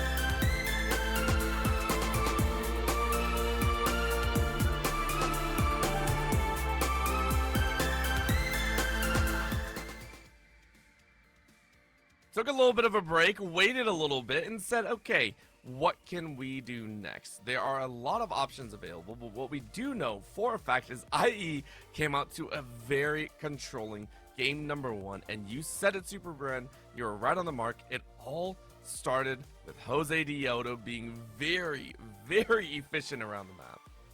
Yeah, he was the guy, as he has really been in all of IE's wins. He kind of has to be sometimes.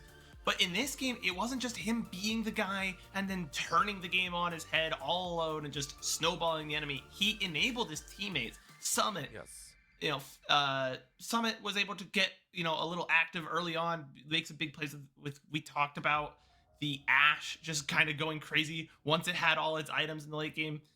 he enabled his teammates, and he's gonna have to do that again and kind of continue to. I think it starts with Jose Diodo, but it does not end there.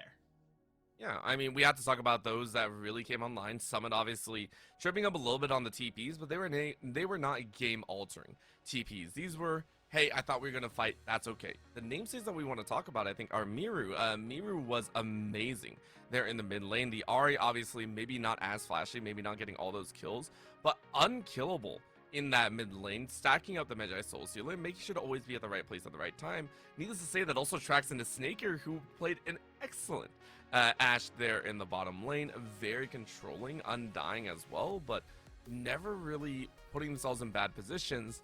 And then finally Ackerman, the Alistar. What more can we say outside of this support? Oh man, he just had so many moments, even where he was like, okay, I'm gonna go in and I'm gonna die because on Alistar, he was still using his Unbreakable Oil. He was using his ability to buffer with the headbutt and just constantly causing problems, which is all you can ask from a support of that caliber, of that style. Just go in and make it hard for the enemy team to play the game. And Fluxu had a really hard time playing the game. Yeah, it was rough, and in more ways than one, because when we look at Fluxu, it's not the blue side curse or anything. I'm not gonna say that's what it was, although it might have been. I have no idea. But it was the idea that it felt like they never really got off the ground. You take a look at the composition, and it kind of made sense. You have a great little kind of wombo style. You have the Xin Zhao. You have the Rumble as well. You have this Talia that's actually been utilized very well in dissuading team fights and kind of rerouting the team fights. They had all the pieces there, but nothing really got off the ground. Yeah, and I think we talked before the first game about ganks kind of enabling the team, and can't he match up to Jose Diodo? We've seen now, maybe he can't. Jose Diodo really might just be that guy. So it's got to start somewhere else for Fluxu. They need someone to kind of get the ball rolling. And across, the wins that Fluxu has managed to find this year, I think there is one member of their team that has actually stepped up, and it's not really a guy that you expect. You're not talking about the crazy, mid laner of the rookie mid laner Fu. We're actually talking about Hidan in the top side. He has showed multiple times he can play a carry, and he's also had some success. He had some success last week playing the Shen that came out. And so if he can get active, play a pick that can get across the map and kind of impact the lanes and put his team ahead, I think that might be where Fluxu needs to find their way in, to chisel that opening and then burst through. Yeah, because you can't really look at the bot lane. As much as I want to give Marvin and Geeks their due justice, Marvin and Geeks did not exactly look amazing. Now, I will give credit to Geeks. Geeks really did start off a lot of those team fights. We saw the Crashdown plus the Magnus Storm actually draw in fairly effectively, and Geeks was the whole reason why that top side actually gave first blood over to Hidan. If we remember, it was a great little Crashdown into the Magnus Storm, drew in Summit, and actually forced him to stay on top of the equalizer. So obviously they know what they can do, but there needs to be more on top of it. So I love the fact that you pointed out that Hidan is the one to watch for. The big question is, do we get to see a side swap? Now, I want to go back to this because I've already made fun of it one too many times. I don't think it needs to be said again. Fluxu W7M, the blue side has looked a little bit rough, but going over to the red side, what would really change? Because to me, that really does signal that, yes, you're putting your eggs into the Hidan basket, but what would that look like in the draft specifically? So from the draft, the big advantage that red side gets, as we do hey, see Fluxu chooses to go to let's the go! guys, chat, we're geniuses. This is why we do what we do, because we're so smart. We looked at a graph and it said Fluxu wins more on red than on blue, and we were like, they should do that. Yeah. From the draft though, the big thing is you get counter picks. You don't get to pick the initial early power pick, and oh my goodness, Jose Diodo has the Fury. It might already be kind of Jover. No. Ignoring that. I'll finish my point. But don't worry about it. You get to have the last pick in the draft. You get to look at everything else that has happened and say, okay, this is what we want. This is the guy that will win us the game right here.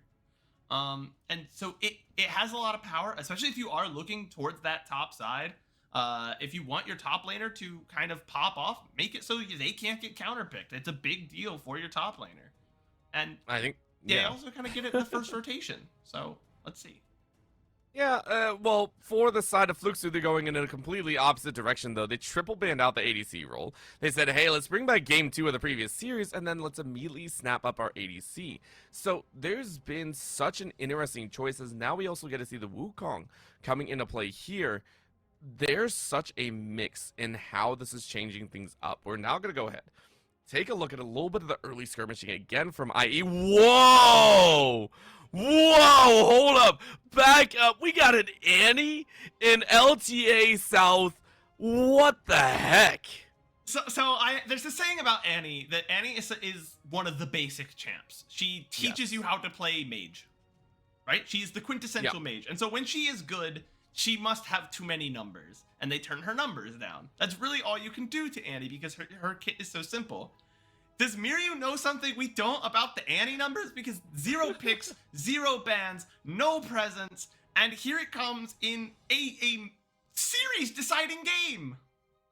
To be fair, that could be support Annie. We've seen some weird stuff be pulled out here. So I'm not going to say what it is, but we do have to recognize that there is a possibility of a flex situation. We're looking on the other side, though, and we see a Yorick coming out here for Hidan.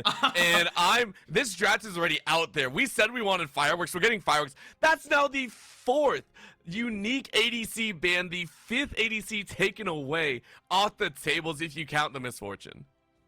You know, I love talking draft strategy. I think RMC is the one who really got me into okay, why does draft matter? When do we draft things? Talking about can you win a game with just your draft? They've won my heart with this draft. What are these guys doing? This is I watched this region specifically because I find it to be the most. No, did they? It's gotten worse. It's gotten worse. They missed a ban. They missed a freaking ban. They missed a ban. I am so lost right now. SuperBren, they lost a ban. They forgot to ban something. Does production speak Portuguese? Maybe we're getting an update on it. I'm saying I've seen in certain tournaments, sometimes you're like, oh, actually, that was supposed to be Tom Kench. You know, we meant to ban that. This is such an insane draft. Bro. I can't keep defending. I tried my hardest to defend LTA South, man. I tried. I can't. They lost both. What is this? Am I completely lost? I think so. They probably have a technical issue. That could be my only guess. Okay, just seeing that unless is funny. IE are big balling and said we don't need 5 bans. Oh my gosh. No. I think, okay, so I will stop, racking my brain. Let's dive into this. So 4 ADC bans, 5 total denied, 7 if you count game number 1, and we're seeing this pool dwindle down for the side of IE at the current moment. So now we get into this pick phase where it's going to be very interesting to see what's exactly thrown down. Yeah, the Yorick is such an interesting pick where I was like, hey, this guy needs to get active and be helping his team on the map. Fluxu said, hey, buddy, you're wrong. You don't know what you're talking about. This guy's going to sit in the side lane the entire game, and he's going to take 18 towers this game. All towers on both sides of the map. Oh my gosh, what is this? Okay. We've gone old school, and we have actually been given a little bit of a heads up. There was a penalty applied, which is why we did see 2 bans missed by IE. However, that is now 2 champions that have neither been picked or banned in the current, I believe, split, which is why we're seeing zeros across the board. We are going old school. This is one of the most old school and yet early game centric styles. The Annie plus the, man, I can't even talk. I can't even remember. This is out of this world interesting.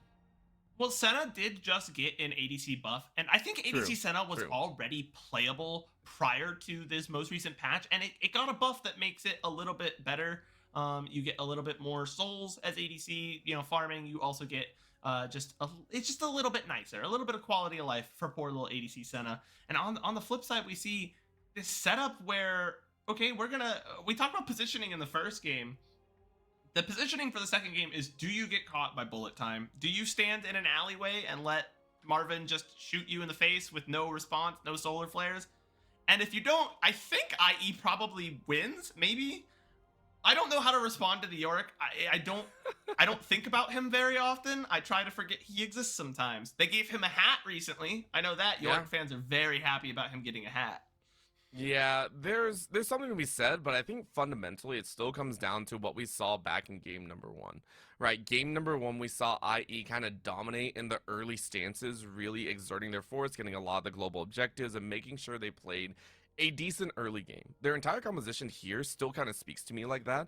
Whenever I see a Jace, I always assume you're a little bit more focused on the early game. You look on the other side for Fluxu, you see a Yorick, you see a Galio, you see a Wukong. Wukong maybe not early, but this screams at me mid to late game, we're going to try and take over the game. We just need to weather the early game storm. Now, that's not in damage numbers specifically, but it does scream to me that Fluxu are going to be aiming towards that margin of hopefully getting the Yorick online and allow them to just be the absolute brute that we know they can be in solo queue. Yeah, because when you do get Yorick online, and he gets really, really powerful, he can essentially push 2 lanes. Once his maiden is powerful enough, he sends it down one lane, he goes down another. And now you have 2 pushing lanes while the rest of the team can go fight and do whatever they want. You do get a lot of macro, a lot of tempo presence. They just have to make use of it. And that's going to be, I think, pretty difficult into the comp of Asuru's Estral, who overall looked like they knew how to execute better. And they did the thing we implored them to do. They kept Jose Diodo on a carry. Now, how much help does the carry have? I have no idea. They drafted 2 fresh champions. I have no idea what's going to go down here. So let's go ahead and dive on in. We got IE 1 game away from making it into the playoffs. And we got Fluxu 1 game away from doom from their playoff hopes being denied. I'm interested to see what exactly goes down. Is Jose Diodo already testing the limits of what they can get away with? Yeah, this is going to be, I think, a bit of a just kind of a chaotic one, just based on the draft already. I think both teams are willing to, like, hey, if Fluxu says eliminations on the line, we're gonna pull out a pocket pick. We're gonna see if it works. IE says, hey, we have a chance to make our way into playoffs right now. Let's just show off some stuff that no one else has seen before. If it doesn't work, then, at least it's only game 2, as Miryu already forced to burn his flash. I don't know what's going on at this point. The Annie in the mid lane is just, it's a weird sight and treat all at the same time. So this is going to be interesting to watch for. Now, Snaker, as you mentioned, getting a little bit of that twist with the Senna, but you can see that raw damage output just looking a little bit, it's a little bit interesting. And Geeks, I think, is going to be more than okay taking these level 1 trades, because you can see the damage output on the back end. Snaker recognizing that I can take these trades, but not as easily, as Marvin is actually zoning them off, I believe, some of the XP. I'm actually curious if that XP trade will be coming about here, and if that will make a difference or not.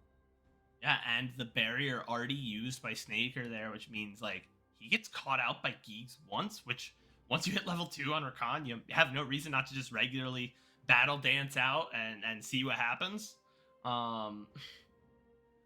It could be very difficult. There, you do see the level 2 has come out now, and Ackerman and Snaker having to play so respectfully, so far back. In the mid lane, Fu drafting the Galio, seen as this traditional anti-mage, right? His passive is he literally gets an anti-magic shield. He provides his team with anti-magic shields, so maybe Tibbers won't be so oppressive, but there's just so much burst that comes out of Miryu. It's gonna be tough to deal with. At the current moment, though, we're gonna see that slow pace of play. Miryu, of course, getting taunted out here, and You want to take a second? It's an Annie on my screen, man. It's an Annie, and I don't like seeing that, man. It doesn't fit, but it fits so well at the same time. Either way, though, it is once again seemingly like it is at the stance that we saw in game number 1. A little bit of a slow start, no one getting over eager for the battle, and no one actively forcing improper battles. Summit and Hidan still doing the exact same as well, and making sure that they try and play appropriately. Summit trying to gain an advantage, and Hidan just trying to stay alive. I think Summit is just, again, you talked about when you see Jace, you think of like taking advantages early game, and he's gonna have advantages over Yorick. When Yorick doesn't have Maiden, he's not really a champion. He kind of suffers from the Ivern syndrome, where like the R is the champion and I'm actually just the summon. Especially early on with no access to a bunch of graves, which did get some slight buffs, as Jose Diodo dives into the bush, didn't know that Ganks was there, but just had some intuition, or maybe he saw him enter it earlier. I mean, I think that's kind of the call down, right? Jose Diodo knew that this was going to be pushed. Great low engagement. When we talked about Fluxu, we want to see them get a little bit more aggressive. We want to see them get a little bit more in the battle, as Mirror is now coming around the corner. Ackerman's about to do the same. And now it's Fluxu actually recognizing they're not in a good spot. They try and get the double knockup, but it's an early kill number 1. It's a quick turn on the bank, though. It's a 1-for-1 so far. Mirror now recognizing that without Flash, you're in a very rough spot, and there's only so far you can run away. Good cleanse to come out here, but Mirror running back to Snaker. And Fu, I don't think is going to have another dash in time. But the damage has been done. A 1-for-1 overall. 1-for-1 overall, but they both went to the supports. I feel like we said that like 2 or 3 times between the 2 series today, where like the first 2 kills just both go to a support. Ultimately, though, you get more kill participation on the side of IE. They got 2 assists rather than the 1. And they lost their jungler, which, you know, is a little bit of the tempo loss. I do like Jose Diodo fighting here. Miryu coming over, gets a good stun onto the right target, not onto the clone. But yeah, Jose Diodo just eventually falls down, takes too much damage. And as Miryu is running, it's really well used CC. Is able to get the passive off, right? And then stun all 3 with the Cone of Fire. And then is able to use Snaker's Slow to escape. So, you know, well played to get out of that position. And Miryu is... We talked about them, you know, hey, confident. We're stacking up the Dark Seal last game. They're doing it again. in one of the OG stacking styles, right? Like, that's the only way I can call it, because the days of watching an Annie run everyone over with the Tibbers just being an absolute pain in the backside, it's going to be dangerous if it's allowed to. But Fluxu, for their own time, have already shaken things up from game number 1. Instead of being matched on either end, instead of Jose Diodo and Ganks meeting on the same side of the map, I like the fact that Fluxu are actively chasing for those global objectives. At 6 minutes into the game, we see Ganks going for the dragon and taking it very cleanly. Yes, and that's the right call. I think last game they wanted to try and wait till both objectives were up so they could get a clean take on whichever objective they wanted. But you knew that you kind of had control of this bot side vision because of the way that last trade panned out. And you know that you don't have Jose Diodo on the side because he's behind on the pace. He needs to, you know, go ahead and try and clear out his blue side jungle, as ooh, dropping very low there. But yeah, Fluxu was able to take the dragon, and that's good. That's a good start to the game. You know, they got something going for them. This is, I think we're gonna have to throw away all pretenses of like, no, we're professionals and we're gonna have a clean, beautiful cast. No, this is we're in the mud with both these teams right now, Orbital, and I think it's time we accept it. I've been in here for a while. Welcome to the show. And I appreciate it. Again, watching Fu be forced out here is also, even though it's surprising, it's not unheard of at the end of the day. With the Gallia, you don't exactly win the lane, I think is the best way to think about it. You are there to kind of mitigate, and you're waiting to use that grand entrance in the future, the hero's entrance a little bit later. So it's not bad. The fact that you got pushed out, though, kind of sucks. Yeah, don't get me wrong. But it's not the end of the world. So you go ahead, around back, you get your bot lane in towards that mid. You're starting to look across the field at that at the Grubs advantage, and we'll see if it goes their way in that piece as well. So questions all about yeah, this is gonna be that small piece of the puzzle, as we see actually Ganks on it first. So first of the dragon, first of the Grubs. Yeah, the top side prio is doing a lot of work right now. You can see Hidan just pushing Summit under his tower, constantly having pressure on this wave, letting the Maiden just drain down these minions. And so Summit has no chance to respond. His jungler, Jose Diodo, not able to help out at all. And so they're going to take, Fluxo is going to try and take both of these early objectives Finally, Summit has cleared out his tower and it's going to come down to respond. So, oh my goodness, Snaker. Be careful, my guy. Yeah, the barrier popped as well as Marvin's just like, yeah, you can't step to me. Even though you got some buffs, you're not at my level right now. And I wonder if this is actually what Fluxu were aiming at the entire time. I mean, you forced this kind of awkward ADC pick. And I'm sure there were a few others, don't get me wrong. I'm sure there were a few others that you could have played, but to force them onto this Senna is an odd turn in its own, as right now Fu once again stuck in a little bit of a weird position.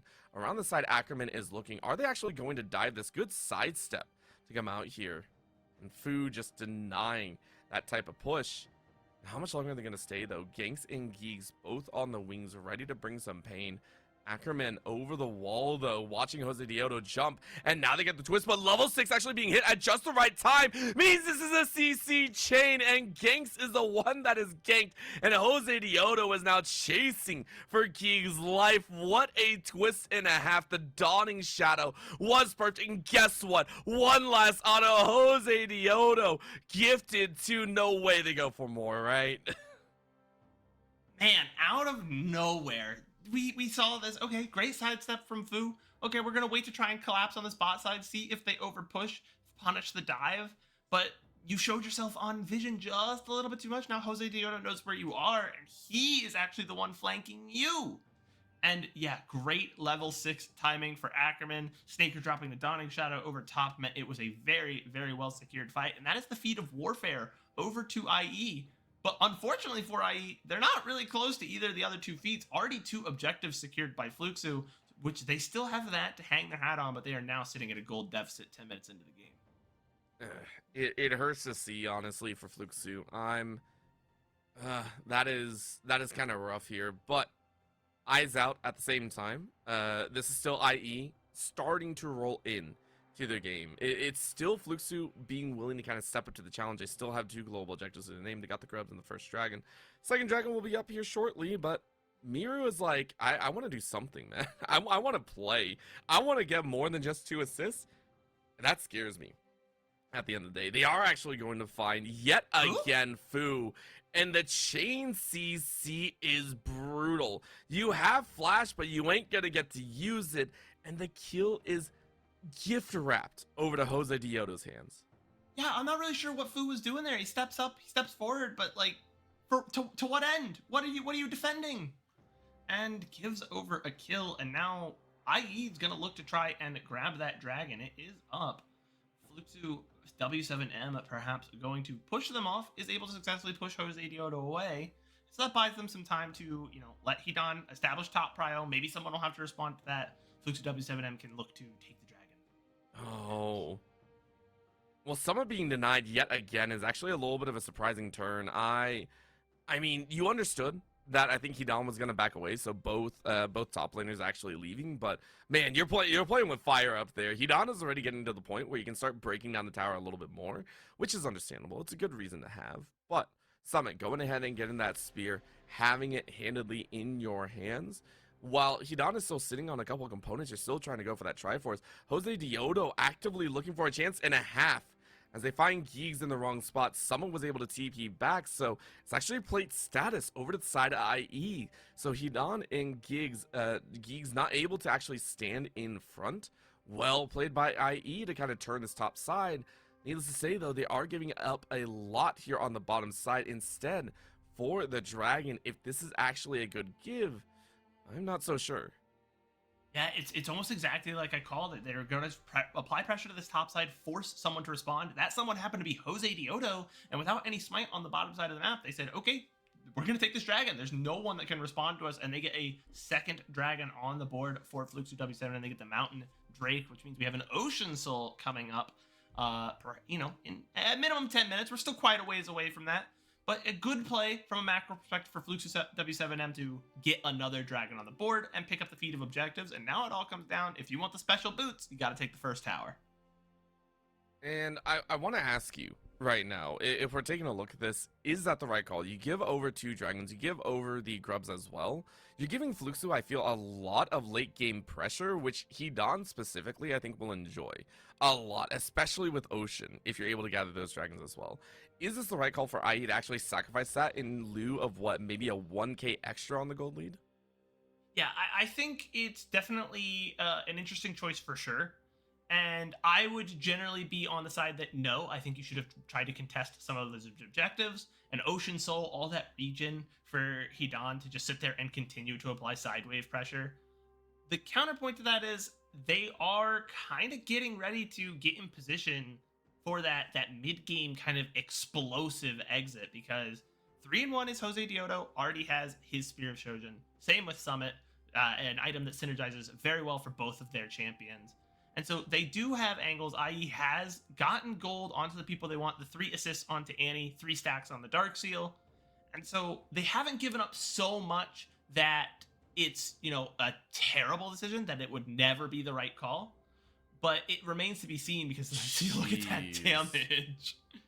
Okay, that's a great turn. However, Snaker barely able to get away, but that sets up Jose Diodo. And you called it that B1 pickup is starting to run rampant here as they're going to go even further. Geeks having to run away. Last auto ain't going to go through, so Geeks is allowed to live. But you lost your ADC at the end of the day, so the damage ramping up is huge in IE's favor. Yeah, that's why they were comfortable giving away these macro objectives. Hey, it doesn't matter if we give away, these dragons, these first 2 dragons, these grubs. Yeah, they're going to be able to have that tower, that macro push, but that only matters if this game goes super late. If we just run them over in the mid game, it won't matter. We have the gold lead right now. We have the advantage. Let's press it. And just a slight misstep, a slight positioning mistake, and Annie just bursts you into hell. You have been sent to the Shadow Realm, my guy. Look at him go, and Jose Diodo's there to clean it up. Mm-hmm. And I think that's what I think anyone that plays or sees an Afiri, that's the space you want to be in. It's the same as like watching a Karthus in the game, right? Anyone low is easy pickings. That's all you're really there for. You're there for the cleanup. And it's working wonders. Now, Hidan on the far end is saying, look, I'm 0-0-0, but it doesn't matter. I'm going to try and keep pushing. You have that Triforce in pocket, which means you get free push rotation. And I don't think someone's going to be able to challenge that well. You need a little extra. In the meantime, IE is going to be on the other side of, well, what can we do? We're going to try and push to counter the likes of Hidan getting a tower every time they walk up to lane. Yeah, that is Fluxu's big sticking point right now. They have Hidan, who, okay, IE's going to make these big explosive plays. They're going to try and win these big team fights. But you're always going to be down a member because someone's got to respond.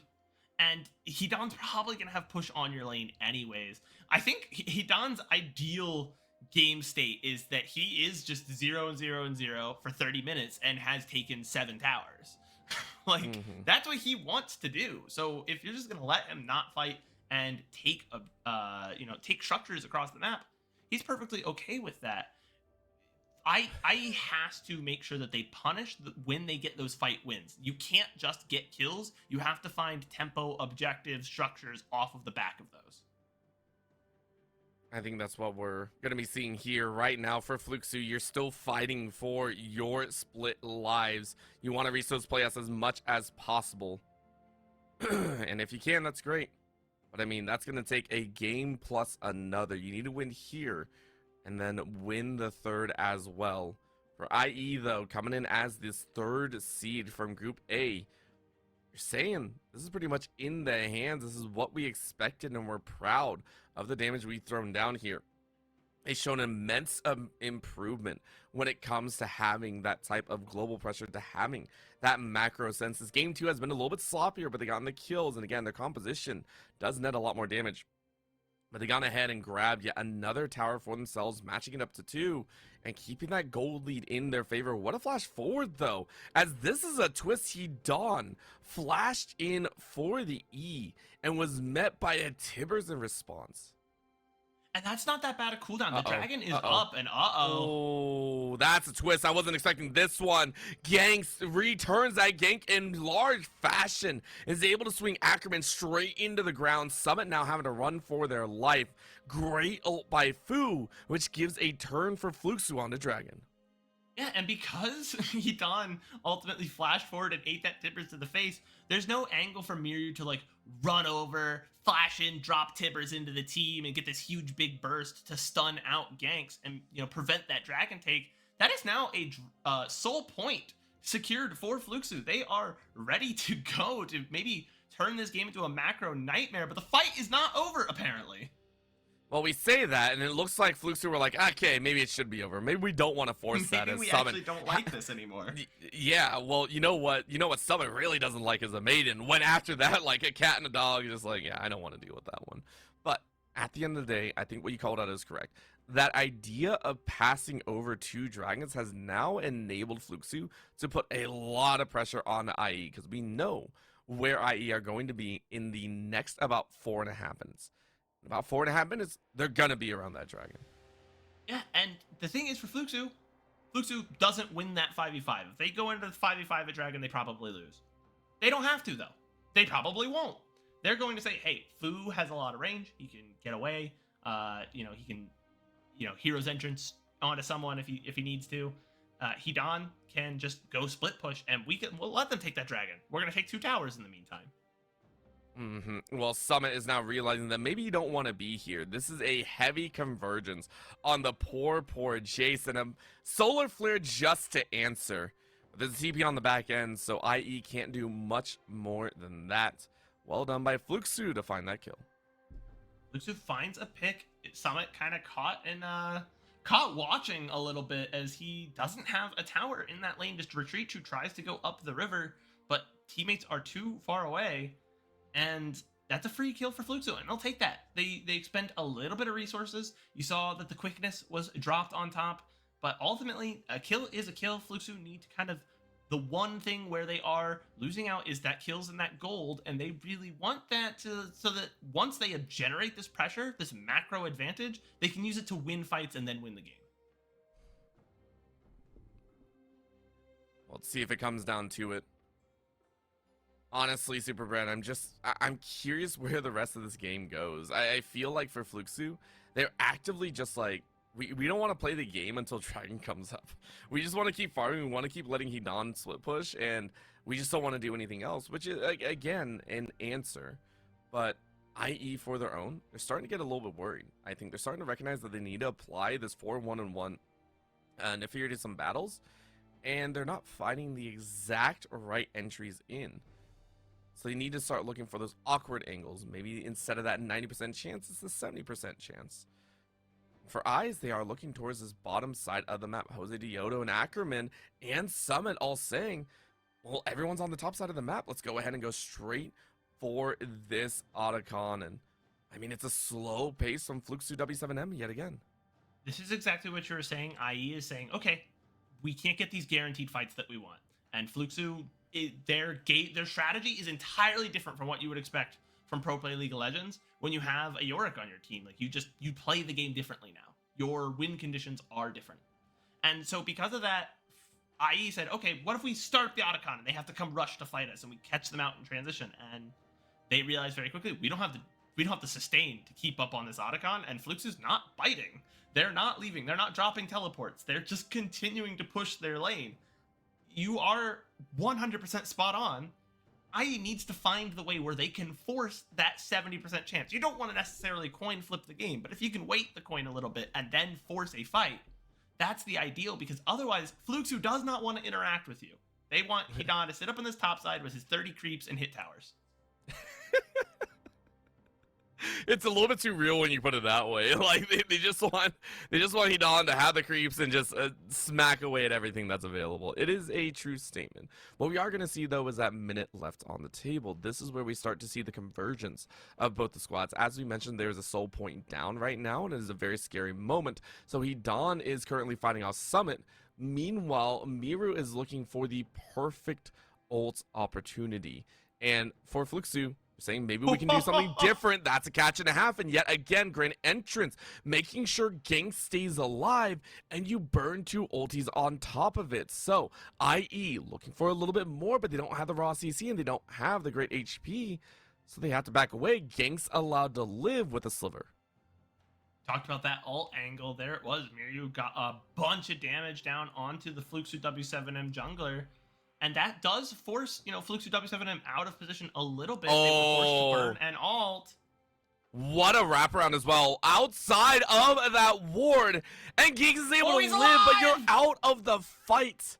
That is now twice. That Fluxu, no! That sucks so much. Geeks did so much to stay alive. But Jose Diodo said, nah, the burn wins. And that's just support down. But remember, there's no major ultimate. But Fu realizes that he still can't comprehend with the damage. This is damage overload on more ways than one. Cyclone gonna knock up twice. Bulletstorm is gonna deny any further follow-up. But honestly, IE find a much needed chunk of gold, space, and dragon control. Yeah, finally, Fluxu says, okay, they're gonna be at the dragon. We can force some fights here, and they lose their support, but hey, we can still keep going forward. They burned a lot to kill Geeks. He lived. We can keep going. I think a small misstep from Fu. I think he went a little too far forward without the support from his team, and that means not only a dragon, but I think this Otacon is going to go over uncontested. There's really not any way for Fluxu W7M to respond. And so that's a large chunk of gold, a large chunk of stats going over to IE, so they can kind of continue to try and hopefully, choke out this game. Don't let Fluxu run over the lanes and not fight you. Force them into positions where you can fight, and then run them over there.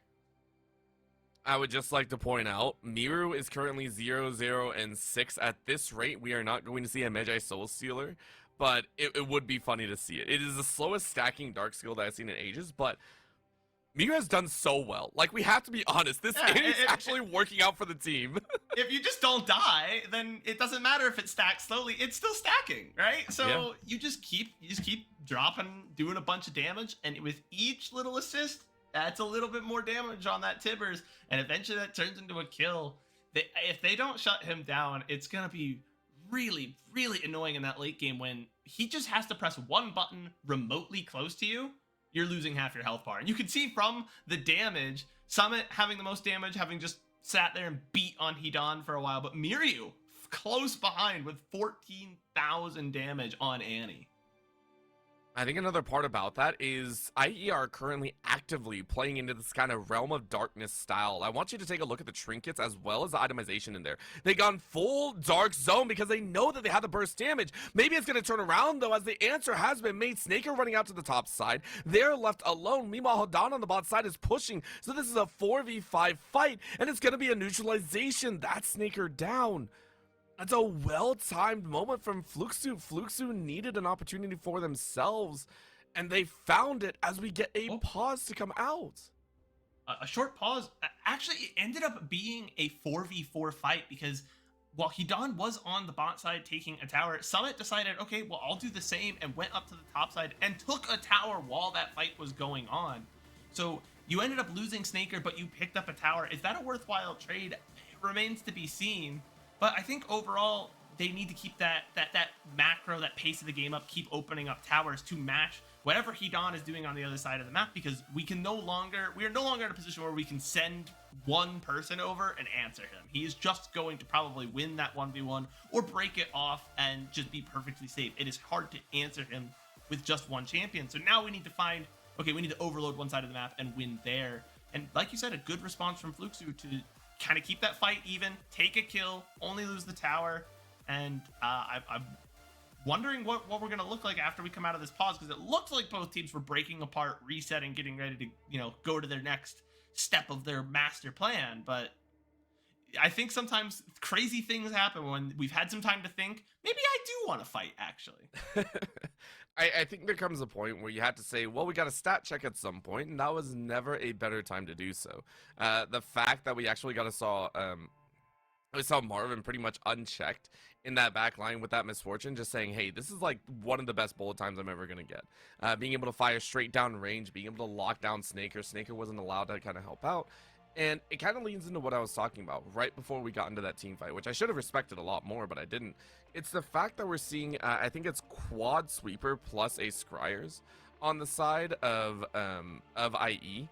And normally you would sit there and say, hey, this is actually pretty good because, yeah, you're sweeping away, you're getting a lot. It's a double-edged sword, though. They're playing into the fact that they have such great upfront burst damage with the Annie, with so much follow-up, that they're saying, if we can keep everyone in the dark, we can set up, like, bush ganks every single time, right? Like, that's what they're hoping for. And it's doubly so on an Ocean Soul map, so that's a whole other story in itself.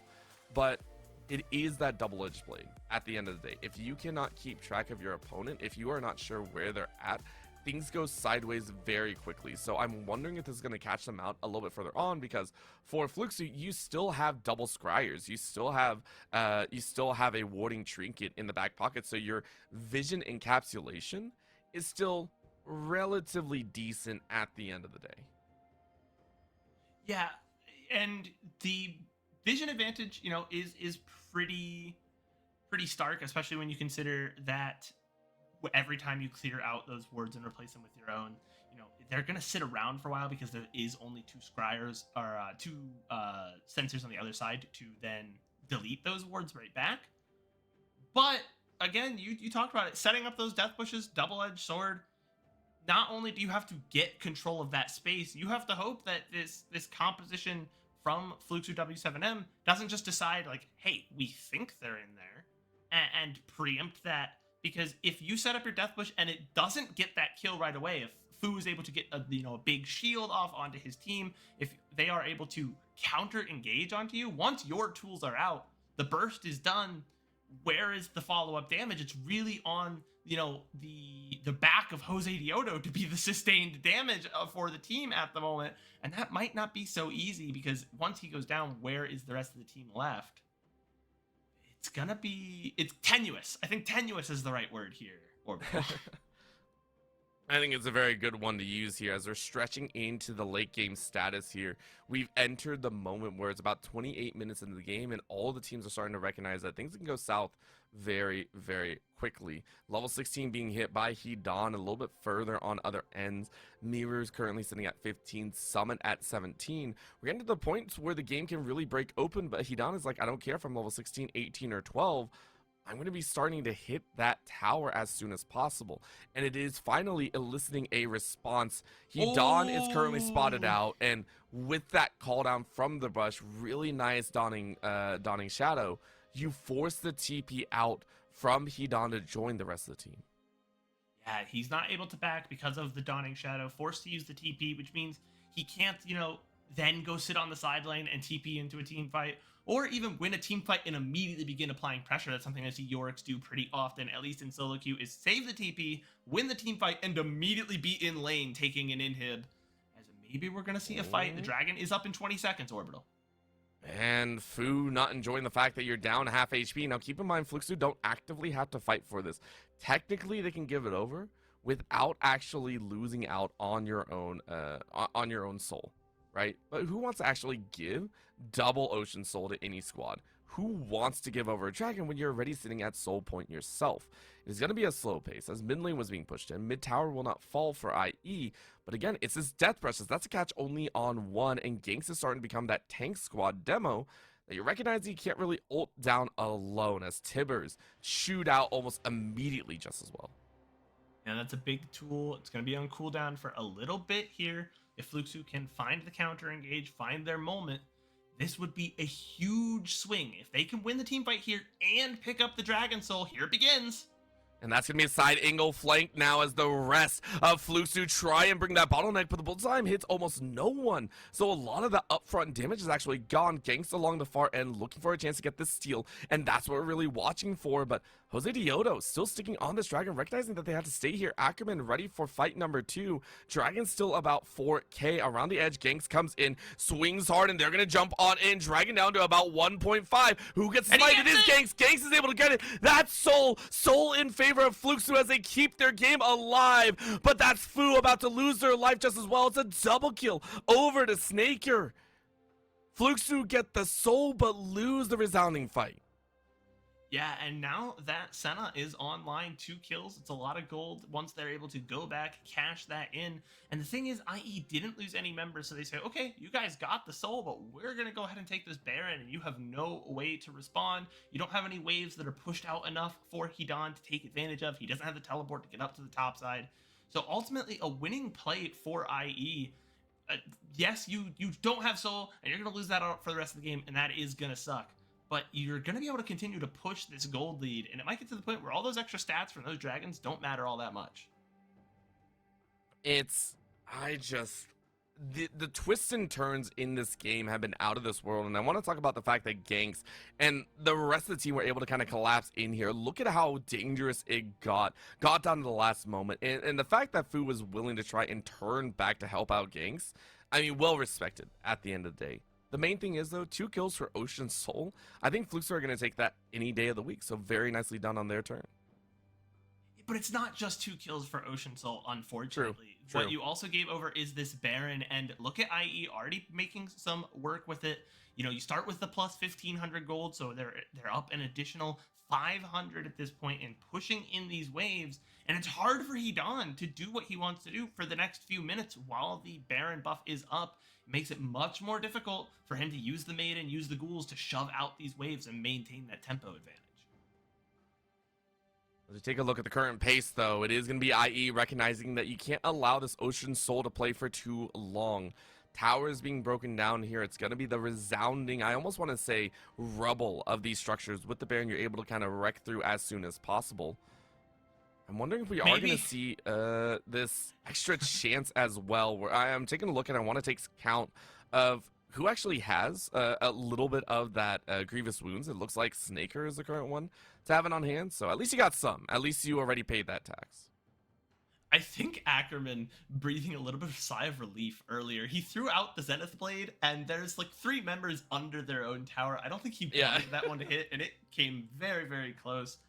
And honestly, Snaker picking up the Mortal Reminder, not a bad deal, because Mortal Reminder, yes, it is like, in terms of doing raw damage, worse than the Lord Dominic's Regards. It's not that much worse. It's a little bit less AD and 5% less armor pen.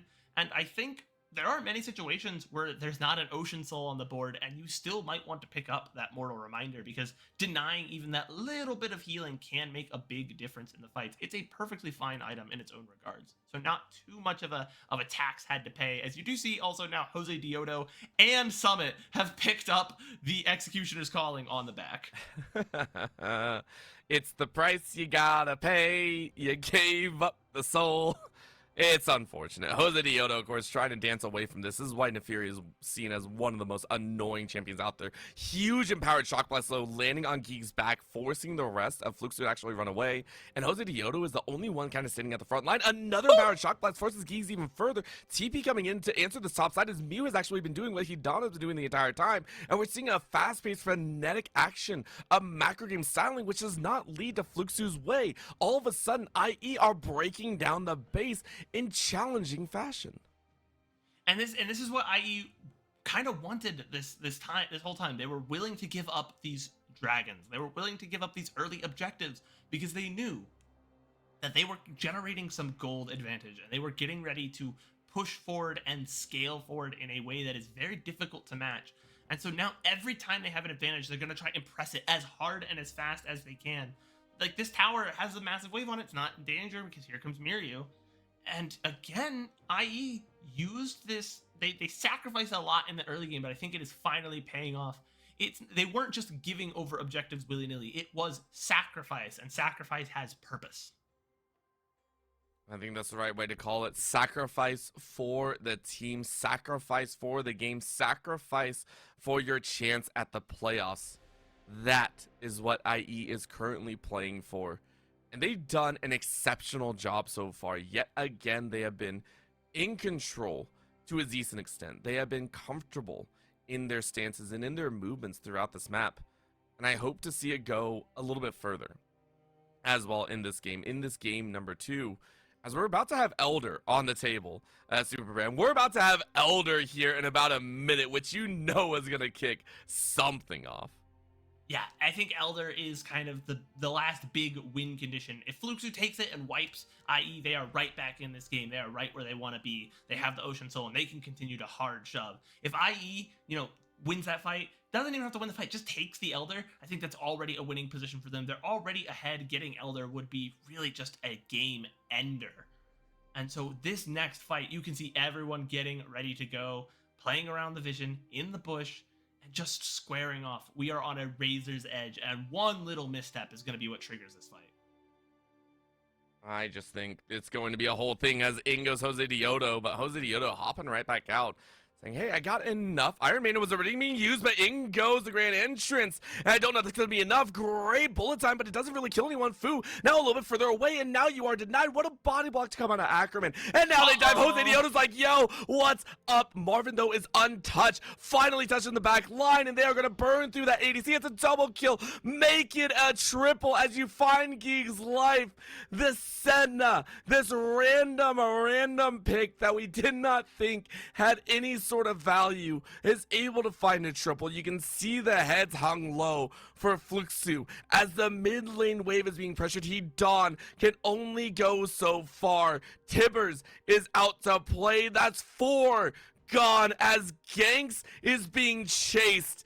Down goes the inhibitor tower. Down goes the inhibitor. And SuperBren, in one of the most unlikely fashion, was the 2 champions that we have not seen here in the LTA South in ages. IE take both straight to the playoffs. And you know what? You gotta respect Miryu. No kills all game, picks up the last one before we go into just a kind of a dominating win. There were all sorts of angles for Fluxu to do something. They picked up a lot of objectives, but it felt like they were playing IE's game. IE knew what they were doing. They were giving up these objectives, but they just amassed this massive gold lead. They took their pound of flesh every time. They let you take an objective, but they're going to get the kills. And they stacked up all of these little gold advantages until it ballooned, and then they just kept twisting the knife.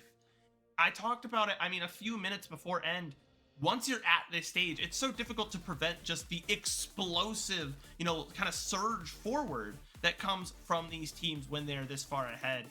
And again, it came off of the backs of the 2 players we can't really talk about enough in this series. Jose Diodo and Miryu played fantastically. Yeah, and with the entire supporting cast as well, Ackerman and the rest of the squad really stepping into play. If you're an IE fan, this is what you were really happy about. Now, granted, both the teams still have a very large struggle, right? This is IE saying, we just beat Fluxu, a team that was at the bottom of the standings. You have to call it for what it is. Outside of the vacuum, it's a fight for the bottom, and they won it. Don't get me wrong, that's step number 1. You have to look further, but please, I hope for all of IE, you are so proud of what you just showed us. It was controlled, it was comfortable, it was measured. End of game number 2, a little bit spicy, right? But Jose Diodo able to pop off here. For Fluxu, though, they fought hard. I do not want to discredit them. They tried their best. It's just they got pulled every which way. SuperBren, if I'm looking at IE, though, I'm excited for this squad, but is this still the Jose Diodo show, or is this the entire side of Istris Estrel being able to step up here, moving into playoffs? I'm glad that we got to see the rest of the supporting cast really step up and play. Again, we saw 2 picks. We can't stop. We can't get it out of our heads. These were not picked at all a single time in LTA South until this game. To have 1 in a game is very exciting. To have 2 is just insanity. But they made it work, and I think that shows a lot of trust, a lot of faith from that coaching staff to say, okay, hey, we practice this, we know what we're doing, we have a plan to move forward. And so I'm hoping the team, this kind of rallies them together and shows that they can work as a unit. They really played together as 5 to deny Fluxu the entire game, take the objectives, and then move forward and win the game in the way they wanted to. I think with going the champions forward, that they wanted to. Yeah, with the champions that they wanted to. And you know what? Pro play is very kind of slow to adapt. Something will get changed in patch notes. They're still going to build it because it's what's tried and true, and they know how it works, right? It takes a lot of time to practice a champion up to that level, to be able to play it on the #1 stage in your region. And now that those champs are on the board, hey, these things work. I wonder if some other teams might be going, so are we, hey coach, are we playing Senna ADC now? We're playing farming Senna? I hope not. I hope not. I hope, honestly, that's the last I see of that champion. I have nightmares from past seasons overall. But honestly, big shout out to IE. They go ahead and take the victory. They now move on into the lower bracket of the double elimination playoffs that'll be starting up next week. That will be the fun thing to see. But there's more games on the horizon here with the LTA South starting tomorrow, same time, same place, starting, I believe, at 11 a.m. ET. That is when the next matchups are going through, which if I can pull those up before I forget, I believe that is gonna be the other two matches. I mean, off the top of my head. Before we go any further, is SuperBren, you're about ready to say something? Is that correct? What are we gonna say? Loud and Red is tomorrow. Yeah, that's it. And that's gonna be just pandemonium. That is gonna be the most Brazilian League of Legends, just insane, crazy massacre of all time. And then I think a match that I'm looking forward to for a few reasons is VKS versus Lev, because really, as much as guys, I'll say it. I'm a wait. Isn't it? Or is it the other way around? Do I have it wrong? I think it's Loud versus VKS. You're right. Oh no. I think it's Loud versus VKS, and then Red versus Leviathan. So I think those are the matchups that I'm forgetting things. Yeah, it's very hot right now because the matches have already been excellent so far. So we'll go ahead and leave you with the thought process of get your seatbelts ready. We're in for a ride already if today was any sort of message. So please go ahead, check out all of the socials as well. LTA South will be watching everything that goes down. If you want to continue following the LTA South, please go ahead and like the channel here. Go ahead if you can throw an Amazon Prime sub towards our way. We appreciate it. All this is done with all the love in our hearts from the LTA South and our love for the region as well. If you want to follow us on the other socials, there's a podcast that also breaks down a lot of the previous week's matches, as well as future breakdowns. I believe that's on the YouTube side of things. And if you want to follow all of us casters or yell at us one way or another, because I always love a good yell and a critique, you can go ahead and follow us all across the board. My name is Orbital. With me has been SuperBren, and we had Chippy on the production. Shout out to our other casters that were on earlier, RMC as well as Trajan. We thank you all for tuning in, and we'll see you all tomorrow.